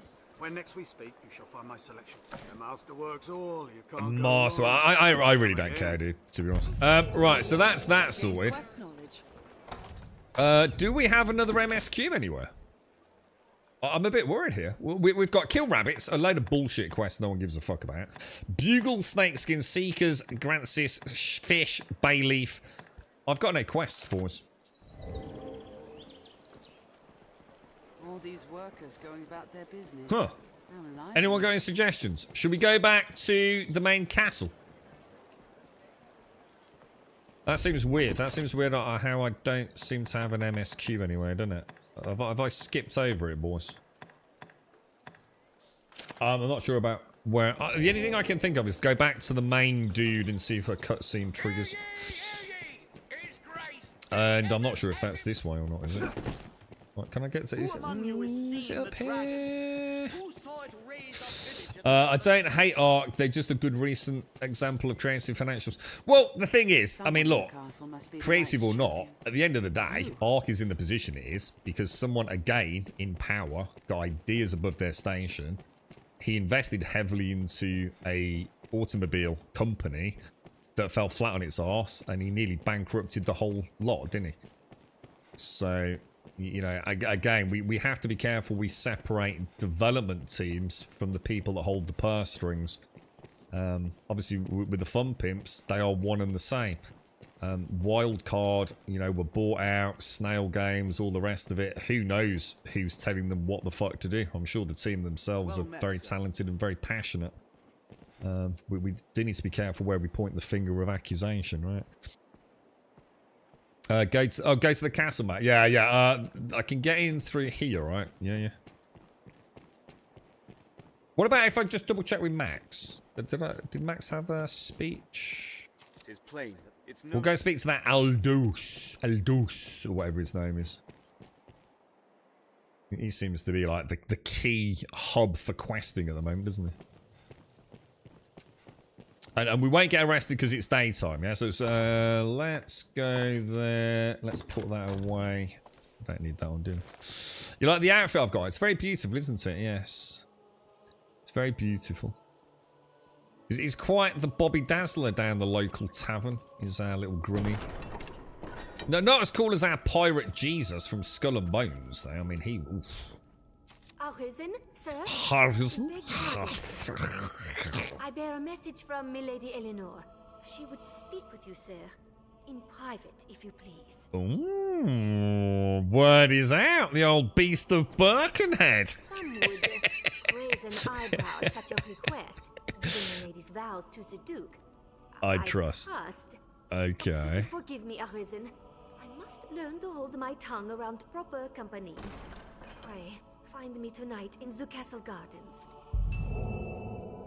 Find you tonight in the castle gardens. Okay. Audience chamber. Let's go and speak to... Oh, yeah, here we go. You are to see me for your assignments, and no one else. I speak for His Grace on such matters. Ah, this dude's My evil, word man. I'm telling you, bro. is. As such, any task deserves your full and immediate attention. Pray, make your choice, sir.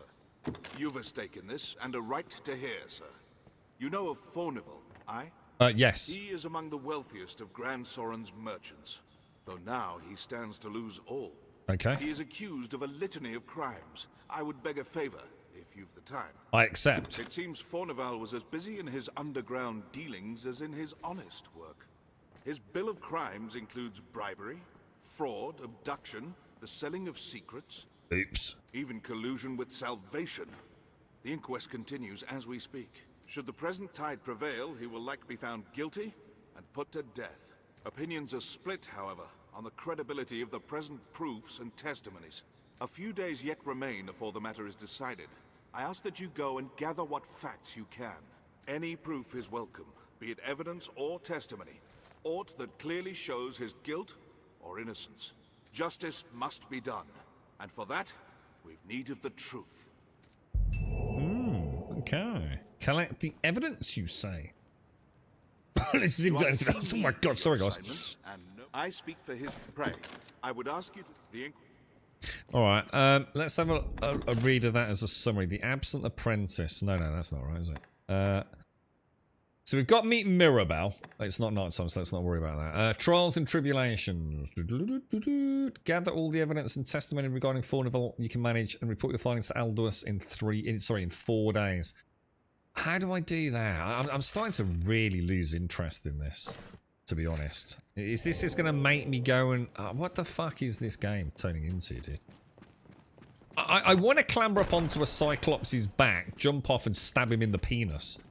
All this, like, running around endlessly, trying to figure out who to speak to, and the dialogue options are about as engaging as, I don't know, pictures of my nipples. It's very meandering at this point, isn't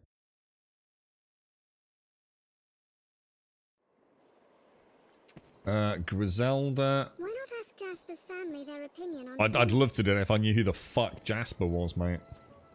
Why not ask Jasper's family their opinion on... Alright, Jasper's family. Who the fuck is Jasper? Does anyone know who Jasper is, boys? This is why we need exclamation marks in games. You know, I don't want to be playing a game going, oh, you're right, Jasper. Oh, you live in the 3rd building down Dick Street, just off fucking Scrotum Avenue. I really... dude, it's not about having like a short attention span. I'm playing a game, you know what I mean? I don't spend that much time fucking if I'm driving around somewhere, you know? Just get one of the evidence done in him fuckface. So who's... do you know where Jasper is, Tomb? Don't help me, Smell. I know who he is, but where the fuck is he?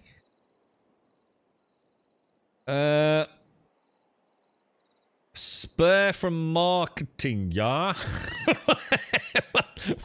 What's that? You're right, too. Jasper Carrot. He was good with Jasper Carrot. Is Jasper Carrot still, he did some weird stuff. He did that, like, was it The Detectives? Didn't he do, like, a show, like, in the police force or something? My dad's played golf a few times with Jasper. Good old Jasper.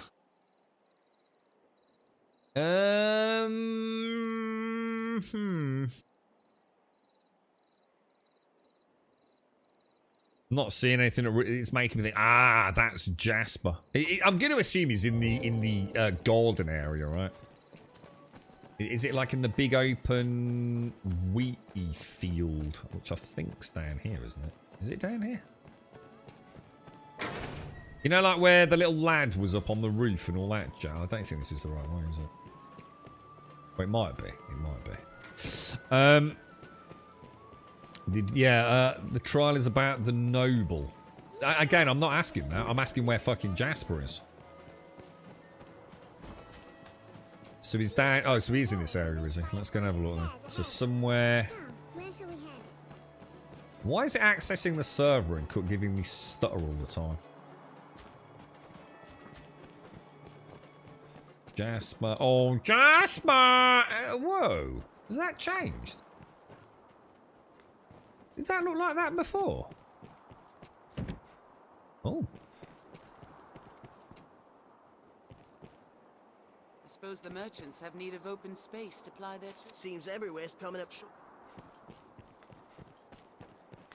Oh, no. Sorry. I was going to say, I thought, oh, Jesus Christ, I thought something had happened to the old blacksmith. Oh, Mr. Jasper, Mr. Jasper. Go to the hang on, what's that about? Go to, I have got it selected, and it doesn't work like that. Oh, hang on, maybe I didn't. Oh, hang on, maybe I didn't click it, dude. That might be why we're struggling. I'm a bugger for that. I think you're right, dude. Yeah, you're right. Cheers, bro. Got to remember that, haven't I? I keep thinking it's auto-selected my active quest. Yeah, you're absolutely right, bro. My apologies, boys. My apologies. So he's not actually in this area. He's actually in the noble quarter, by the looks of it, then. Unless there's a way in up there, is there? Maybe.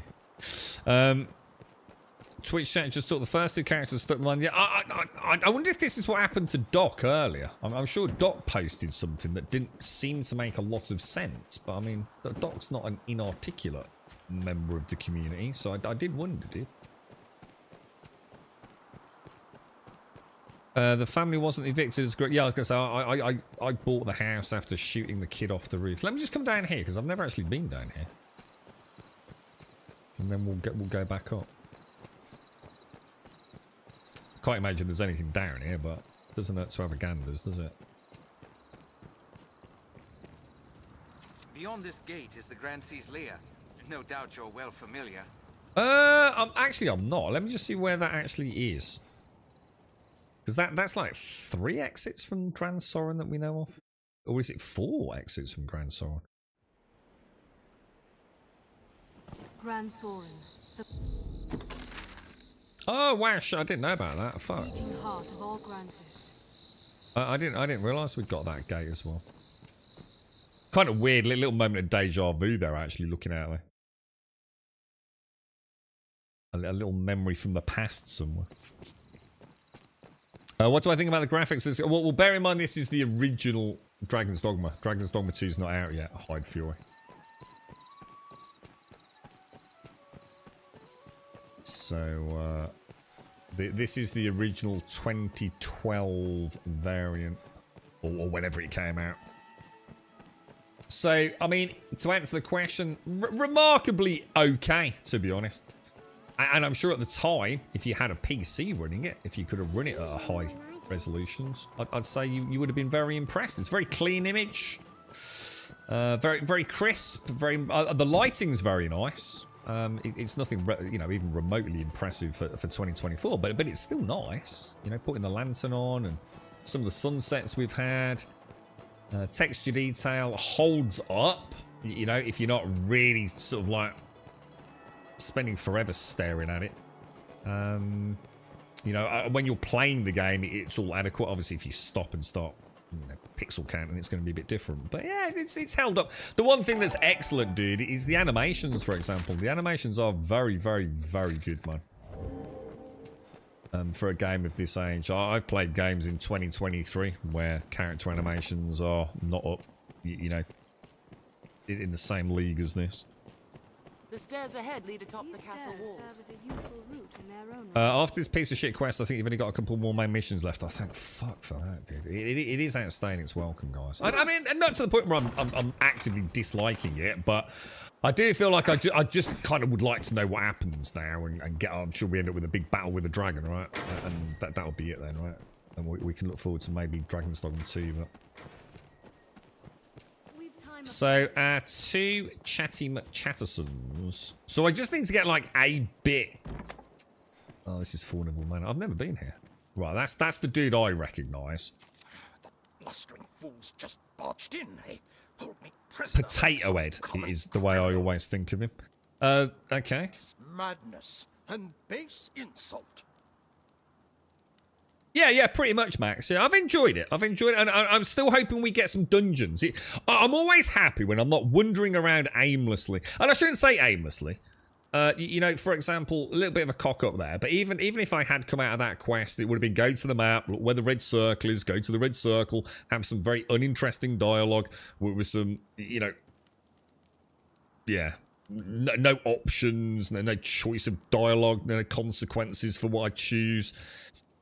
If I can just get back into a dungeon, I'm quite happy, mate. Give me a dungeon with some spooders and a couple of goblins and a cave troll, and the game's pretty fucking good when it's doing that, dude. But there is a lot of this fucking walk from A to B, talk, then B to C, do some more talking. It's, you know, it's not the most riveting of fucking stories, is it? You there, you're an able sort. There's time yet afore my trial is decided. Pray, arrange for my acquittal however you may. It's going to cost you, bro. It's going to cost you big bucks, dude. If you see me through this storm, I'll sell to you at cost for the rest of my days. So I don't care. I don't care about cost. I've got that much fucking money, dude. I haven't sold a single thing. I'm already, like, essentially a billionaire in this game, right? It is a generous offer, eh? It probably is, but I don't care, dude. Go, and pray put an end to this farce. I am eager to be quit of this confinement. Please, sir. Right, so we know what he's up to. Let's. Is there someone upstairs? Maybe. Let's have a little mooch around. Oh, hang on. Who's this? Who are you? I believe in my father's innocence, Arisen. Good child. Good child. Always believe in daddy, right? Please believe. Please. Ooh, I'm just gonna steal that jug. Thank you. Kleptomania, boys. How did you find the end of the Griffin quest at the tower? In what way? It was the most anticlimactic thing ever, dude. It was no different to all the other Griffins that I fought, to be honest, bro. Very just like, oh shit, I actually thought, oh shit, is that it? I was expecting to get some fat loot out of it as well. I got a parsnip, I think. Let's just have a quick look on the map. Yeah, let's go into the church. What? Can you be more specific, maybe, Tom? I'll happily answer. I lost 2 pawns on the way up to the top somehow. What, really? I don't even remember going to the top. I walked in there at the start of this morning. I think there were some harpies. Then there were some, like, zombies. Then I met, like, a little battalion of guards, I think. And then I had to wait while portcullises were opened. That was it. I don't even remember fighting, really, too. Well, I hope, sir. Or certainly nothing difficult fighting, bro. Ta-da! Light. What? Fornival stands trial? 'Tis a pity. Ah! Shock horror. Look at that. The man was profligate. Ooh, that's a nice word. Ostentation earned him envy and enmity in equal parts. But he was not the sort of man to seek profit in the misfortunes of others. I will add my name to the petition. I shall pray that his innocence is proven. Alright. That's someone on his side. Should we just go and have a little mitch around, see who else we can who else we got? So we did these two, right? This was Fornival and his child. Seems to maybe be suggesting what was Wind Bluff Tower? I don't actually remember that. Do I have a Ferry staying anyway. Let's go and see who's at Windbluff. Why not, right?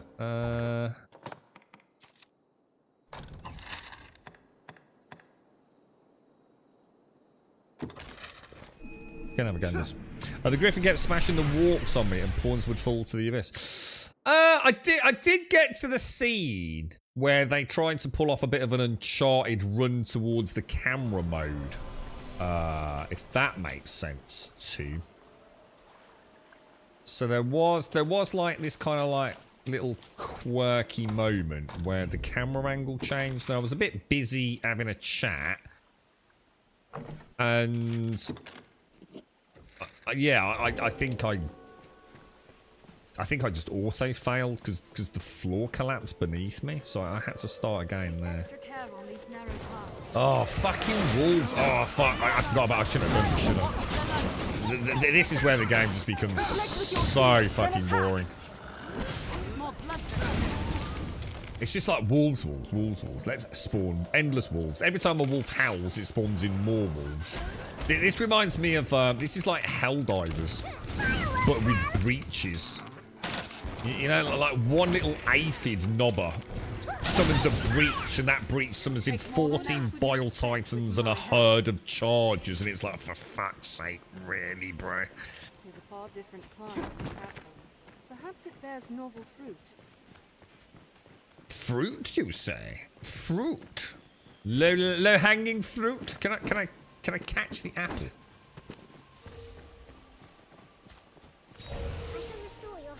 The rocks here may hold all. I think Dragon's Dogma 2 is going to be an interesting game from a review perspective. I think we're going to see some quite interesting takes on that thing. Can I have my... Oh, what, hang on. What's this buff I've got here? What the fuck is that? Impervious. Cures any current debilitations. Protects against all debilitations for a time. Oh, that's nice. That's got... No, attack! But can you have more than one, like, buff in that sense? I send you back Oh, to for the God's grave. sake, dude. Give me the fucking camera back. What's for lunch? Did she say what's for lunch? It might have been watch the lunch. It was like, what are we having for lunch, Grump? I says, oh, hang on, let me check my little knapsack. We got jam sandwich, mate, and an Oreo. Delicious.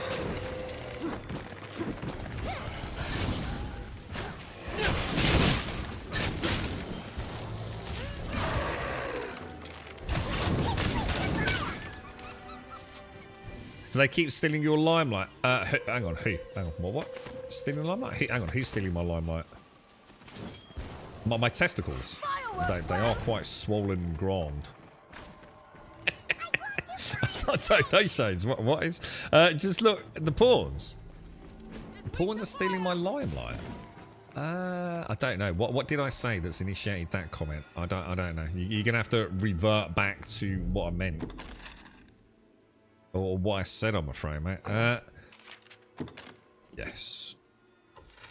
That away.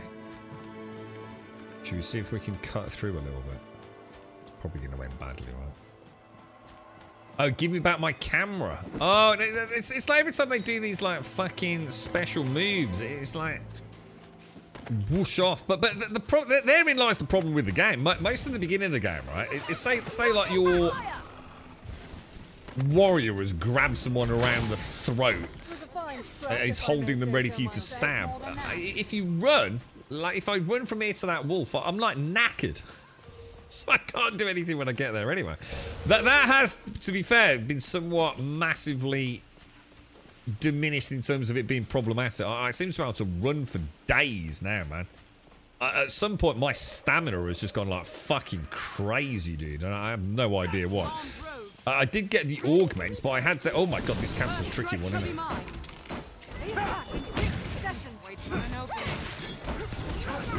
You see what I mean? It's the way the NPCs. You see how they just like run around like really dumb and weird.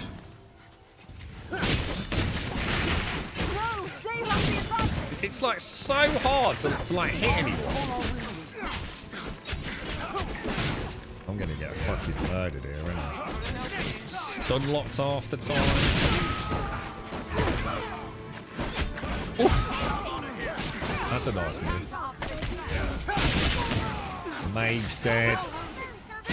See what I mean? It's like by the time I get over there, mate, I've probably got time to make a quick sandwich.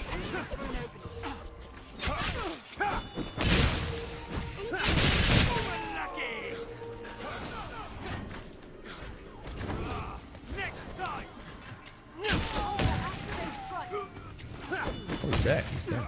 They're left exposed after a grand fight.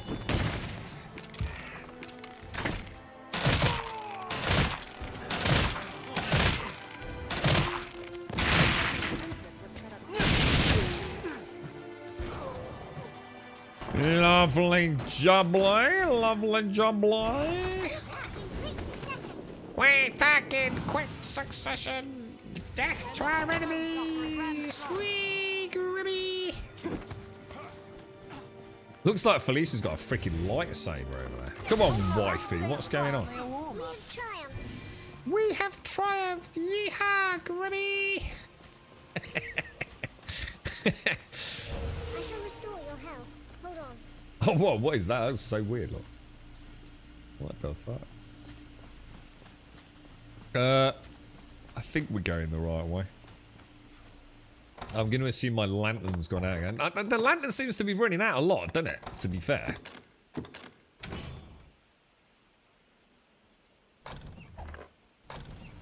Just thought you lad for a birthday for absolutely stuffed. Oh, happy birthday to... Was it lad's birthday? Oh, your birthday, Gimmer. Happy birthday to whoever it is, mate. What did you have, dude? Was it a true mega fry-up? Did you have everything? Lashings of bacon and greasy sausage, fried bread, hash browns, mushrooms, tomatoes, beans. Did I mention fried bread? Hash browns, we got those. What else, mate? Piping hot cup of tea with 14 sugars in it. Oh, that sounds nice, Kimmer. A full English, good lad. Did you have any black pudding? Black pudding, white pudding? Bit of Coleman's. You're not making me hungry at all here, mate.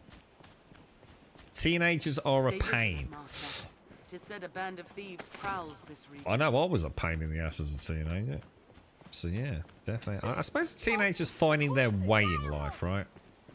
A teenager is testing boundaries. They're starting to feel like maybe I can have an... I think in the modern world, probably even more complicated, right?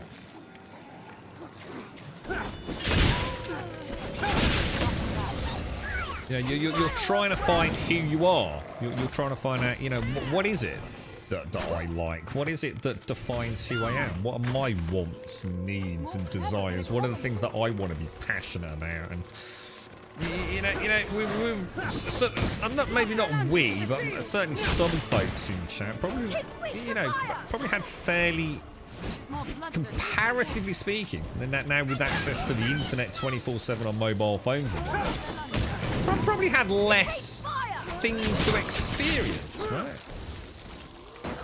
You know, if you had a group of friends or family who weren't into a certain thing, it's unlikely you would be, you know, again, comparatively speaking, less likely that you're going to get an interest in it.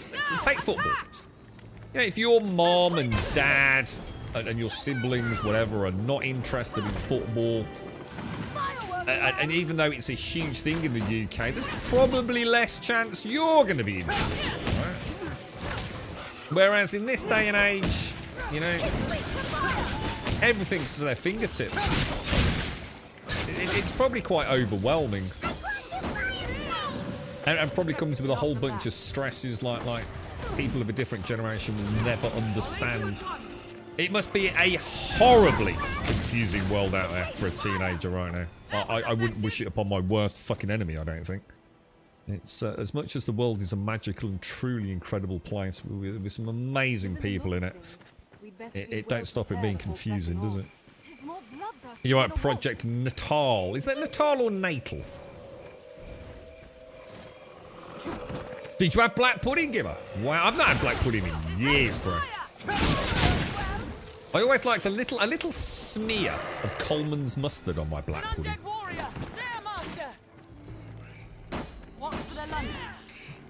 You're doing all right, Natal. Yeah. Is it Natal or Natal? I see that and I think of like prenatal, postnatal, Project Natal.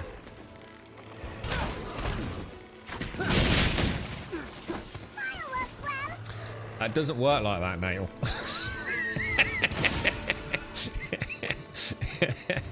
Ah, dearie me. Okay, alright, I was going to say, it's that or X1, bro. How are you, Project? You're alright, mate. You see what I did there, mate? You see what I did there? Don't worry, mate. I'm just a complete dick, bro. Sugar? What the fuck? You put sugar on black pudding? Do you even know what fucking black pudding is? It ain't pudding, I can assure you, mate.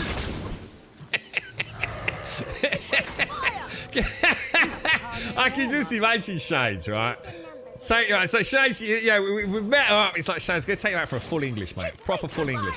Going to show what it's like down, not in a proper calf as well. Not down fucking Weatherspoons or some shithole like that, right? I mean like a proper fucking calf, mate. You know, where all the plumbers fucking go in the morning. And I don't mean the dudes that own the company. I mean the grunts on the fucking floor, right? Proper greasy fucking spoon job, right? And then you are with your black pudding sprinkling sugar over it. I'll be like, what the fucking dick fucks is going on here, mate? Don't worry, she's a Viking. Don't take the piss. She may throw an axe at you.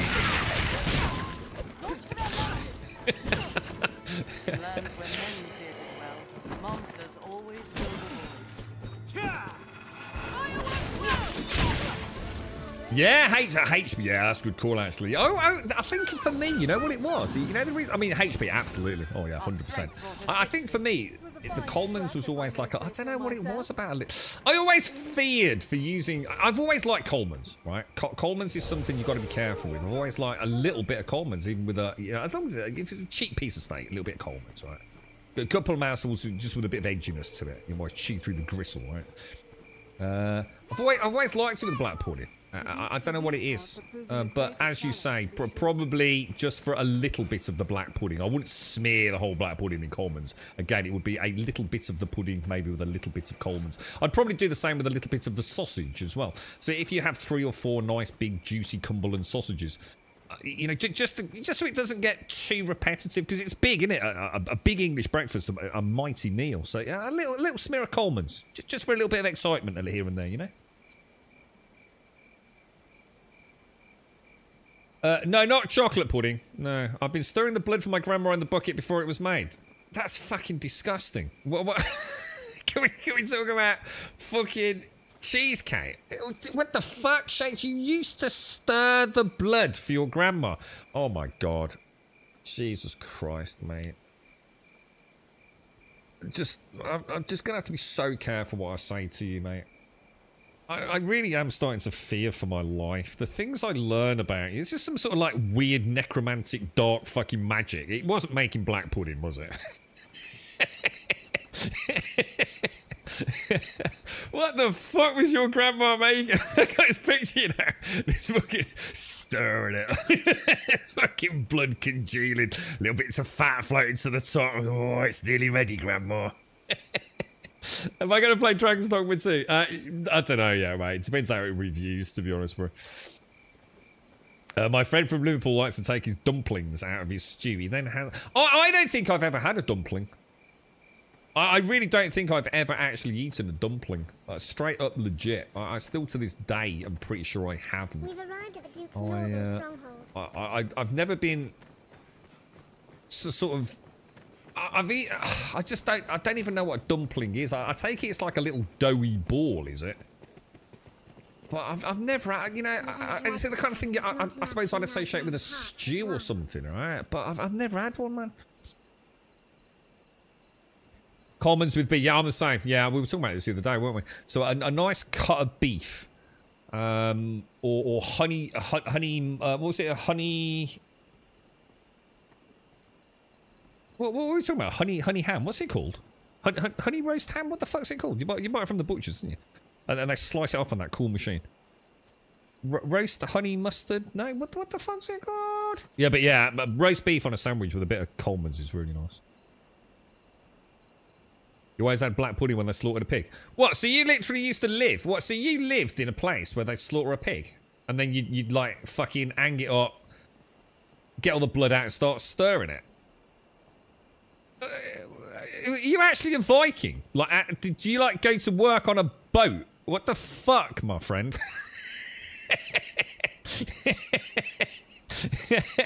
You weren't a fucking accountant, were you? You were a fucking Viking raider. What the fuck? That sounds proper strange. Dumplings. Yeah, I don't think I've ever had a dumpling. Proper. So tell me what a dumpling is. What is a dumpling? Is it indeed a doughy ball, or is that not what a dumpling is at all? A messenger brought word of Fornival's trial. Did she own a pig farm or something, Shanes? On a more serious note. That's fucking mad. My dad used to cut heads off chickens. That was his job as a young lad outside the back of the chip shop. Because obviously they didn't eat as much fish as you'd think. So chicken was always on the dinner for the Sunday lunch. So I know he used to kill the chicken, or at least I'm sure he didn't do it every weekend. But More's the pity. That's interesting, Our Shanes. arms at quite the favorable rate. So is that a fairly common? So I mean, all piss tags aside, is that common? Does anyone else here put sugar on their black pudding? I don't think I've ever seen that, to be honest. To me, it's always been HP, or like we said, a little cheeky bit of We'll Coleman's. be as cats without claws. Should he be kept from doing business? Yeah, my dad did Max. Although, you know what? Now I say chop off, I don't think he did chop off the head. I think he wrung the neck. To be honest, I'm sure he didn't chop it off. I do not know the man well, but I cannot stand idly by and see him convicted. A flat. So it is like a doughy ball, yeah. Yeah, sugar or syrup on the black pudding. I don't think we do in the UK. Anyone in the UK eat black pudding? Anyone ever put like syrup or sugar on it? I mean, even if you did, I wouldn't say that was normal, would you? I don't think I've seen that. I'm sure it's very nice. Yeah, I was going to say, give it. You know, if I ever have black pudding, I might actually try that. A little sprinkle, a little bit. Well, just like normal, like granulated sugar shades. Yeah. Doesn't hurt to try things, does it? You never know. Testimony given in person will carry more weight than a missive. Yet I cannot leave this place. I cannot leave this place. Pray, take one of my men with you. Oh no, is this an escort quest? Oh my god, no. He will speak in my place. You do Fornival a service, sir, and us with him. I will send word ahead for a man to await him. Oh. Pray, speak to him directly. Oh, well, maybe he'll meet us there. Yeah. Fingers crossed. Let's just have another chat. Arrange for a man to speak. Yeah, okay, all right. Okay, so let's have another look at the quest then. Trial and Tribulation, blah, blah, blah, blah, blah. Check on the map. So the only other player, I think we've done everything that was kind of technically in Gran Soren. Was there anywhere like Gran... Oh, yeah, we could hop back down to...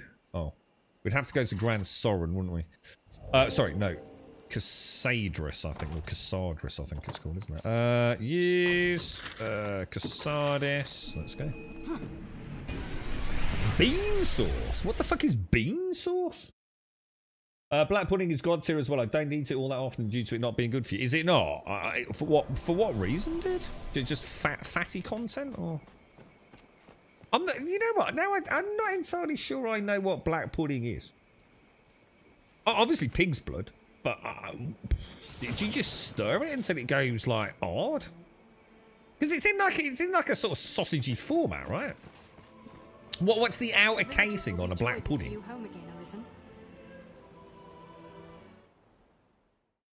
It makes me wonder, Caskell. It does make me wonder. Like if you, I don't even know where I've not bought black pudding for years. And the last time I had it is a long time ago, and that would again been in a greasy spoon somewhere. But oh shit! Oh no, someone falling in the well, dude. I'm coming. Oh, bean juice from baked beans. Why don't you fucking say that? I don't know what bean juice is. Getting me fucking out fucking secretions from your ears or something. Yeah, bean juice. Yeah, baked bean. Yeah, go out baked beans. Baked beans. I'm not fried tomato. I like tomatoes. I'm not. I like my mushrooms. But again, I'm not the biggest fan of mushrooms. You know, I like mushrooms. But mushrooms are a great filler in things. I'm not kind of, you know, but then again, I kind of like a stuffed mushroom. They're kind of nice. Mushrooms with a steak and a nice sauce, you know, that can be nice. I love baked beans. I actually quite often live on baked beans for a whole week. Baked beans on toast, you really can't go wrong with that. And I used to add a little bit of cheese, and these days I'd add a little splash of Worcester sauce maybe to it. I like beans. Very nice beans. And it turned out it's a bit different, because I know Joshua spoke about baked beans and tried them, didn't he? So it's a bit different in America when we talk about beans to our baked beans, isn't it? That's why I thought. That's why I wanted to be a cowboy. I thought that's what cowboys ate, was coffee and baked beans out of like a mug. And then it turned out that's not the sort of beans they eat, right?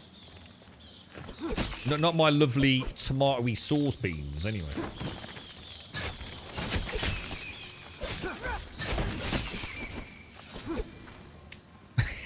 He looks so eager with his little stabbies. Am I supposed to be finding someone down here? How come he's not shouting anymore? Hang on a minute. Am I doing this right? Did I miss something when we came in? I just suddenly thought. He's not saying... Rorik's not saying anything or whatever his name was. Not just pig's blood. I used to... So hang on. Oh, so hang on then. So you could... If you were to get black pudding... Going back to what Caskell's saying here about, you know, what would you get in a supermarket as opposed to going to like a butcher's. So if you buy black pudding... it could actually be sheep's blood then. I don't think I knew that. So I always thought black pudding was pig's blood. Interesting. The best mashed potato I've ever had was black pudding mash. So what's that then? Is that just like mashed potato with some mashed black pudding added to it?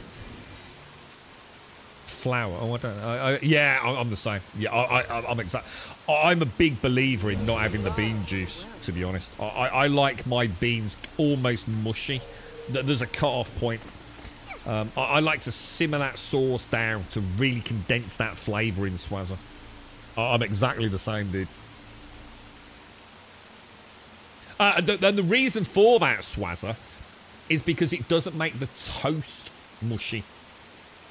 It's the main reason, and over the years I've just got into the habit of always doing it the same way. You know, like if you only heat up beans and then pour it on the toast, your toast is just flooding, isn't it?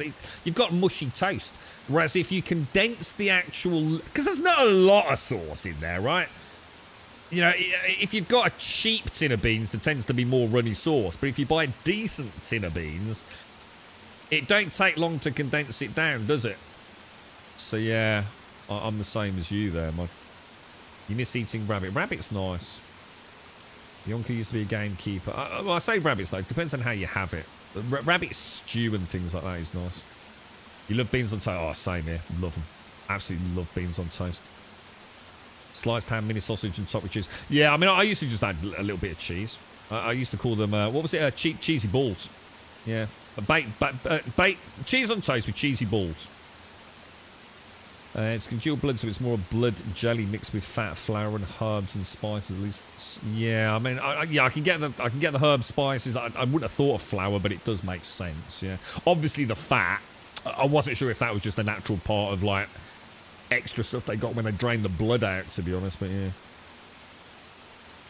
Yeah, sure, yeah. So if you're gonna get black pudding, actually, you might want to check like what it is. You know, is it sheep's blood, cow's blood? Pig's blood? Presumably there is a difference in flavour, but probably more. Maybe the flavour comes more from, you know, the extras that are added, perhaps. Beans I made the other day were just beans in a crock pot. What's a crock pot? What does a crock pot mean? What is that? I used to heat it up in a saucepan, mate. What's a crock pot? And with a ham bone, salt and Tabasco sauce cooked all together. Sounds nice. Sounds fucking gorgeous. Borderline mushy. Yeah, you've got it, Swazza. You've got it. Yeah. Oh, you go for brown sauce, do you? I've never tried brown sauce on beans. Because, to be honest, like I said, I've always had access to Worcester. I've always got... my Worcester sauce is probably fucking 6 years out of date, mate. Oh, that's what a crock pot means, a slow cooker, does it? Oh, I didn't know that. I actually thought it meant like a ceramic pot of some sort, like a slow stew pot. Oh, that's all it means, just a slow cooker. Got him. Yeah, blood. Yeah, blood everywhere. Yeah, Shades is sending us all buckets of blood. With a sprinkle of sugar. Mary Poppins Shades. It was in there for 24 hours. I couldn't afford the electric. Crock pot is more of an American. Yeah. Crock pot, slow cooker. I know. At least I know what you mean there. God damn it, Shades. Fucking hell, mate. I'm starting to feel like, you know, if the apocalypse hits, Shades, you've probably got a pretty... You know, I've always said, like, anyone who sits here watching Twitch, right, in an apocalyptic situation, yeah, would probably be dead by the end of the week. You know, when they suddenly realise that picking a pebble up out of the garden and a small brittle stick and magically waving their hands around it doesn't create a perfectly functioning axe, then things start falling apart, you know, very rapidly. I'm starting to come to the conclusion that you could probably live off the land given nothing but an axe. That's all you need, just an axe. and that's it. You know, you could probably fly if we gave you an axe, right? Just twirl it really quick. Why the fuck is my light not coming off? Slaughtering fucking cows and draining their blood, giggling as you sprinkle the sugar over it. Oh my god! Weird conversations. What are you on about? What's weird about this conversation? What? I'd say this is pretty tame. We're not talking about fucking penises like we normally do.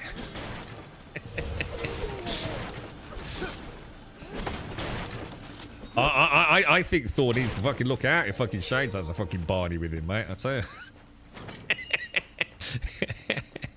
So, I got hammer. I says, yeah, you fucking, yeah, good luck, Thor. I'll meet you down the pub later, mate. Treasure, perhaps?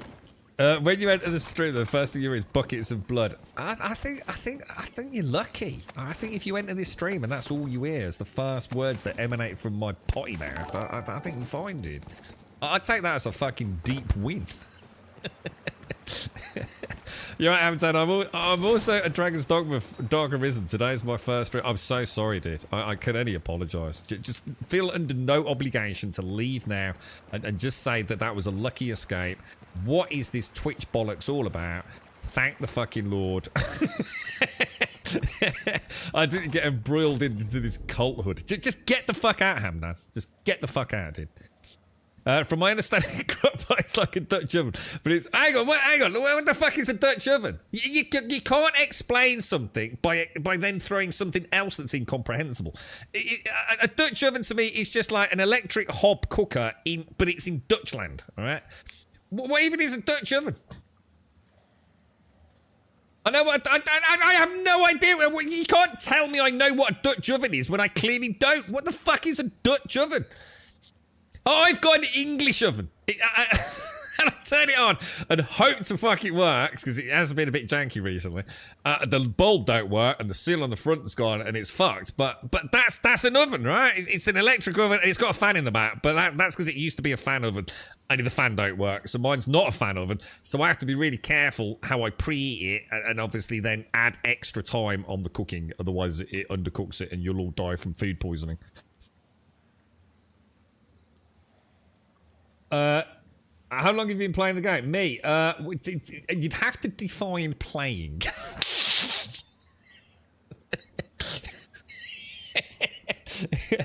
Let's say I've only played it on stream for 7 days non-stop, 7 hours a day, 7 days a week. So my cumulative play time is 45 minutes, give or take.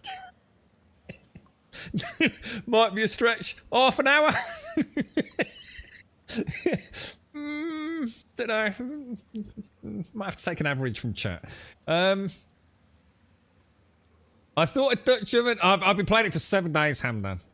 And we're just doing the quest with Fornaval, dude. We're trying to figure that out. A Dutch oven was when you fart under the duvet. What? Oh, when you put the duvet over your partner's head and then fart. Farting under a blanket and not allowing the person to... Oh, right. Why do they call that a Dutch oven? That's weird, isn't it? Why is that called a Dutch oven? I need to know the origins of this now. That's weird, isn't it? How the fuck do the Dutch cook? What the fuck? This is so weird. It's like an iron cast cooking pot. What, a Dutch oven? I think you'll find it fucking isn't. I think... a Dutch oven is a large saucepan with a lid. So you mean a saucepan? One is cast iron and one is ceramic. I'm so confused. Cast iron, ceramic, farts. Fucking hell. I would like to request a full refund, please. Oh, hang on. Let me just get you the trip. What's it? Oh, here we go. I've got the link for you. grumdoesnotgiveafuck.com. There you go. Just go to grumdoesnotgiveafuck.com. Yeah, and request the refund. You'll be fine. People often use them for camping. Use what? Farts? Duvets? Dutch ovens? I'm fucking lost at this point, mate. Gassing someone should be a... What? Oh, killer. Oh, fucking hell, dude. Fuck me. Whoa. Hang on a minute. All right, let's not go... Look, even I have fucking limits, all right? 1 sec. A Dutch oven is like an old school crock pot. Contains the... Why is it called... A Dutch oven is like an old school crock pot. Contains the smell... Oh, right. So it's basically a saucepan with... That's a bit of a fetch, though. So it's a saucepan that is quite well sealed, then. Yeah, it's got a tight-fitting lid. And the point is, it keeps, like, all the aroma in it, yeah? And that's where the expression, a Dutch oven, is, because there's no escape from the smell, right? If you'd seen my face the first time, you would not think so. I was a big city girl. A big city girl. About 6 years old. Watching a big pig be put in a cage. Oh, what the fuck? So hang on. So you're going to tell me how they slaughter pigs now, ain't you? Without electronic bolts through their fucking head. So you watch the big pig. It got put in a cage. And then the cage gets like turned upside down. It's put against the wall. You were told to hold a bucket in one hand and a wooden stick in the other. Is this like a horror fucking film? You then watch someone stick a sharp knife in the pig's neck and the blood splashed out and you had to hold a bucket and catch the blood. Did you actually do this?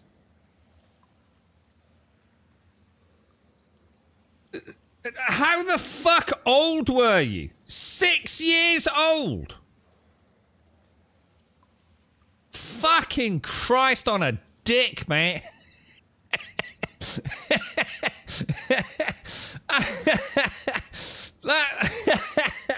Holy shit, Shades. That's fucking insane. I mean, it's great though, right? I mean, this is what we all talk about, you know. This is how your bacon gets on your plate, man. You know, we should all be made to do this. This is the stuff they should teach in schools, right? You want to eat bacon? You've got to go and kill a fucking pig humanely. You got to go and do it, right? You want to eat bacon? Understand what you're doing. You're killing something, right? Experience that. You know, embrace the loss of life, which then grants life, you know? And the world would be a better place, right? If we all, like, spent a little bit more time about thinking about where our food comes from. You know, I think that's brilliant. I think that's brilliant that you did that. It's like my dad, you know, wringing a chicken's neck. You know, it's very easy to be distanced from the food that we eat, isn't it? The fact that you stood there as a little 6-year-old girl with blood spraying out of this fucking pig's garroted throat, just like standing there in your little white whatever it is you fucking wear over there. Just covered in blood from head to toe. It's like, and then, oh, it'll be alright. Little sprinkle of sugar. Holy fucking shit, man. If this image haunts my dreams, if I go to sleep, right, I'm never sleeping again, yeah? And I get this picture of you at the end of the bed shade. This like, you know that like little like white outfit they wear in like Amsterdam-y people, yeah? And they got like the little bonnet on, right? And there's you with a bucket and a knife, covered from head to toe in blood, mate. Oh shit, shades. Fucking hell. Oh god, that's terrible, mate.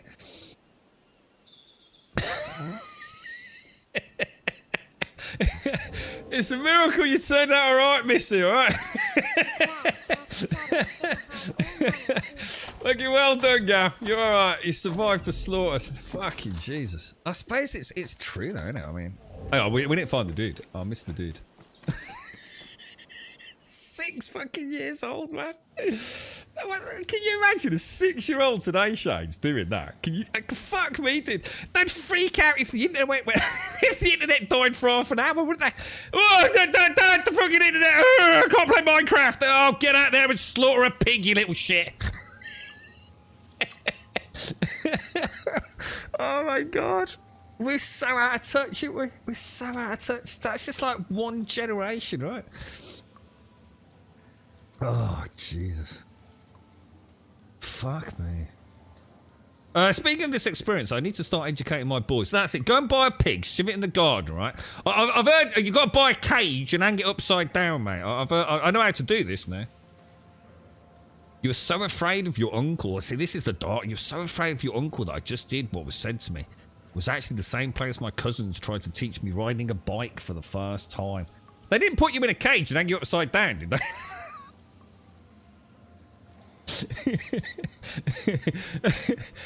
We're going to teach you how to ride a bike. Start us off, enter the cage. I never thought of it the way you said it. You see what I mean, Shake? You see how you know, it's a perfectly natural thing, right? It's presumably a humane way to kill an animal, right? Where the fuck do we think our fucking... And the thing is, that's personal as well. You know, again, you know, to speak the truth here. You know, the meat we eat is just probably a production line with bolts going in brains, right? Or chickens having their necks ripped off. You know, your family, your uncle, you know, he's probably reared that pig, he's looked after it through, you know, illness and fed it daily and kept it in good health, and then eventually the time is, you know, the family needs to eat and the pig has to be slaughtered and sold at market, whatever it is. And you know, he's loved that pig, isn't he? You know, not in a pet way, but he has. He's cared for it. It's part of the family, right? It's going to bring nourishment, sustenance, financial wealth to the family. And in that moment of death, you've shared that, and you've understood the importance and the permeation of the cycle of life in all things that we do, and you've witnessed that. And I think that's really, really cool in what it represented. You know, it's natural. It's the cycle of life, isn't it? And yet most of us will never get to see that or do it, and most people probably would never want to see or do it. They're quite happy to have some huge slaughterhouse do it on their behalf, you know. The meat just looks pretty in a polystyrene wrapper, you know, 2-for-1 Dan Morrison's at the weekend. I think that's kind of really cool that you've had, maybe not the opportunity, because it sounds like it was somewhat forced upon you, but yeah, that would be quite a defining moment in your life, right?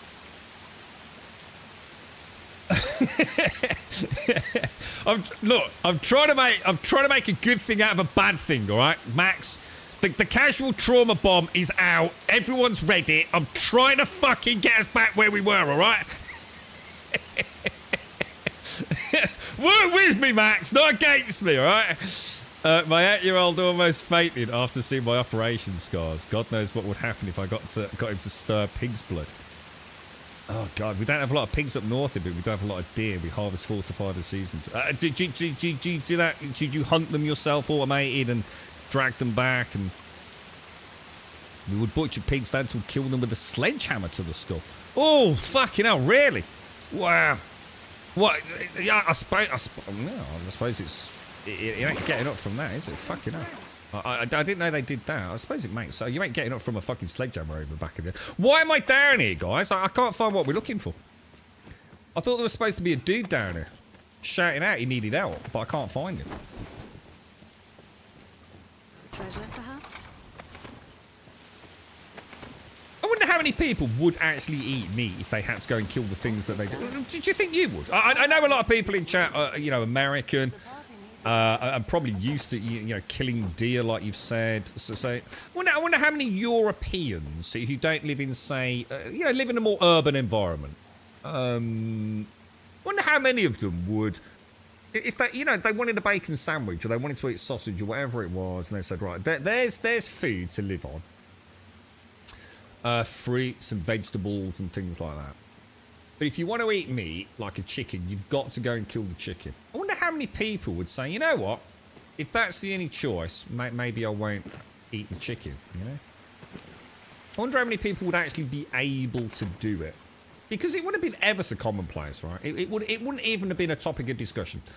You know, who's killing the chicken? It just, yeah, go on then. It'd be no different to asking who's doing the washing up tonight. You're like, oh, for fuck's sake, do I have to? Yeah, it's interesting, yeah. And like, that wasn't that long ago, right, Shames?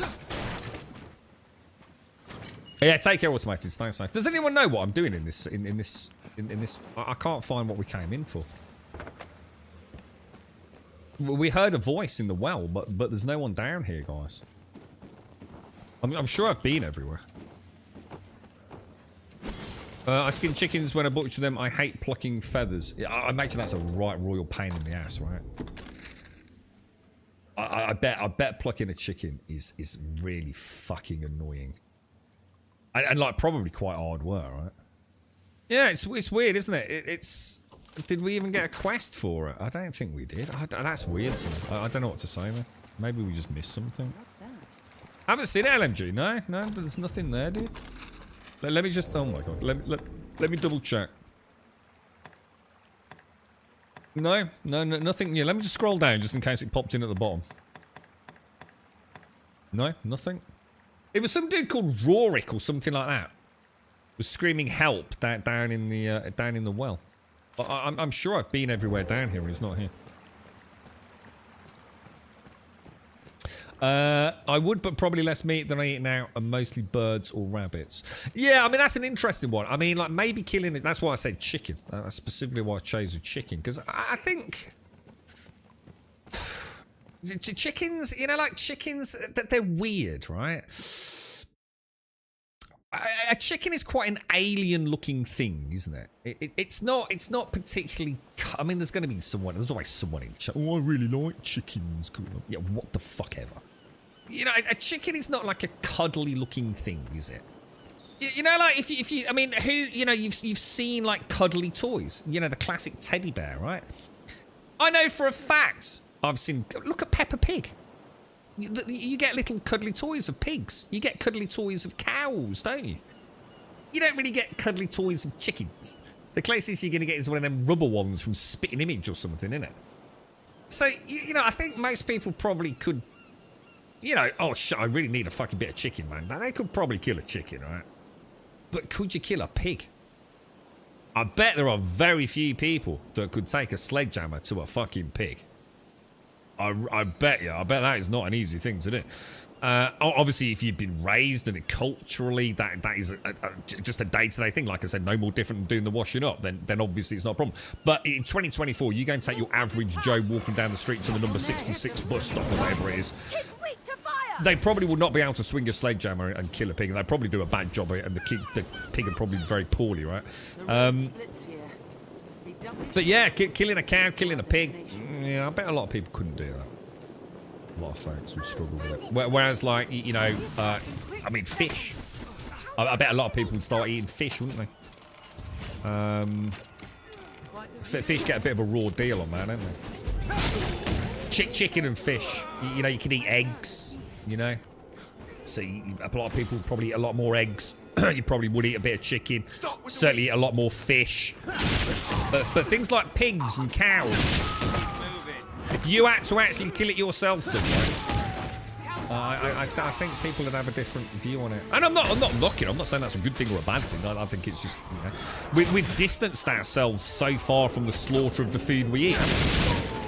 It's no different to bread.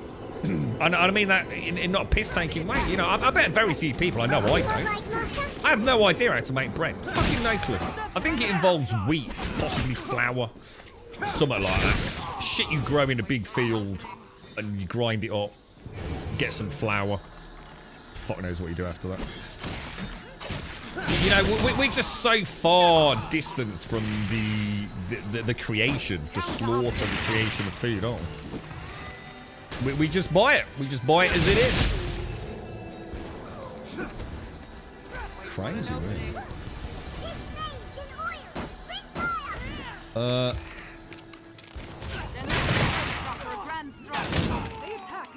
Alright, I reckon we just go back to Grand Soren, boys. Let's go.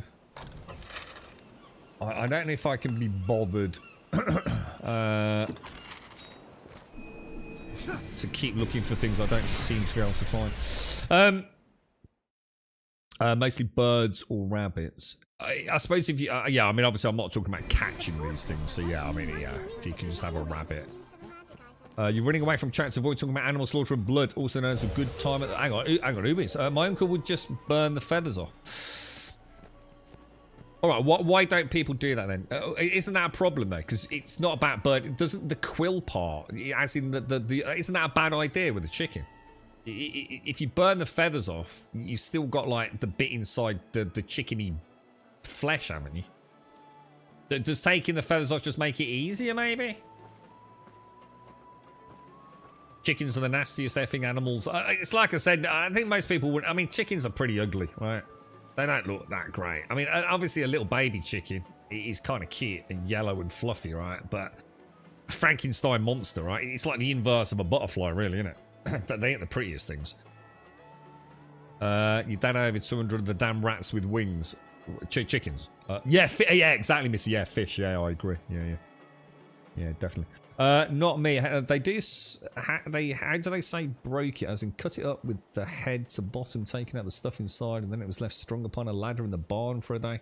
Then it was cut in pieces, and some of it frozen, and some prepared in other ways. Wow, man, it's crazy, isn't it? Yeah, well, fish is nice anyway, isn't it? Well, I like fish.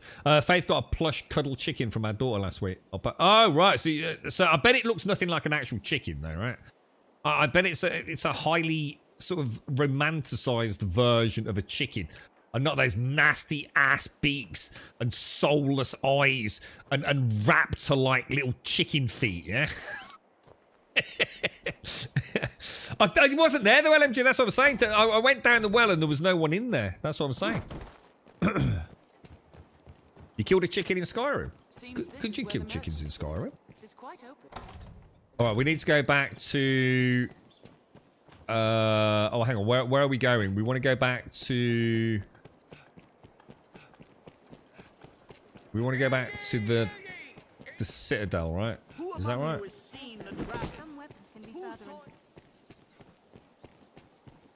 When he cooked the chicken, the skin became the plate, so we couldn't eat it. What? What do you mean the chicken became the plate?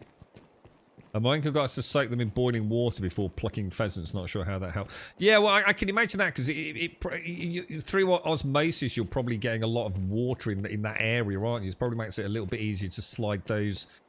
I don't know if the right word is the quill part. You know, that sort of like quite... It's quite a hard sort of substance, isn't it? That end of a feather.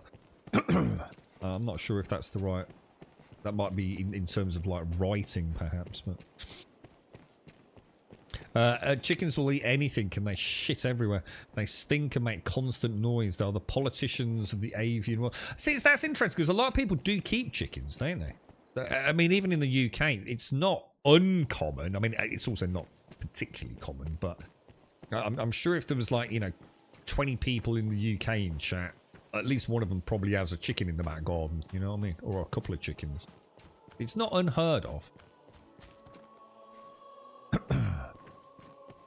And we can speak to her at night as well. Let's just go in. I don't think there's any reason to wait. I can't imagine it's going to have a massive variance on the end at this point, is it? Let me just turn my bloody lantern off. Put away. They so need in Dragon's Dogma 2 better have a fucking wheel. But for doing these fucking mundane actions, I fucking so annoying. I just keep going into the inventory. You are to see me for your assignments. I pray. Make your choice. Oh, do I actually have to wait 4 days? The inquest has but a few. Oh. Good. You've brought evidence. Here, I shall see it. I forgot to speak to the dude, didn't I? There's time yet, sir. Pray. Where would that dude be that he said he'd send it? As if we hadn't cause enough to worry already. Randy Randall. Yeah, the dude from the... Oh, shit. Where would I find him then? Use boil... So you sort of like dunk the carcass into like some boiling water to make it easier to pull the feathers out. I'll have to remember that. Just in case the apocalypse hits and I find a rogue chicken. I imagine she has all manner of subjects she would discuss with you. So indeed, yes. I ask you meet me at the castle garden. That is, if it please you, sir. Your uncle's, is that like a barbecue smoker? Was a beautiful smell. He'd often use old whiskey barrels. The smell of whiskey. Oh, that does sound nice. That does sound nice. Mm. So the skin of the chicken would become the plate, and what we didn't eat went into the composter. The skin of the chicken would become the plate. I don't get that. How can the skin of a chicken become a plate? One of my all time, I'd have to see a picture of that. I can't really. I mean, I can understand like the skin gets a bit crispy or something. But I like the skin, so I'd want to eat it. One of my all-time favorite YouTube videos is epic fail cooking barbecue chicken. Just link it in chat if anyone's got it. I'm not streaming it. I don't dread to think what it is.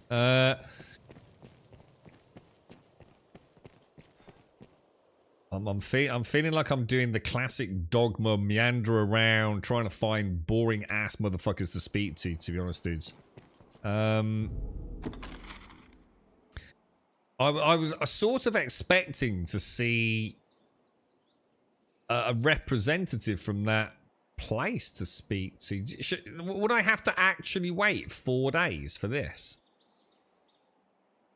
If I go to area, I mean, we did the tower, which is where I was expecting to find the dude.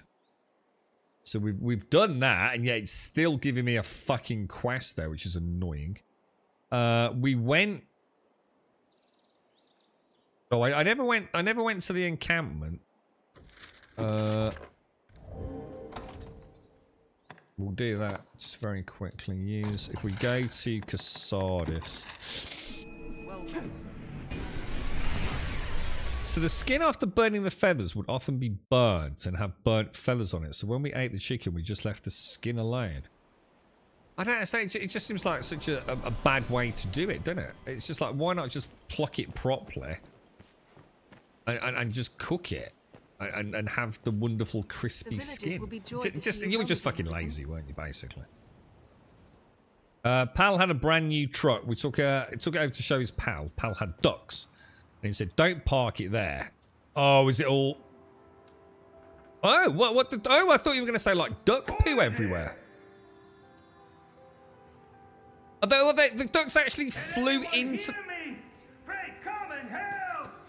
The ducks actually flew into the truck. Why would they do that? A duck's just dumb. I thought ducks would be, like, quite efficient at flying.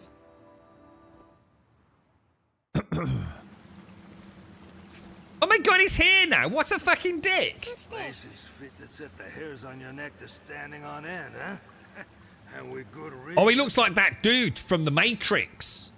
Who ate the beef. The traitorous bastard, didn't he? The dude who sees the dude... Yeah, the dude in the red dress. Place is fit to set the hairs on your back. Okay. I thought to enjoy a quiet nip of the old spirits here, away from prying eyes, huh? But then, a fearsome rumble came from further yon. Against my better judgment, I went and stole a look. 'Twas monsters, sure enough. Monsters? A hive of them. Holy shit, boys. Can't let the likes of them loose on the village, I thought. So I stayed here to hold them back. Lucky thing I thought to sneak a drink. I'm well glad to see you, truth be told. I need a cough. Oh my god, dude, you lot have been right yappy today. Will you go and clear them out, cousin? Yes, accept. Thanks. And good luck to you. Don't leave a one of them alive. Dude, what the fuck? The path beyond is convoluted and dangerous. Here, cousin. Let this protect you. Oh, what have I got? What's he giving me? Take care. What did I get? I'll take that. Destroy the saurian nests. Use. Am I going to have to, like, sleep, like, 3-4 times to pass time to get this trial up and running? I suppose we could go at night to speak to the lady, couldn't we? So that would pass a bit of time. What do you want, Felicia? The Saurians have grown their numbers once more. It is clear we must strike this threat at its root. Okay. Oh, was that his name? Cypher. Was that the dude? That was a good scene, wasn't it? That, you know, when is he drinking the red wine and chowing down that succulent piece of beef. There were some good moments in The Matrix, man. Good fucking series of films. I like them. I've got to get the girlfriend to watch more Game of Thrones tonight. I've got a real hard on for that right now. That was fucking awesome yesterday.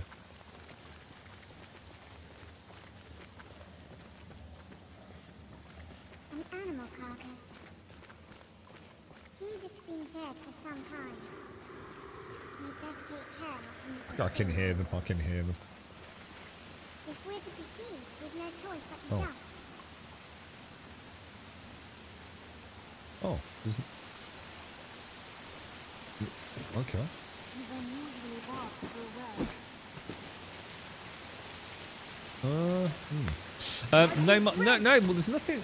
I was expecting to see them here, like respawn here, but... I've got to destroy the nests, right? Let's just have a quick look at... Oh, I suppose I shouldn't still, even though I know what it is, I should still get in the habit of making it active, right? Oh, no way! Oh, dude, maybe there's a route through there. It's really weird, because I nearly mentioned earlier that there looks like there's a little bit of missing fog of war, but I just assumed it was nothing, because look, it actually does very much look like it's just, yeah, I just never went over there, but as it turned out, there actually is a gap there. Didn't realise. I want to see all the boobs. I do. What am I missing in terms of context here? I've got, dude, I'll happily look at boobs all day, mate. I'm a very booby kind of guy. Boobs are amazing. I love boobs of all shapes, sizes, textures, real boobs, fake boobs. There ain't a boob I won't have a little fiddle with. Boobs are amazing. Boobs are life, right? They literally are, right? Boobs are literally life, mate. Unless they're dirty old man boobs, in which case they ain't.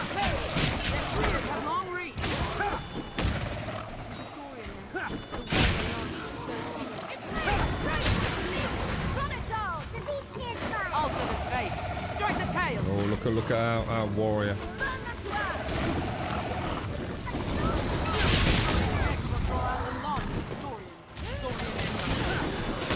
We're not even chopping the legs off these ones, are we? Or the tail.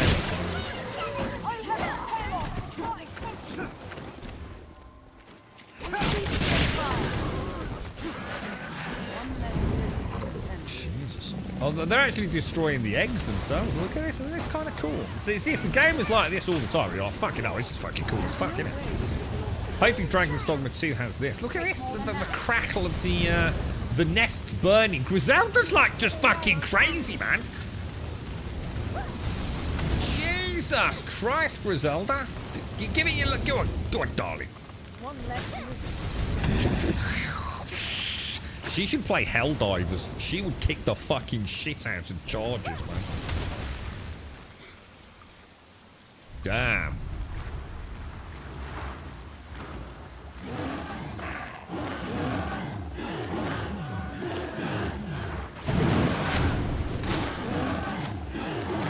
Oh wow, is this a boss one? He don't seem very happy, does he? Alright, let's see if we can... God damn! Griselda, we need fire boon and stuff. Come on, darling. You know how this works. Or actually, oh no, it's ice boon, isn't it? Oh, that thing just got fucking wrecked, bro. That thing just got completely destroyed, boys.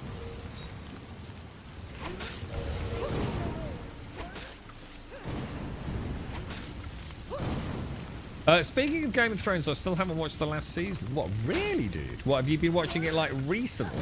Or just simply not got around to watching that?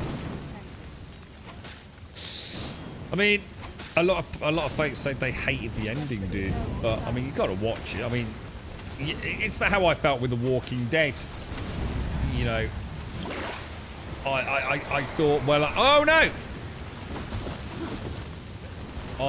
I thought, well, I'm in it this far, I might as well keep watching it. And I got in a habit of just having it on as background noise. I didn't even really watch it, to be honest. And then eventually, I just lost all interest because I didn't really know what was going on, to be honest. But, I mean, if you're 6 seasons in, you might as well watch the 7th, right? You ain't got anything to lose, have you, bro?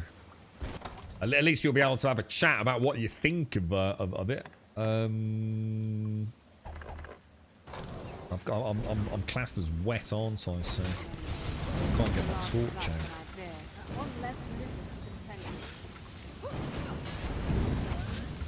Come on, Griselda. Destroy these things, me old mucker.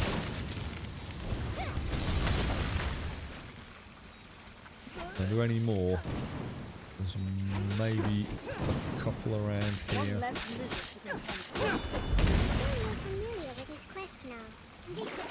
Report back to Rorik. Okie dokie. Oakley dokie. Ooh. I don't think we're going to be able to... Oh, we can.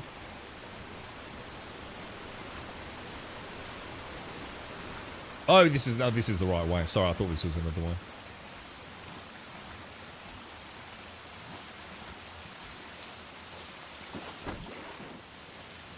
I think we can get out up. No, how do I get back? I can't get the torch out because I've still got the soak debuff.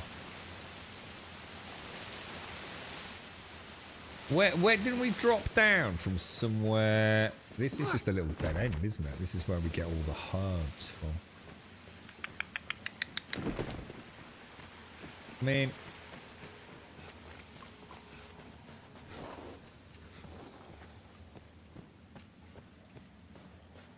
alright, this is annoying because this takes me back around to the cave.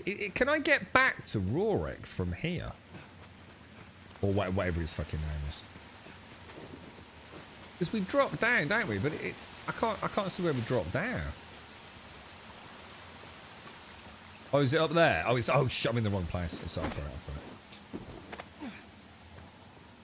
there. Lovely jubbly. Let's go and tell him we've murdered all the Saurian nests. I do like the dungeons. The dungeons are pretty cool, man.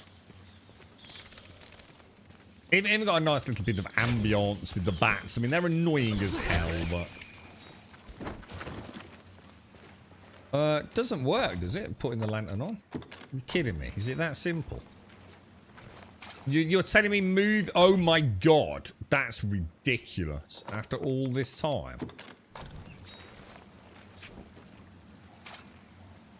What the fuck is the point in the absorbent rags, then? That's just dumb as fuck. Next time I have a shower, right? I'm going to toggle on and off my fucking Samsung phone light. And just miraculously be fucking bone dry with my hair all sorted. What a fucking crock of shit. It's dark and unsettling, this place. Yay! The beasts are slain then? Ha! Joyful news. I will sleep easier, not having their like crawling about below the village. Indeed. Here, 'tis a small token of thanks. Take it, my friend. Now to find another spot to steal a quiet drink. Oh, that'd be nice, wouldn't it? Anyone fancy a pint after the stream?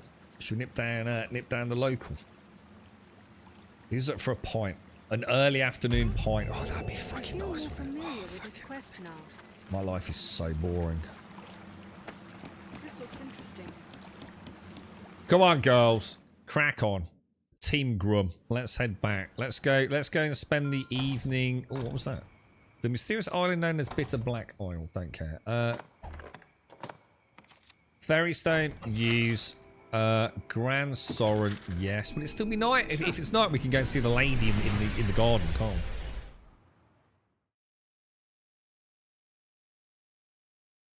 It'd be nice, wouldn't it, Swazzer? How's the new PC though, bro? Sorry, it's been a bit manic. How are you getting on with the new computer, dude? Are you firmly sort of Oh yeah, it's night time. Let's go to the gardens. Yeah, are you playing the Division 2? I mean, how's the PC going, Swazzer? I mean, all plug and play and everything's ready, everything's singing, everything dancing. Yeah, I was going to say, I'm surprised you've done it that quick. That's fair play, actually, mate. Because it normally takes a few days, doesn't it? You know, getting everything set up how you want it, you know. Maybe setting up your wall, even something like, you know, getting your wallpapers set up, or getting a few things installed and just getting to know it. Because it's been a while since you had an actual gaming rig, I presume, then, Swazzer, yeah?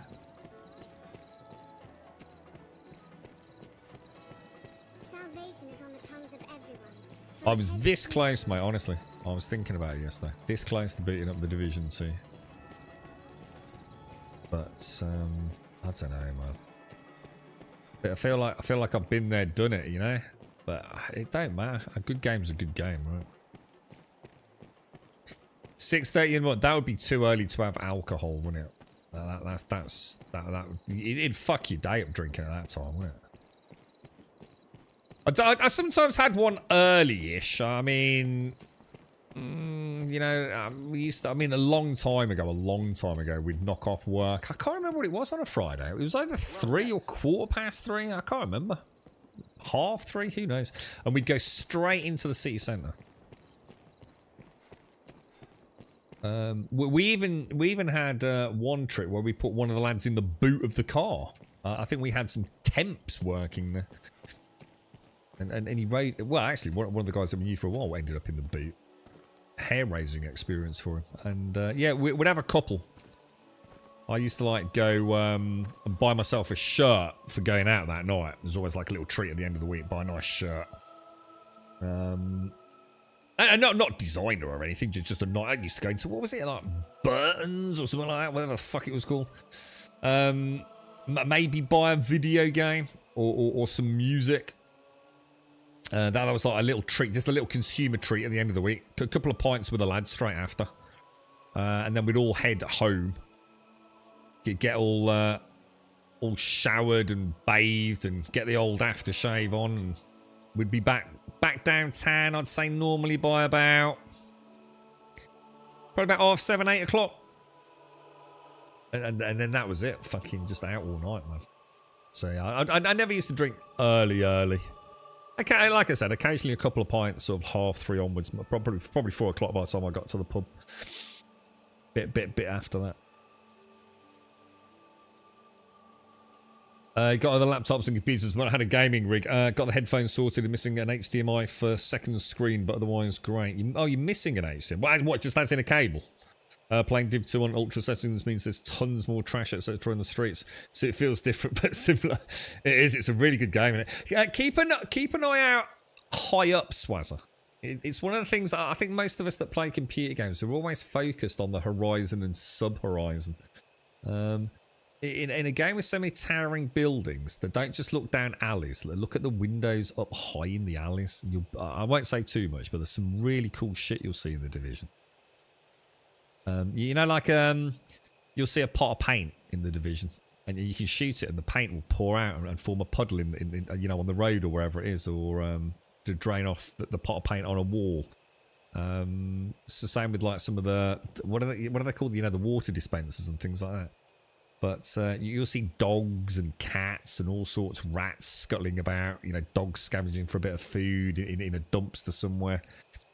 But look a little higher, mate. Look in some of the windows and things. Amazing what you'll pick up. There's one that I've often mentioned, which is like, you know, the one I use as an example. But you're looking everywhere. Also, some of the broken buildings I could see, which I couldn't before. Oh, really? Yeah. You probably see. It's quite interesting, isn't it, for someone like yourself who's probably played like Series X for a long time. And if your only experience up close and personal is the Series X, it's very different watching stuff on YouTube and Twitch. You know, compression, and you're not paying any attention to the detail, are you? But you played the Series X, and I'm sure if we roll back time, you're quite happy playing the X, right? You love the same games, you know, you love Diablo, the Division, etc., etc., etc. But you see how that fidelity gets cranked up a notch. It's not about turning a bad game into a good game, but when you've got an all-singing, all-dancing PC that you can really crank that shit up, it can take a good game and elevate it into quite the extra experience, right? But there's just a cleanliness to everything, and like you said, sometimes there are extras. You know, a few extra things flowing around on the screen, little volumetric fog cascading down an alley that might not have been there. So it's interesting. I sort of envy you this like wonderful period you'll be going through. I had it back when I had Diablo 3. It was even more interesting for me, I suppose, at the time, because I guess I was going from the Xbox 360 to a gaming PC. Whether or not you've got that same, you probably haven't. I mean, the X is not a bad bit of kit, is it? But, you know, the 360 to a gaming rig, fucking hell, dude. You know, it was definitely, I still had buyer's remorse. I still thought, shit, should I have done it? It's still a video game at the end of the day. But it was a good feeling, man. It's like, fuck me, is this what it's supposed to look like? Holy shit, dude. Praise the Maker, you've come, Arisen. Oh, this is glorious. Most glorious. Well, what do you want? This is weird meeting in the middle of the night, Mirabelle. Pardon me, sir. Forgive the ramblings of a handmaiden on a strange errand.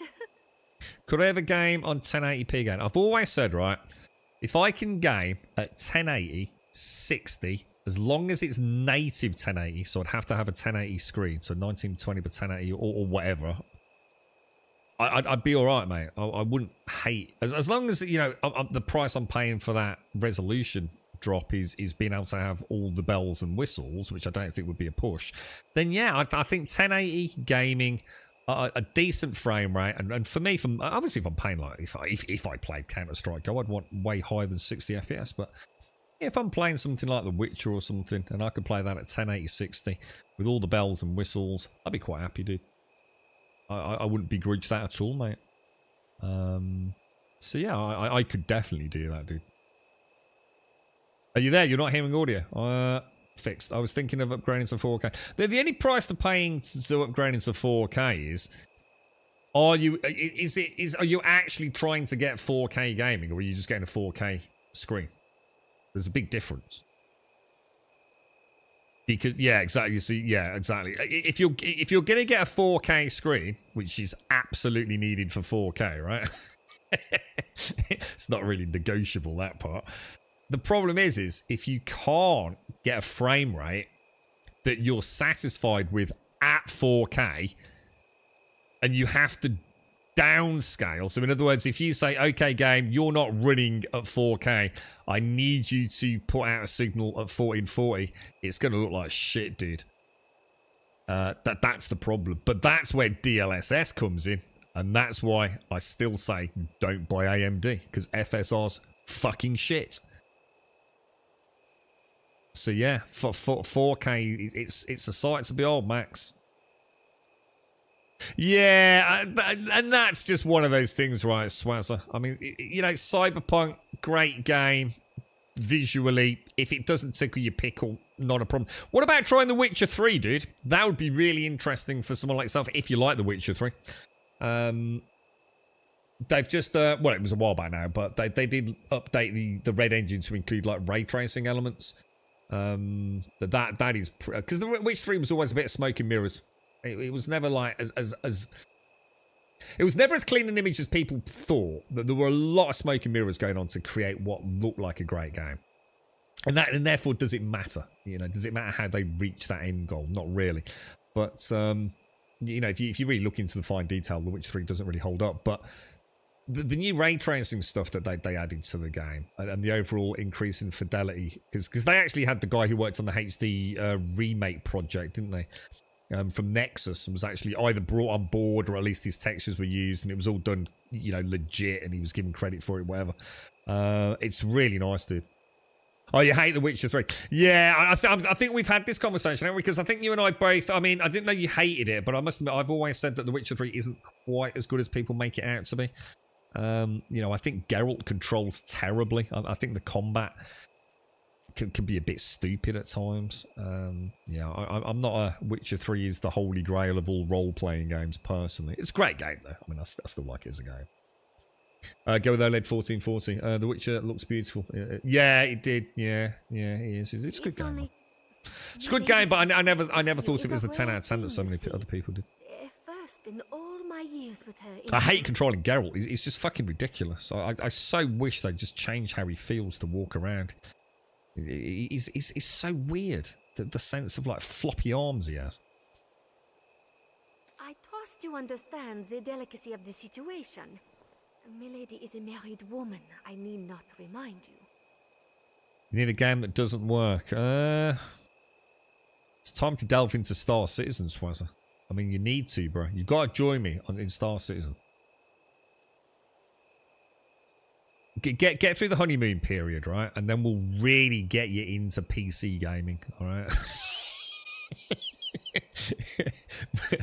we will drop you in the deep end in the ultimate games that don't fucking work, and it will be Star Citizen. You will be amazed. We'll literally just stream it together. Yeah, I was going to say, not just yet. Have some fun first before we burst your bubble.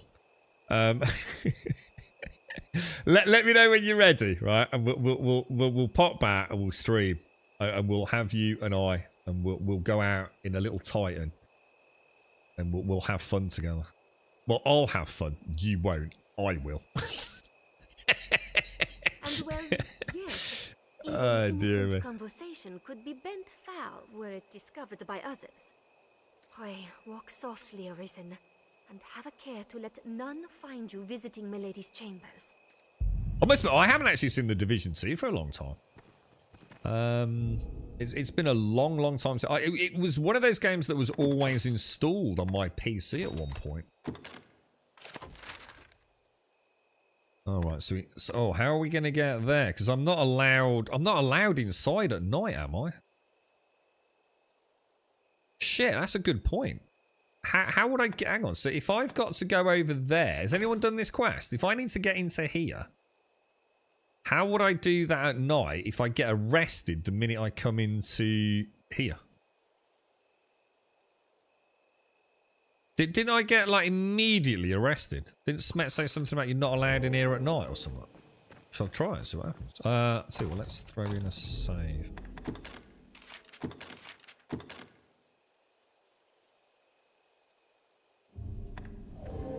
See what happens. Or was it here that I got... Maybe it was here that I got arrested.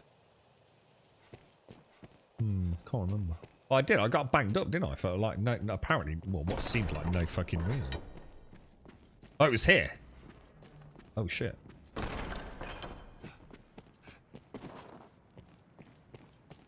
Dunno. Maybe if I've got the quest, I'm allowed to. Oh, hang on. I think I need to go.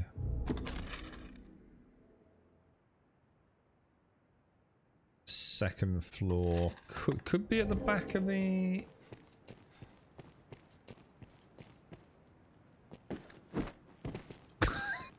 I'm not sure if I'm actually avoiding them or not.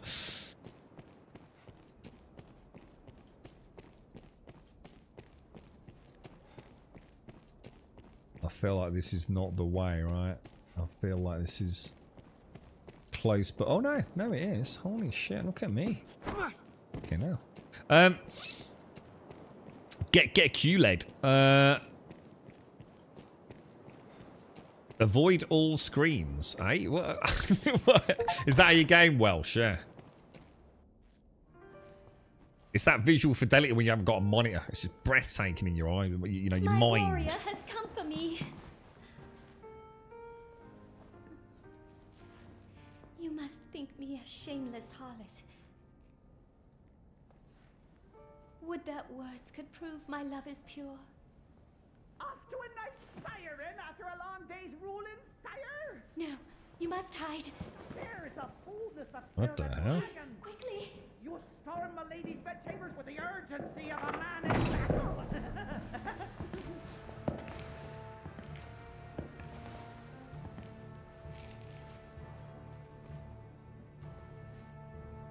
We never liked this knob, did we? Oh, fear not. I shan't eavesdrop on the ducal proceedings. I remain to stand watch, guard, sire. For your protection, of course.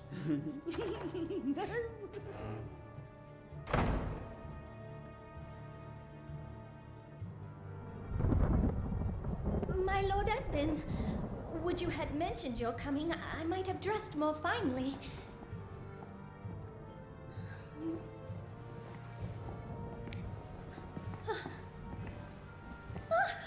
My lord, what are you? Lenore! Oh, my love! Forgive me! Fucking hell. This is so Capcom. Is something... The fucking McDick fucks, dude. Stop him, bro. Get him there, lad. I take it back, Lenore! What the fuck? Sorry! Why are we standing there? Why are we standing there? Oh.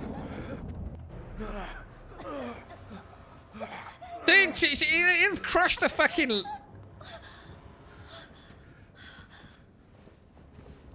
What the hell, bro? Why is he salivating like this? What's he? Is he been poisoned? Is he? What have I... Your Grace, Edmund, A dude like that, strangling a girl like that, she'd be fucked. A whole like larynx, esophagus, it'd just be crushed, wouldn't it? paid for something more. He stole into my room. I was terrified. I will slap your little arse if you keep this fucking shit up. Commoner must be made to learn, sire. Give him a taste of the lash and a stay in the dungeon. What the McDick muffins is going on? Festy, I know you're there. Milady is mistaken. I would never This dude needs to be thrown off a parapet. Oh, brook none of your japes, fool. Summon the guards. Have this villain removed. It's very hard to take it seriously, isn't it? I just like this near. What the fuck? That's a weird way to escort me out, isn't it?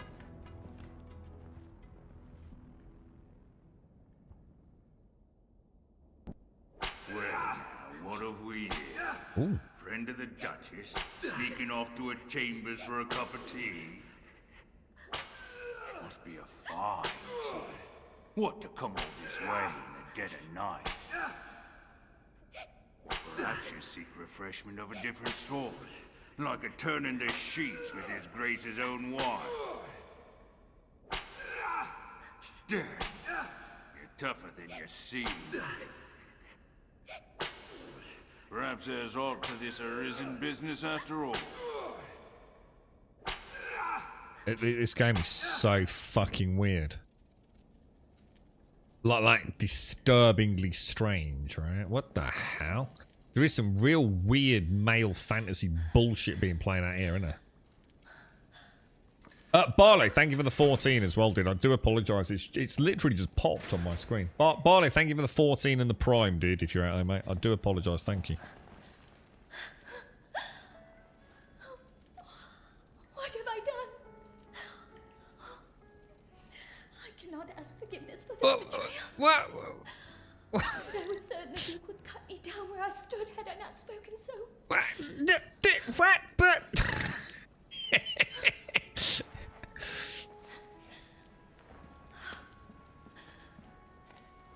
Looks like I've been down here for years, doesn't it? You must run. The Duke is half mad and fearsome wrong. I shall think of some way to assuage him. Does that look like a fucking king? She's wearing a pink dress, dude. I think Killer's on his 160p monitor. It's no wonder he gets such good frame rates in Star Citizen. Escape the dungeon. Open. There you go. Fucking easy, mate. Right? This game, dude, honestly. Why are people thinking this Dragon's Dogma 2 is going to be so good? I'm starting to seriously sort of rethink my expectations right now.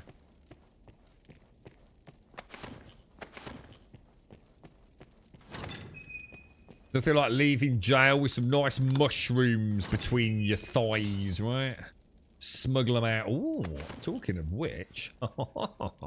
Now, question. Do we go down there or do we try and get my gear?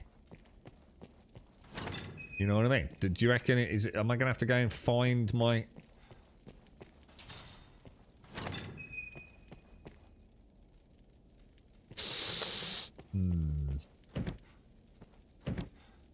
Oh, I haven't got a key for that one, but I have for everything else down here.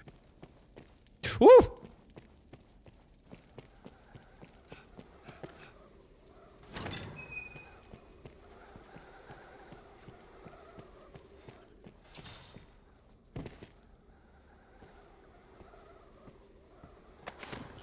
What do you think, boys? I don't know. I don't know. Whoa! Jesus Christ. I see a good smack. Oh, Jesus. Snakes. Alright. Apparently I don't know how to kick.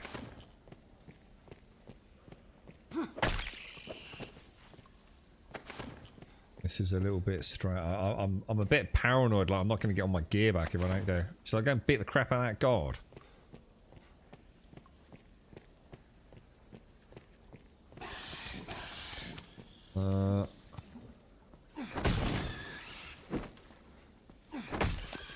Oh, good stuff. He's getting in a rhythm now, boys. He's like fucking Chuck Norris now.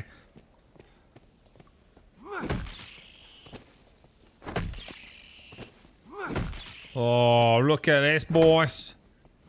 There's no stopping him now, lads.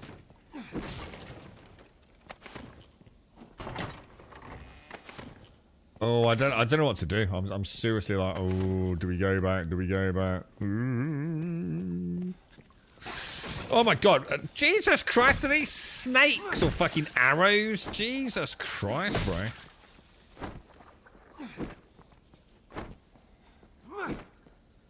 Fucking hell.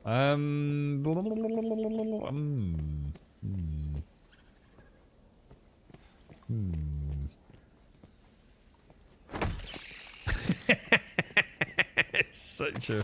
It's like a good animation, but obviously it doesn't marry up, is it? The lock opens. Oh shit, dudes. This could be bad. Do you reckon I was supposed to go and get all me clobber? Quest knowledge. Is it in here? What's that? Wait.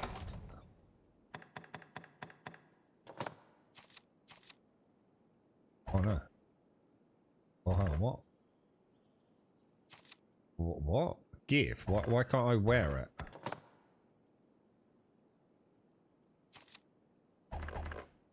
Hey?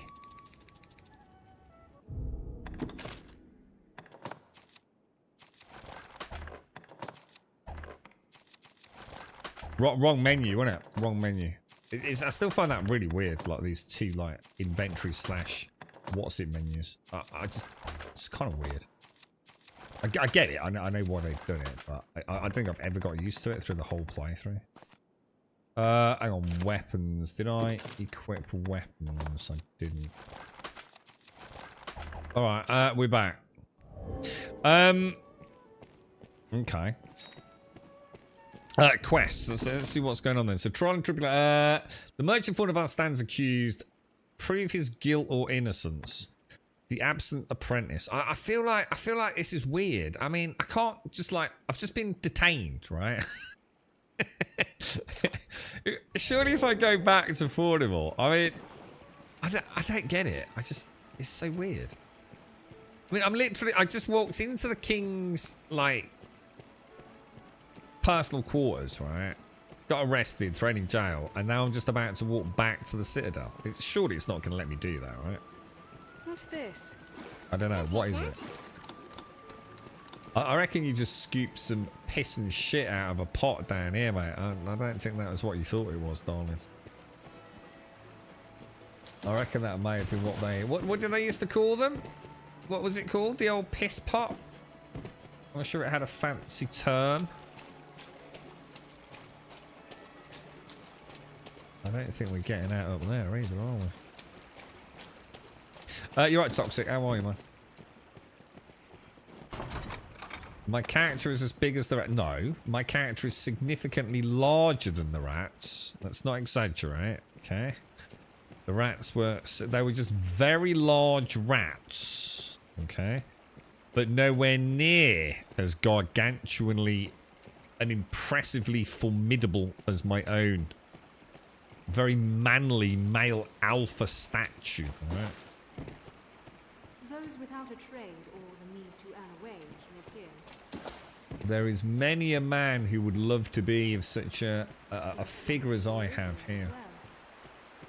Many a man. Maybe they think your punishment's been served. Well, that would imply that my punishment was either exactly 6 seconds. It seems, I don't know, it seems like a waste of administrative sort of time, doesn't it? I mean, I'm sure there's a lot of paperwork for a 6-second incarceration. That, or I was supposed to be down there for a year and they don't feed you for 1 year, at which point they just expect you to simply make your way out, do they? I mean, either way, I'm failing to see it, you know? Unless a whole year has passed. Maybe I've been down there a year and my friends simply waited in a bush for me. Waited in a bush for me to finally emerge as a sort of like coming out present, you know? A chamber pot, that's it. A chamber pot. That's what I was thinking of. I mean, I've been incarcerated and escaped like 3 times now. You think they might have figured? Apparently, I've got a key to the prison, and there's only one place I could be keeping that, right? And you see the size of the keys in the old days, boys.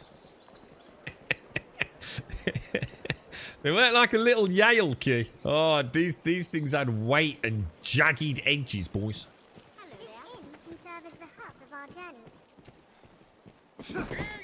Very strange. What happened there? Did I just get some money? Who among you has seen the dragon? You're right, Vina. How are you? What's that? What are they? What are those things? Are they like broccoli? Lettuces?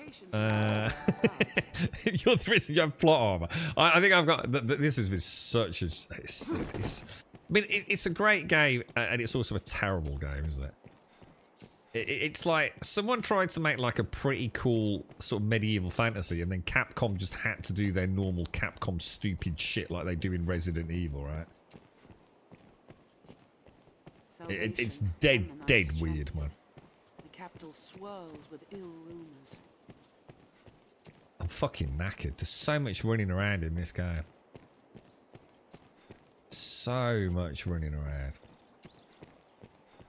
I suppose in a modern game like Cyberpunk, there's the same amount. It's just that I suppose you've got like the density to the environments, and there's always like something visually intriguing going on, isn't there? Whereas I suppose, but back in the old days when this came out, it was just simpler times, wasn't it? Really.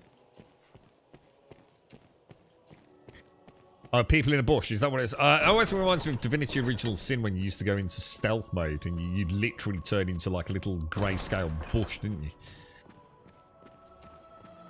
Am I going to have to wait? Look, that little knobber there knows that I got banged up a minute ago. Look, he's strutting his little fucking wanky ass. You are to see me for your assignments, and I speak to pray.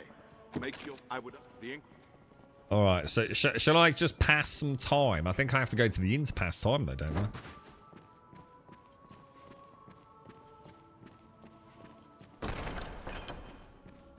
Stinky, god damn it, Swazzer. This is this new PC. It's all gone to your head, mate. Stinky. Can I don't know what to do, dudes. Have I actually got to wait 4 days? Because I can only wait until nightfall. I'm going to have to. That's going to cost me 1,500 quid just to stay in an inn. I've ever tried Kingdom. I tried it when it first came out, Killer. Yeah, I played it on launch, and it was a bit shit to say the least. Very bad performance issues, and a terrible save game system. And no training tutorial for the combat. All 3 of those things have been very much addressed, I do believe, over the years. Including some DLC as well, if I remember correctly. So I must... That was the one I was talking about yesterday, the one that I always forget about. Talking about RPGs that I'd like to go and play. Obviously, Witcher 3, still not played that properly. Cyberpunk, still not played that properly. That's the one I keep forgetting. Baldur's Gate 3 we mentioned. I would like to give Kingdom Come Deliverance a shot. I quite like the idea of being like a lowly peasant. There seems to be some quite interesting quests. I think one of the ones I remember... Well, I think I broke into the nunnery and stole all the nuns' shit. That probably a bit naughty of me, but... there was like a bit of a murder mystery, if I remember. Early on. I had to sort of follow some trails, and where we got mugged by some dudes. I had positive memories of it. Just... It had issues, didn't it, when it came out?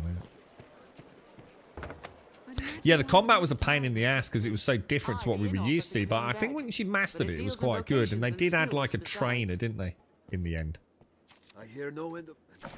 So that you could, because it was like a twofold issue. I mean, I don't know how they didn't see it coming. If I remember that the combat, there was very little tutorial for it, and it is a weird system which a lot of gamers would not have been privy to. No one was really, but it also had a shit save system. Like you had to drink a potion, I believe, in order to save the game outside of key save moments.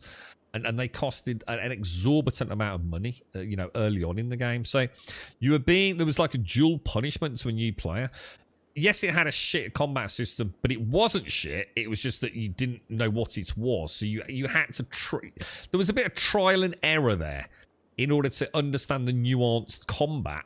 But you were then being punished for dying over and over and over and over again because of the weird save system. So they did change it all. They changed it all in the end. And I think made it a much more accessible game.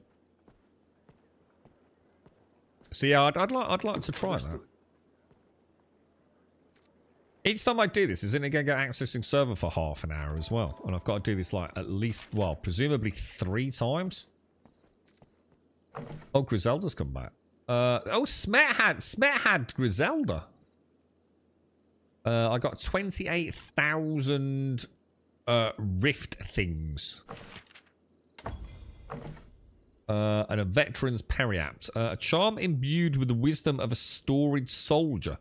Its use doubles... No, we don't want that. No, we don't want that. I need to get rid of that. Knowledge your pawn has gained. So it's learned... Oh, no. Oh no. Alright, this is lessons learned.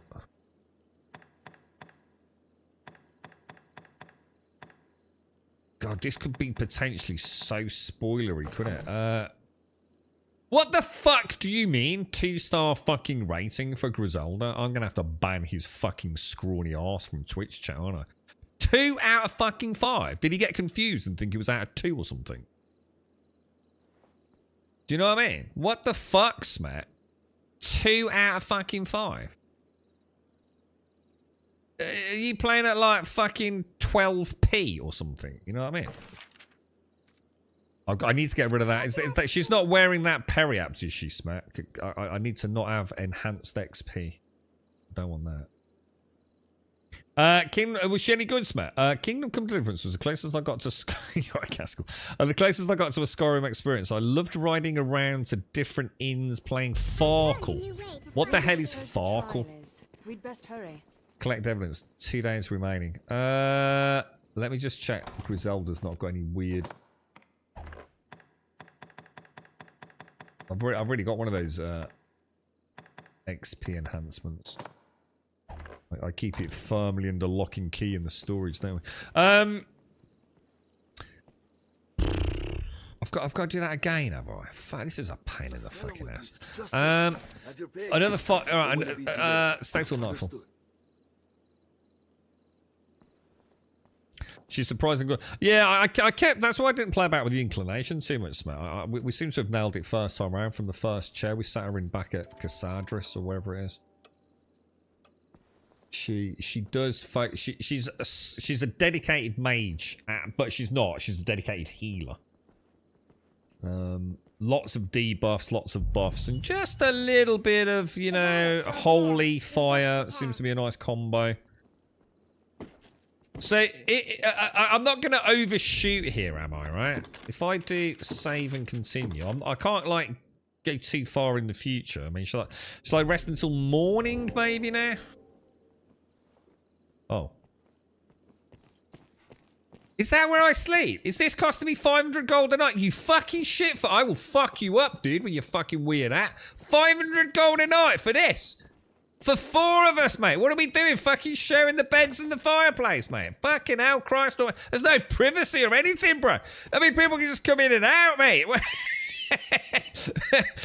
Fuck, Jesus Christ, dude.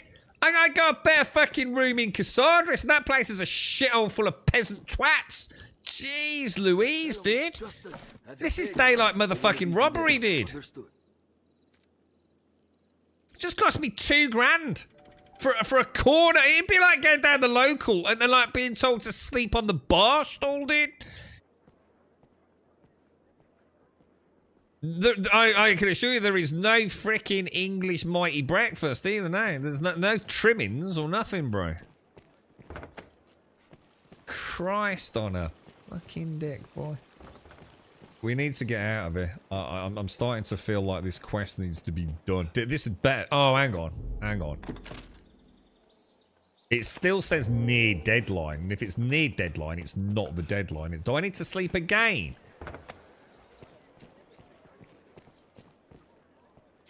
This is actually getting out of me, mate. I couldn't. I mean, do you not do discount for a full week or something? Understood. Farkle was the dice game you could play. I never got that far, dude. I only did 1 stream of it, dude. And it was pretty unplayable. I'm at 2 streams, I think, actually. I think it used CryEngine, didn't it? I'm sure Kingdom Come Deliverance was CryEngine. Will begin soon. Let's deliver our findings. The judge will soon hand down his ruling. We best hurry to the capital. And it was fucking shit on launch, dude. It was a right fucking... Oh, hang on. It was a right technical clusterfuck. I mean, it was playable. I will have order. Ish. This inquest has its conclusion. He always looks like he's got no arms.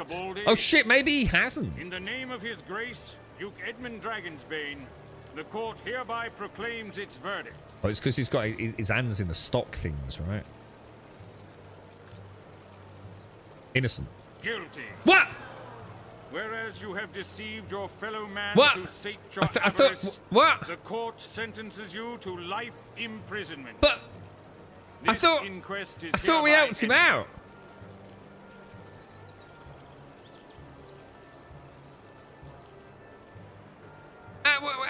But...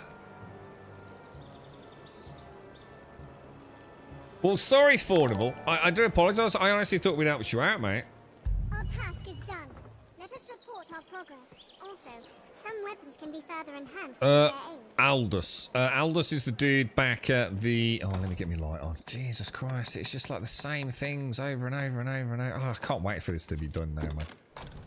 How much more have I got, boys? Am I going to get it out in another stream? Are we going to get, like, one more stream out of it? You had loads of evidence to get. Well, I didn't really. I got 2 out of 4, didn't I? But I don't think I spoke to the dude. I mean, when you say loads, let's not exaggerate. I mean, there were like 4 markers on the map, right? 1 hour meeting conquered, 30-minute break before the next. Jeez, you have spent a lot of time in meetings, didn't you, bro? Must be the Knights champion. But who? Good old-fashioned meetings. Things I just don't give a fuck. The game has just become so fucking dull right now. I just want to be fighting, you know? I honestly didn't think I'd be doing less fighting than I did in Skyrim. I really didn't. It's like 4 hours of walking around the same fucking place I've walked around for fucking 4 hours yesterday. Talking to NPCs who are about as engaging, like I say, as a fucking broken Rubik's Cube. And then the odd little fight, and for some reason the fight seems to take about 3 seconds every time, don't they? Hang on, where the fuck am I going? I just suddenly realised, why am I even coming back here? Quests. Oh, Aldous, yeah, of course.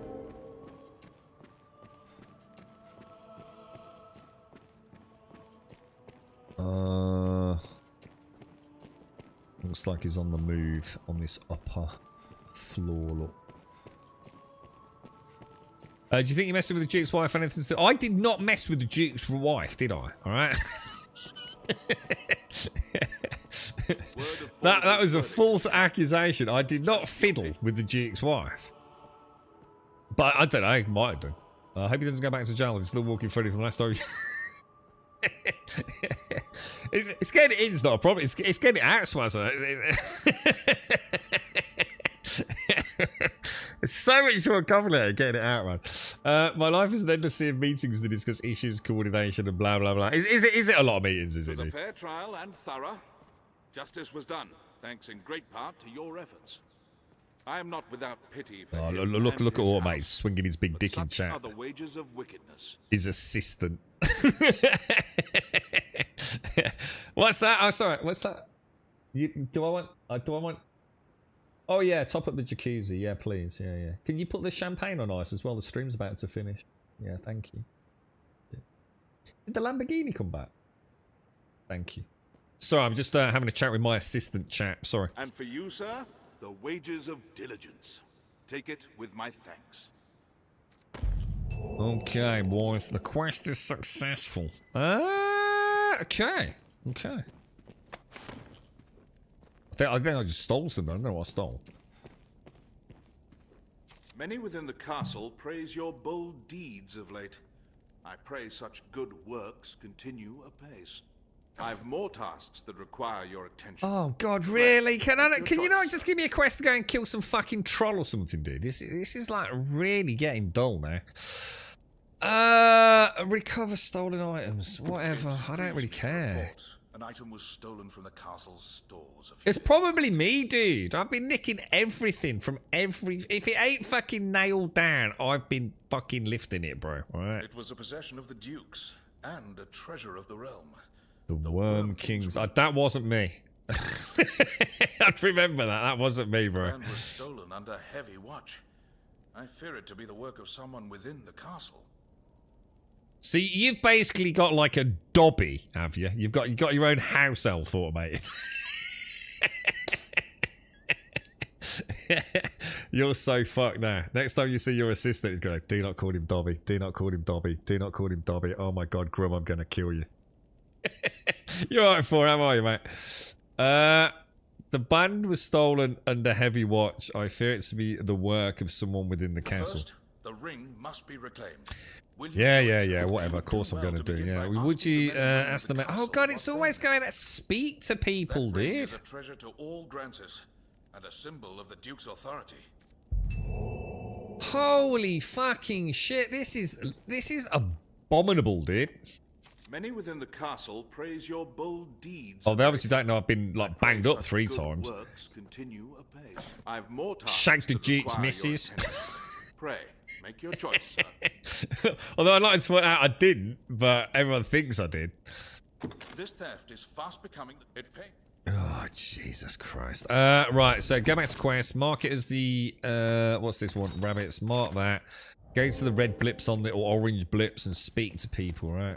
Oh, God, it's just endless. I do have my own Dobby. His name is Kyle. Oh, that's a nice... see, I'm thinking of... what am I thinking of, dude? Cartman. And, what is it?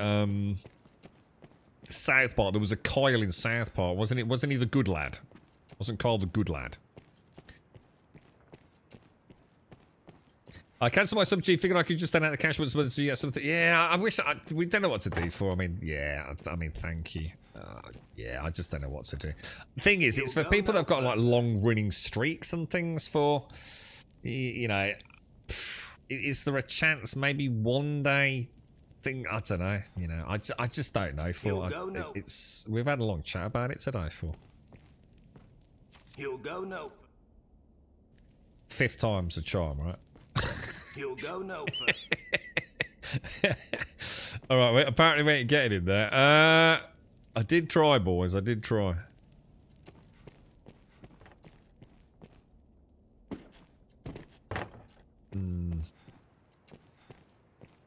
Is there someone down here, maybe, or is it actually? Is it upstairs? It's like it's someone moving.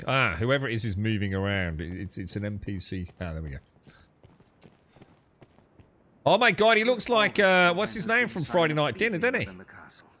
Jim. It's like Jim. You're right, Jim. Good Aldous told me there's been a sign of thieving within the castle. Even should they escape sight, the castle's construction hinders all who do not know it well. Our villain had a guide, or had some occasion to grow familiar with the castle. Alright, that doesn't really help me a lot, does it? He's no longer... Shall we just go and check that orange little blip in there? Let's just go and check. I've exhausted all, like, dialogue options, just in case. Oh no, this isn't where I thought it was.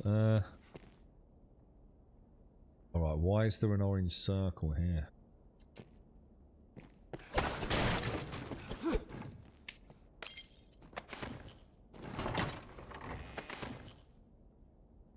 Alright, that's weird. Why is there an orange...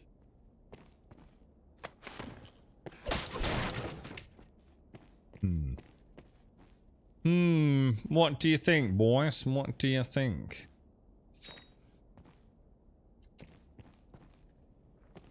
Let's check. So just to make sure we're on the right quest. Yes, we are. View on the map. Close that down. Have a look around. Nothing in there. Is it? It wouldn't be a nighttime one, would it? It's can only assume there's another level. Let's go up the stairs.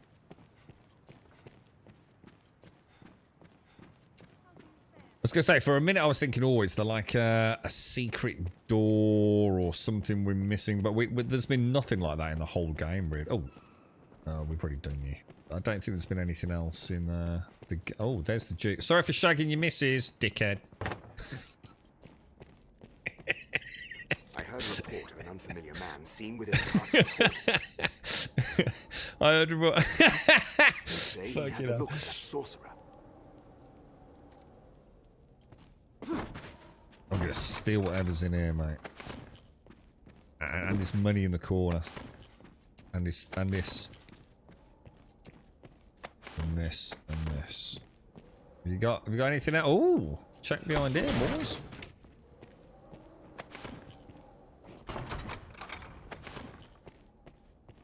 Oh, I'm over encumbered. The amount of shit I've been pilfering. Look.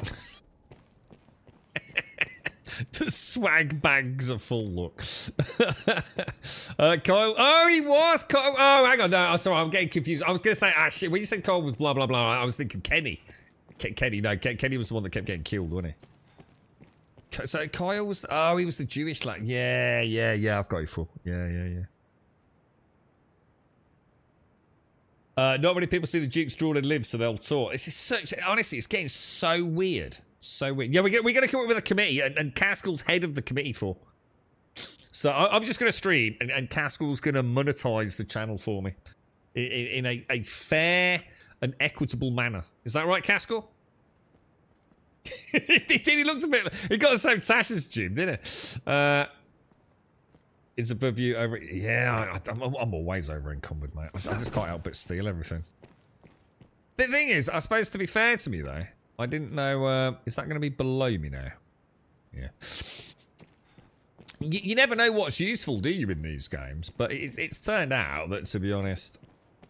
If I spent any time actually, like, focusing on the character and getting any upgrades, I'd press one button and every fight would be over. To be honest, if I made it any easier, there would literally be no point in playing the game, to be honest. First talk of a sorcerer. It'll be Solomon, no doubt. I wonder if the dragon will just, like, completely kick my ass. You know what I mean? It'll be, oh, shit, I really should have upgraded. I hoped but... we were rid of that rat for good. I do not relish the thought of his return. But the pilfered ring does bear a strong magical affinity. It is the sort of bauble Solomon would covet. It's very, very solemn, isn't it? Oh, it's a very jobby kind of person. Very jobby. Salamet. Tis a name that calls up bitter memories. Oh, God, it's so dull. The Duke held a council of magic scholars here in Gran Soren, tasked with ensorceling grimoires and trinkets. Salamet sat at the head of the council. His genius was unmatched. Not really. He wasn't that much of a genius, was he? Fruit, Salamet betrayed his grace and fled with the findings. He disappeared, leaving the corpses of his fellow scholars in his wake. That devil. I know not by what design he would reveal himself now. Oh, I like that. Just call it the Council of Knobs. Who wants to be a member of the Council of Knobs? Caskell, you don't get a choice, mate. All right.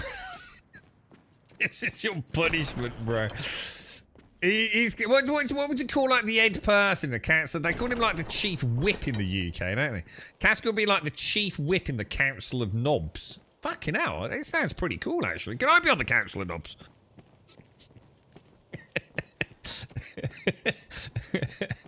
This could be fun. All right? It could be better than the fucking stream, let's be honest. The stream tomorrow is hereby cancelled. We are summoning the Council of Knobs. Well met, sir. We shall have a meeting. I'll sit in the corner eating hobnobs. All right. I ain't paying for them though. That's your job, Caskell. You've got to come up out of petty cash, mate. All right. A sorcerer, eh? Can't say as I've heard tell of. The knobhead. The Council of Knobs. Who's the head knob, otherwise known as the knobhead?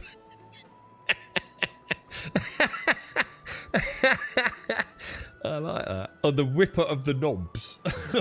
No, wait. There is rumor going around of a... Oh my god! I don't know if Miss is in chat. Oh, dude. Anyone here? I know Misty really likes Friends. We've spoke about Phoebe many times, alright? Through a really weird sequence of events, right? Bear in mind, right, I had a girlfriend many moons ago, right, who was absolutely obsessed with Friends, right? And she used to play that fucking... Who sang that Always Take the Weather With You? What was the name of that fucking band? Oh, Always Take the Weather With You. Fuck me. Jesus Christ, I used to do my fucking head in.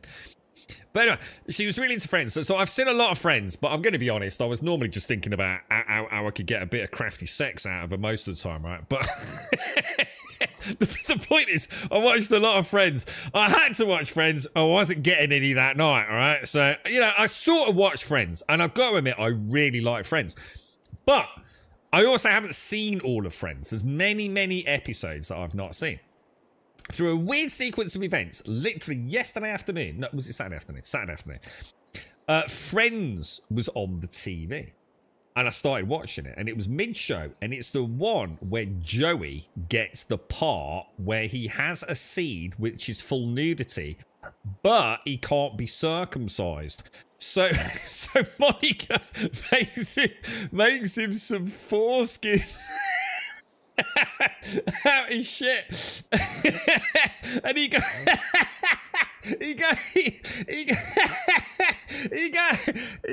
to the fucking interview, right? And they're saying, right, you know, this is the awkward bit, and he has to put his pants down. And they do this camera shot from between his legs behind, right? And his little bit of silly putty falls off his knob. And he looks at it and he says, well, it's never done that before. Oh God, I was in fucking tears, man. I've never seen that episode. Oh, it was fucking brilliant, honestly. Absolutely, I've got to watch Friends again. It was fucking genius. In fact, it fell off. You can even hear it bounce off the. You got this camera shot of the two people on the interview panel just like, what the fuck, dude? More than his dress is odd if he's hanging around that place with no reason. Classic episode. I only saw half of it as well. I'll have to see if I can figure out which one it was. So obviously the episode with Joey's knob, I'm sure will be YouTubeable, right? Can't say as I've heard tell of. Right. Blah blah blah blah blah. There is rumor going around of a queerly dressed man. Oh, that could be me. More than his dress is odd if he's hanging around that place. Oh, well, that sound of a quarry. That could be a fire, right? Let's. Oh, we're. All right. Let's go and deliver some goodies to the what's it? Have you seen that one, Missy? Yeah, 'cause I assume you've seen them all, haven't you, mate? Oh, I did laugh. Fucking laughed watching that. I forgot how sort of like genuinely funny Friends can be. They're proper laugh out loud moments, man. As a professional committee partaker, you'll first need to establish if we have a quorum. Oh, hang on, what's that? That sounds vegan.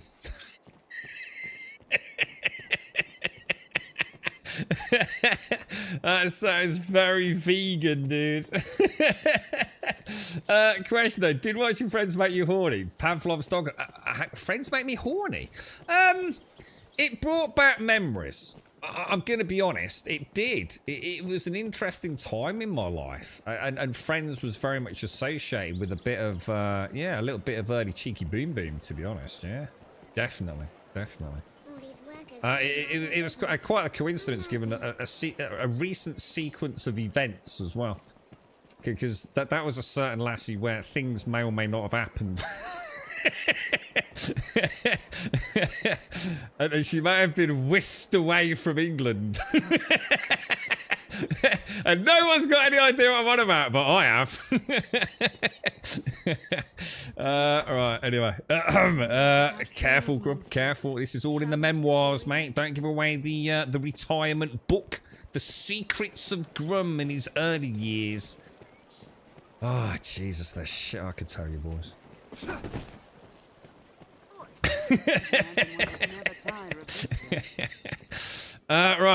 Jump. Oh shit, no, speak. Have your pick. Any you like. Manage stored items. Right, deposit. Okay. Obviously, me being a staunch and very devout young Catholic boy who went to grammar school, I was quite a catch back then, boys. I fucking love it. Oh, what are we gonna do, boys? Right, when's this committee meeting? I need to know what the plans are. I'm gonna give you 24 hours for the. What are we calling you? I've forgotten the name of the committee already. What was the name of the committee, boys?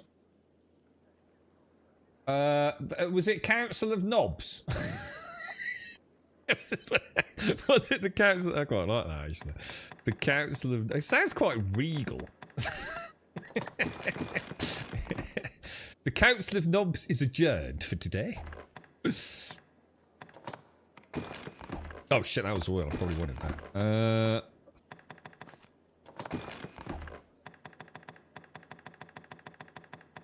not yet.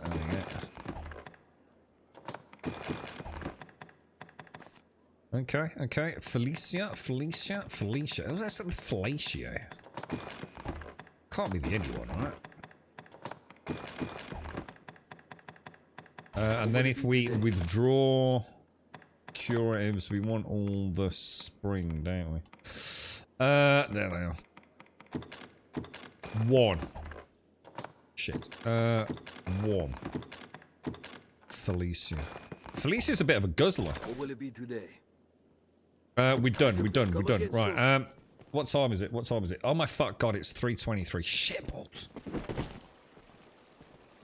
Yeah, Council. Yeah, I quite like Council of Knobs. I mean, I'll let you name yourselves. You can have your first meeting, and you know, first item on the agenda can be like, what should we actually call this superior hive mind of genius that's gonna ricochet the channel into a whole. It's gonna give me the lifestyle I deserve, right? so crack on, all right? It's just crack the fuck on. After hearing How to Be a Spy this morning, and that last story I did Grim was the lad from the Kingsman. Shh, that was a mistake this morning. All right, I tried to joke my way through it. Obviously, he's broken various and very important official secrets acts across the globe, and now I have to go and pay him a visit. All right, so just shh. Careful what we say, all right? We don't all have to delete the VOD. Just shut the fuck up, all right? Barlow, thank you for the 14. Right, ladies and gents, thank you all very much. Fuck that's over. I'm sure you will feel the same. Yeah, I mean, what can I say? You know, Dragon's Dogma Day 7. I just want it done now, boys. I've had a laugh. I'm enjoying it. It's not an offensive game. I enjoy the combat. I just need more spelunking. I need more combat. I just spend a lot of time walking around, speaking to people, and it seems to be the same thing. Here's a quest. Go and speak to 4 people. Find out where you go. And you have a fight. You spend like 2 hours doing that, and then I have a fight that lasts like 3.5 seconds. But we've got to do it now. We're close to the finish line, right? So hopefully we'll have a bit of a giggle tomorrow, and we'll see where it takes us. So to everyone that's joined us, thank you very, very much. To everyone that's participated and had a bit of a giggle in chat throughout today, thank you all very much as well. To everyone that supported the channel throughout today, thank you very much. Whether it be subs or whatever it is, you know, thank you all very, very much indeed. If you'd like to join us on Discord, we have openings for the Council of Knobs about to go up. You're more than welcome to come and put forward your CVs and various documentation. And we'll see where that takes us. But ! Discord in chat will get you a link to the Discord server. And I'll be back here tomorrow morning, all being well, 8:15, fresh cup of coffee, a little bit more Dragon's Dogma. Let's just keep it light, keep it sweet, keep it giggly, whatever. So everyone out there, thank you all very, very much for watching.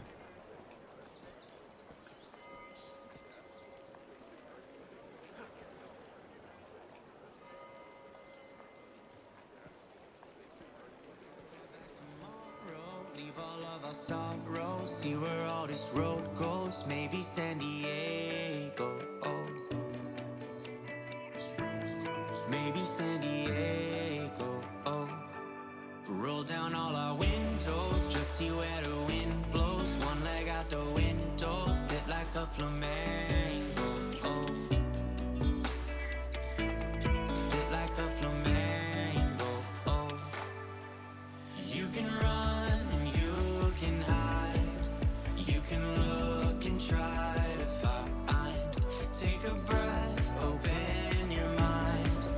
Take it one ride at a time.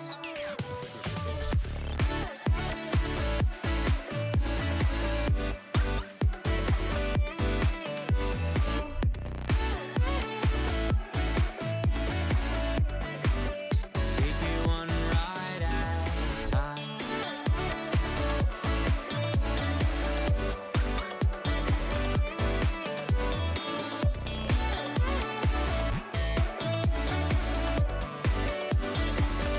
We got lost an hour ago.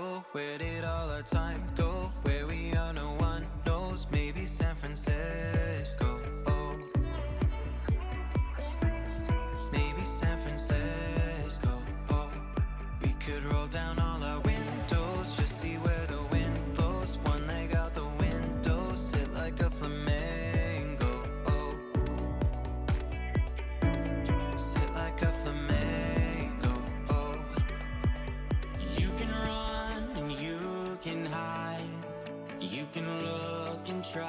to find. Take a breath, open your mind. Take it one day at a time. You can run.